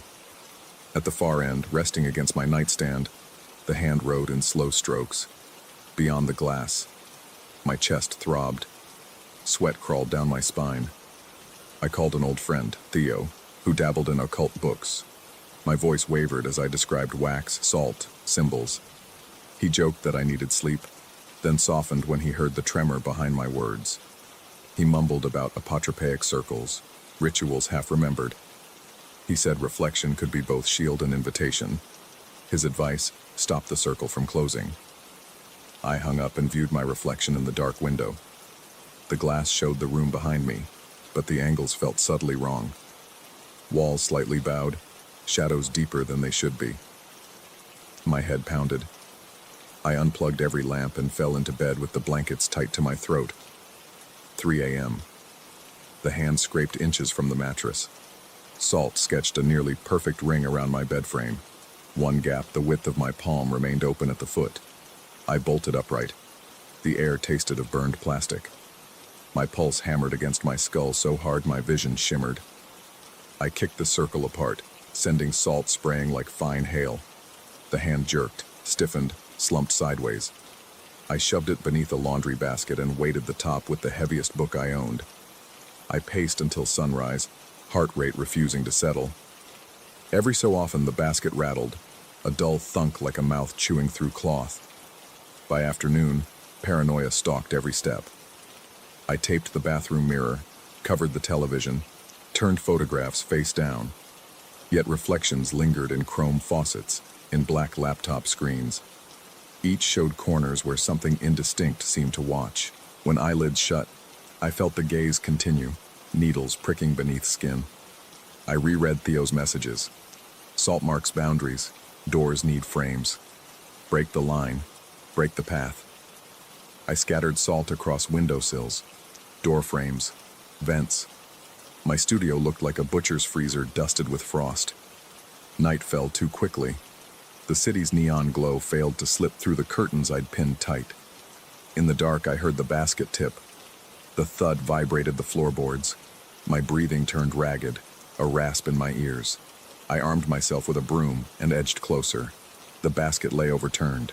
The wax hand crawled toward the bathroom, dragging a wide arc of salt behind it. The symbols were sharper now, angles cutting with purpose. Letters formed words. Open the door. I swept at it. The broom bristles knocked the wrist sideways, but the fingers clamped onto the handle, pushing back with rubbery strength. I lurched, stomped, but the hand scuttled beneath the bed. Salt spilled across my bare ankles. Every grain felt electrified. Under the bed springs, the hand scratched wood. The lines sounded deliberate, practiced. I hauled the mattress off, flipped the frame, and exposed a pattern etched in salt across the plank floor. A half-finished circle missing only a sliver. My own sweat dripped onto it, dissolving crystals, warping the shape. The hand paused, then altered its route, inking fresh lines to compensate. Desperation squeezed my chest. I dashed into the kitchenette, grabbed a jug of water and splashed it across the symbols. Salt melted into thick pools. The hand recoiled, fingers twitching. I seized a roll of duct tape and bound the thing to a metal spatula, wrapping tape until silver layers choked the wax flesh. Still it wriggled, a pinned insect under glass. I stuffed it into the freezer. Frost hissed against paraffin. The door slammed with a rubber seal's thunk, muting the muffled thumps inside. Cold seeped into my bones, even as relief hissed from my lungs, but silence never wholly returned. Behind the freezer door, faint scratching persisted. Worse, I realized the water had merely pushed dissolved salt outward. Thin rivulets had already recrystallized, shaping new curves along the baseboards, converging toward the bathroom mirror I had failed to cover completely. The mirror waited in dim lamplight, glass surface graying like tarnished silver. My reflection wore a stranger's expression, eyes too large, skin waxy. Behind him, in that reflected studio, the freezer door stood open. The taped hand perched on the edge, free, pointing toward me. My scalp tightened so hard it hurt. I spun. The real freezer remained shut. When I looked again at the mirror, the other apartment was darker, but something tall and thin stood in the doorway, details lost in static haze. My breath stopped. I backed away, ribs aching. The reflection tilted its head as though considering the gap between worlds. I heard a brittle crack echo from inside the glass, like old paint peeling. I remembered Theo's warning. Frames define boundaries.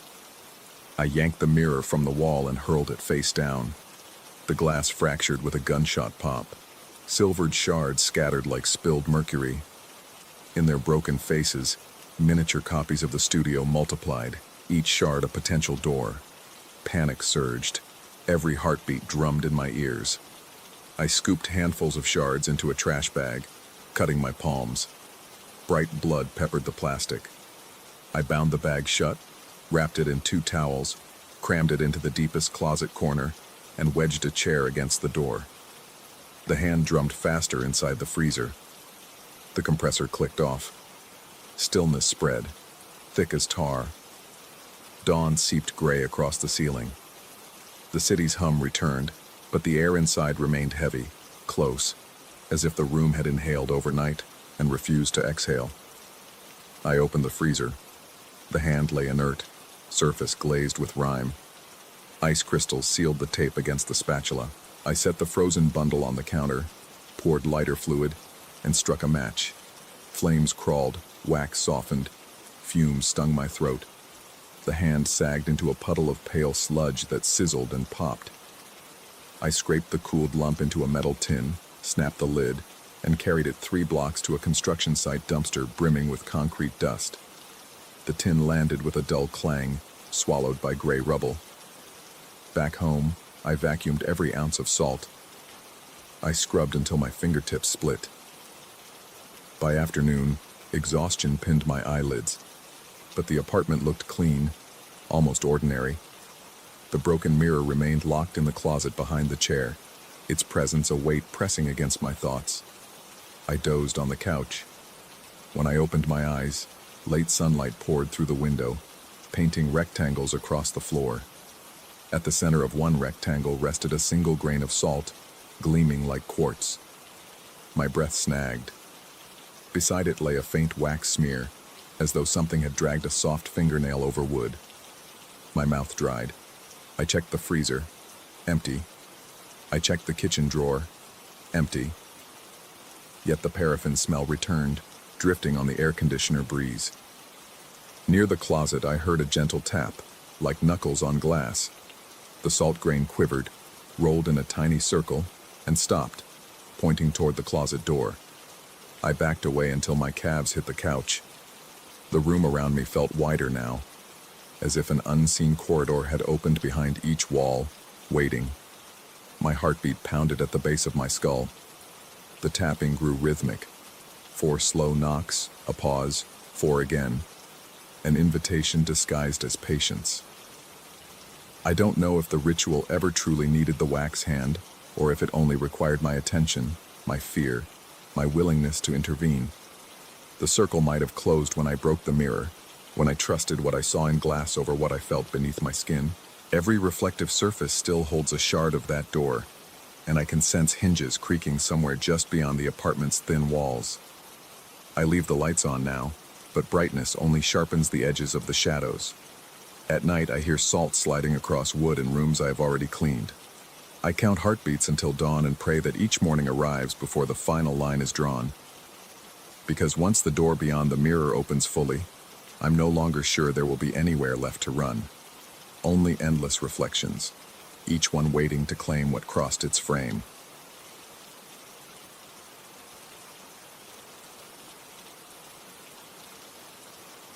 Story 2.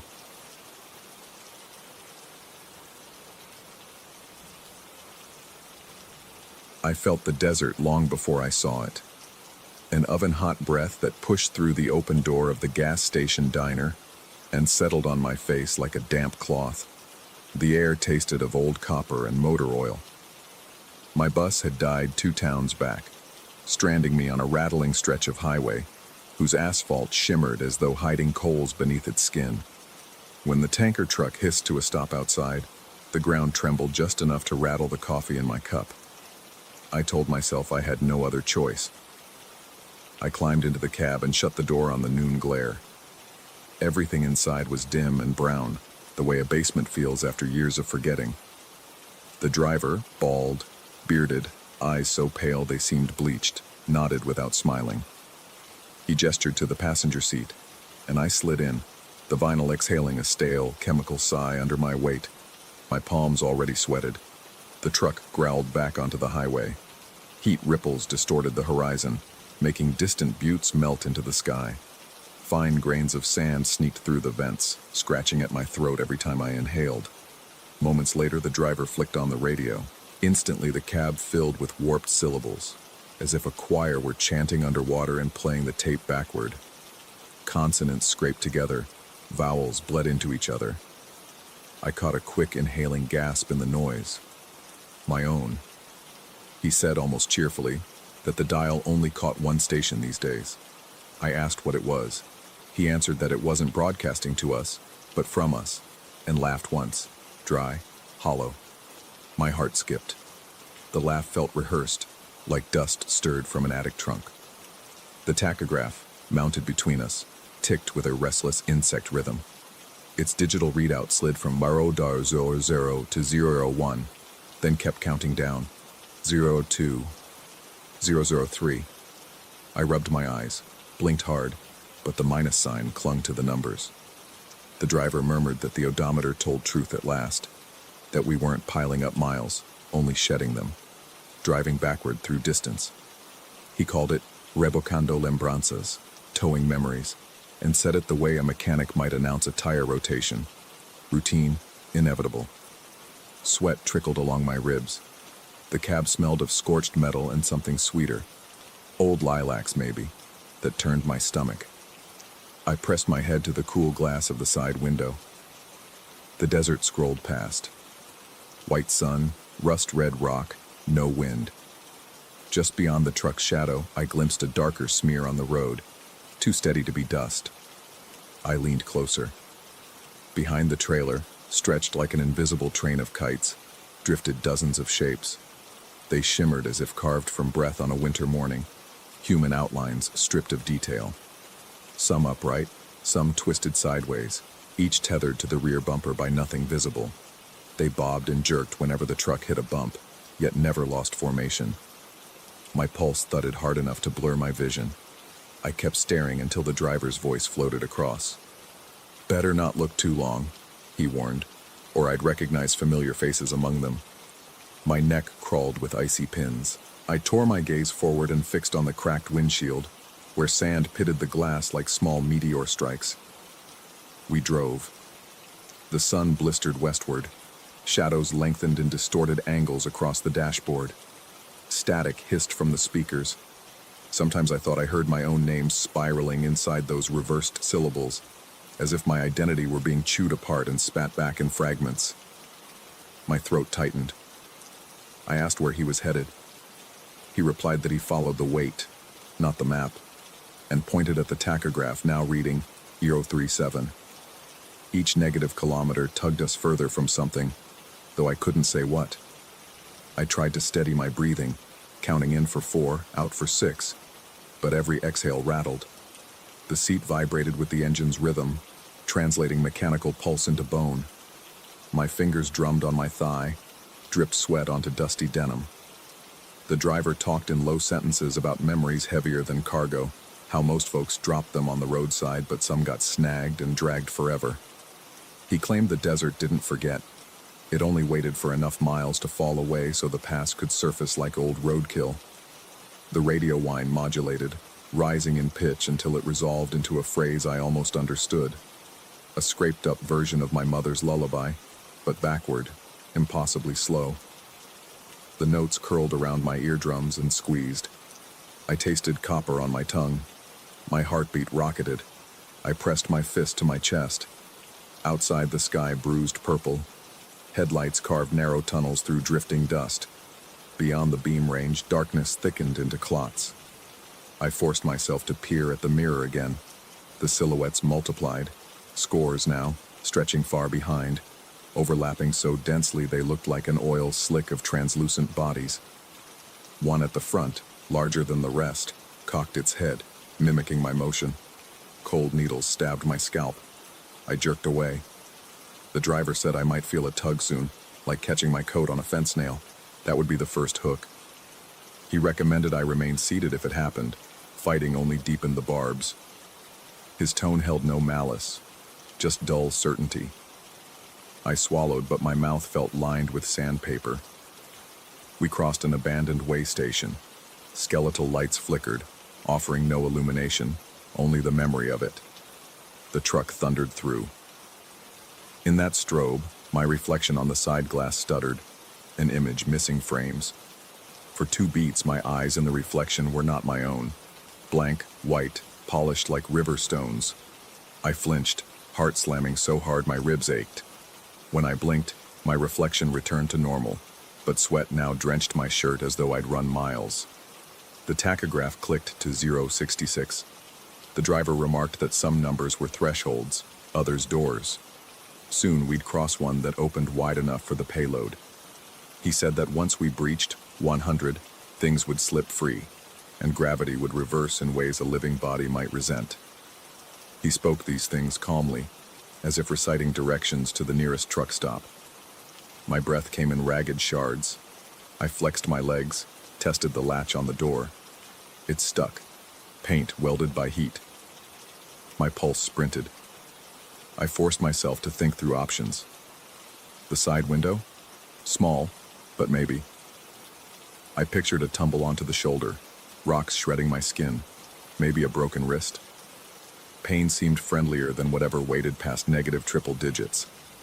I stole a glance at him.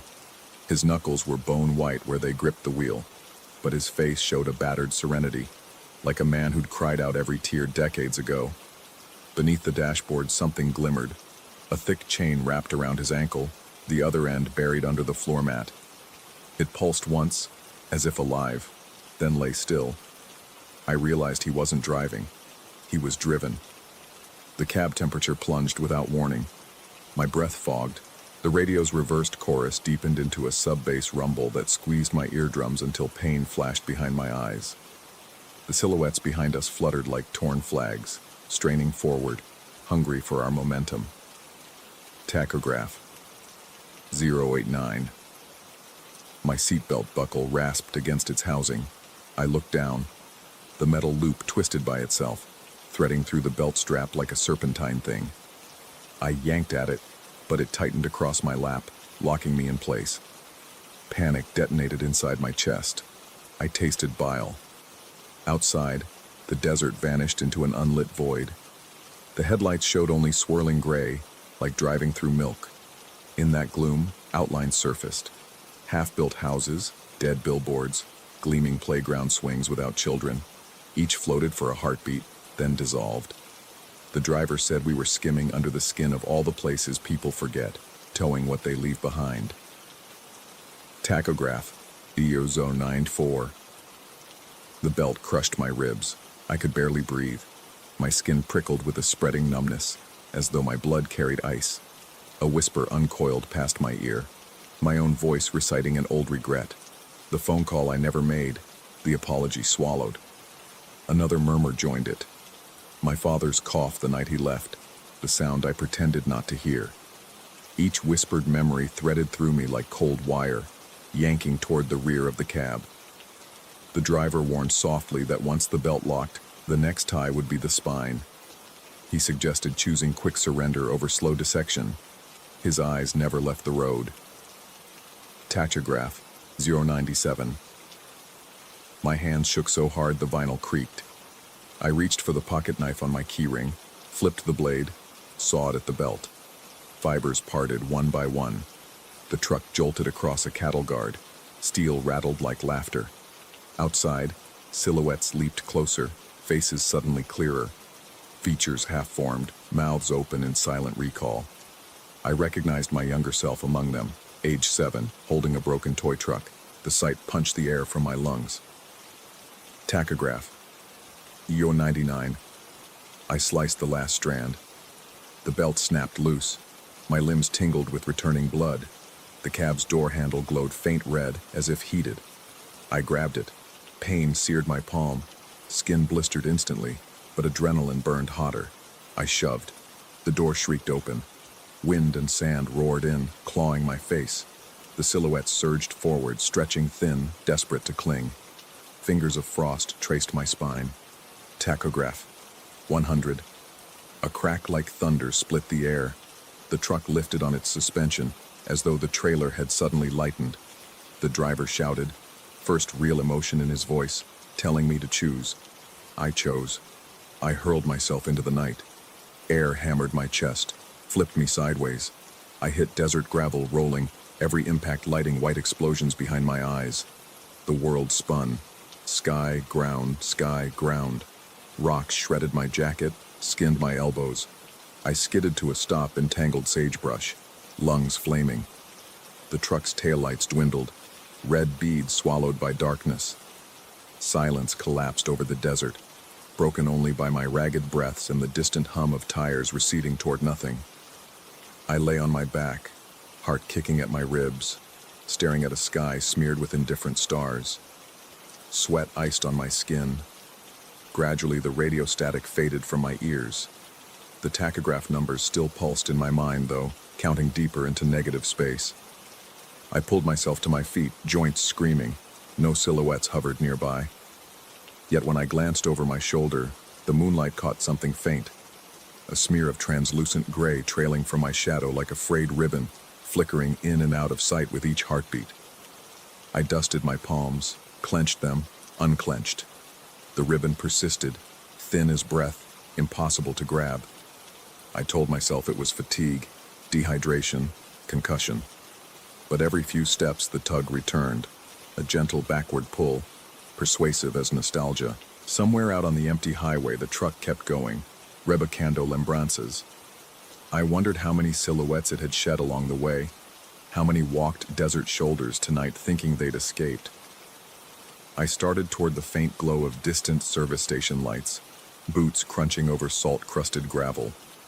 Breath steady, eyes forward. Yet the soft drag behind me matched every stride, like a leash made of fog.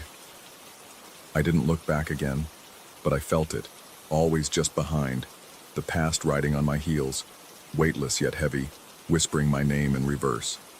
And the desert, patient as an undertaker, waited for the miles to fall away. Story 3. When the rain wasn't heavy enough to wash the city clean, only to slick every surface into obsidian sheen and smear the light into nervous halos. My shift had dragged long after midnight, and the rides were few, each one whisper quiet, as though the downpour had hushed the world on purpose. I remember thinking the silence felt engineered, something tightening a lid over the usual late-night chaos, sealing every sound inside the cabins of parked cars and vacant houses. I should have gone home, but the app chimed. A pickup on a side street that almost never pinged at this hour. Curiosity and the promise of a surge fare outweighed fatigue, so I tapped. Accept. I rolled into a block where the streetlights were spaced too far apart, leaving strips of black glass between puddles of orange. The passenger already stood at the curb. No umbrella, no phone in hand, no restless glance toward my approaching headlights, just a static figure in a long coat, hood pulled low. I idled beside him, unlocked the doors, and heard the muffled click of the handle. He slipped into the back seat directly behind me. The interior light flicked on for a heartbeat, then off again, offering only a blurred glimpse. Pale skin, water beading on the coat's shoulders, eyes too deep in shadow to meet mine. He said a single word, so low I felt it more than heard it. Drive. I cleared my throat, asked the usual question about destination. No reply. The app listed an address beyond the river, and silence implied consent. I merged onto the arterial road, wipers thudding in anesthetic rhythm. Backseat passengers often vanish into their phones. The lack of screen glow at my 6 o'clock felt wrong, like an absence you can taste. The first bridge loomed, a utilitarian span of concrete girders over dark water. Habit made me flick my gaze to the rear view. His seat appeared empty. My chest thumped once, hard. I snapped my eyes to the road, then back to the mirror. Nothing but faint reflections of dashboard light on wet upholstery. Yet I felt him. The slight forward lean of the car, the pressure of unseen weight on the cushion, the delicate sound of breathing that was not mine. The air cooled around my nape, smelling of river fog. On the opposite shore, sodium lamps stitched the boulevard into perspective lines. I risked a glance again. There he was, head tilted, rainwater trickling from the hood edge like threads of mercury. My scalp prickled. I convinced myself the earlier absence had been poor angle, glass glare, anything. I swallowed, tasted copper. The city thinned. Storefronts surrendered to warehouses, then to derelict lots tufted with weeds. The phone GPS glowed steady green until the map jerked, the route line jittering as though the road beneath us convulsed. A gray bar slid over the screen. Distant cell towers must have died in the storm, I thought. I asked if he still needed the listed address or preferred an alternate. Again, that low syllable rasped. East. The only path east was the old highway, a ribbon of cracked asphalt seldom patrolled. I merged, tires hissing. The speedometer sat at 60, but every mile felt stolen. Lightning flickered, exposing abandoned billboards ragged as flayed skin. My hands tightened on the wheel, knuckles bleached stark.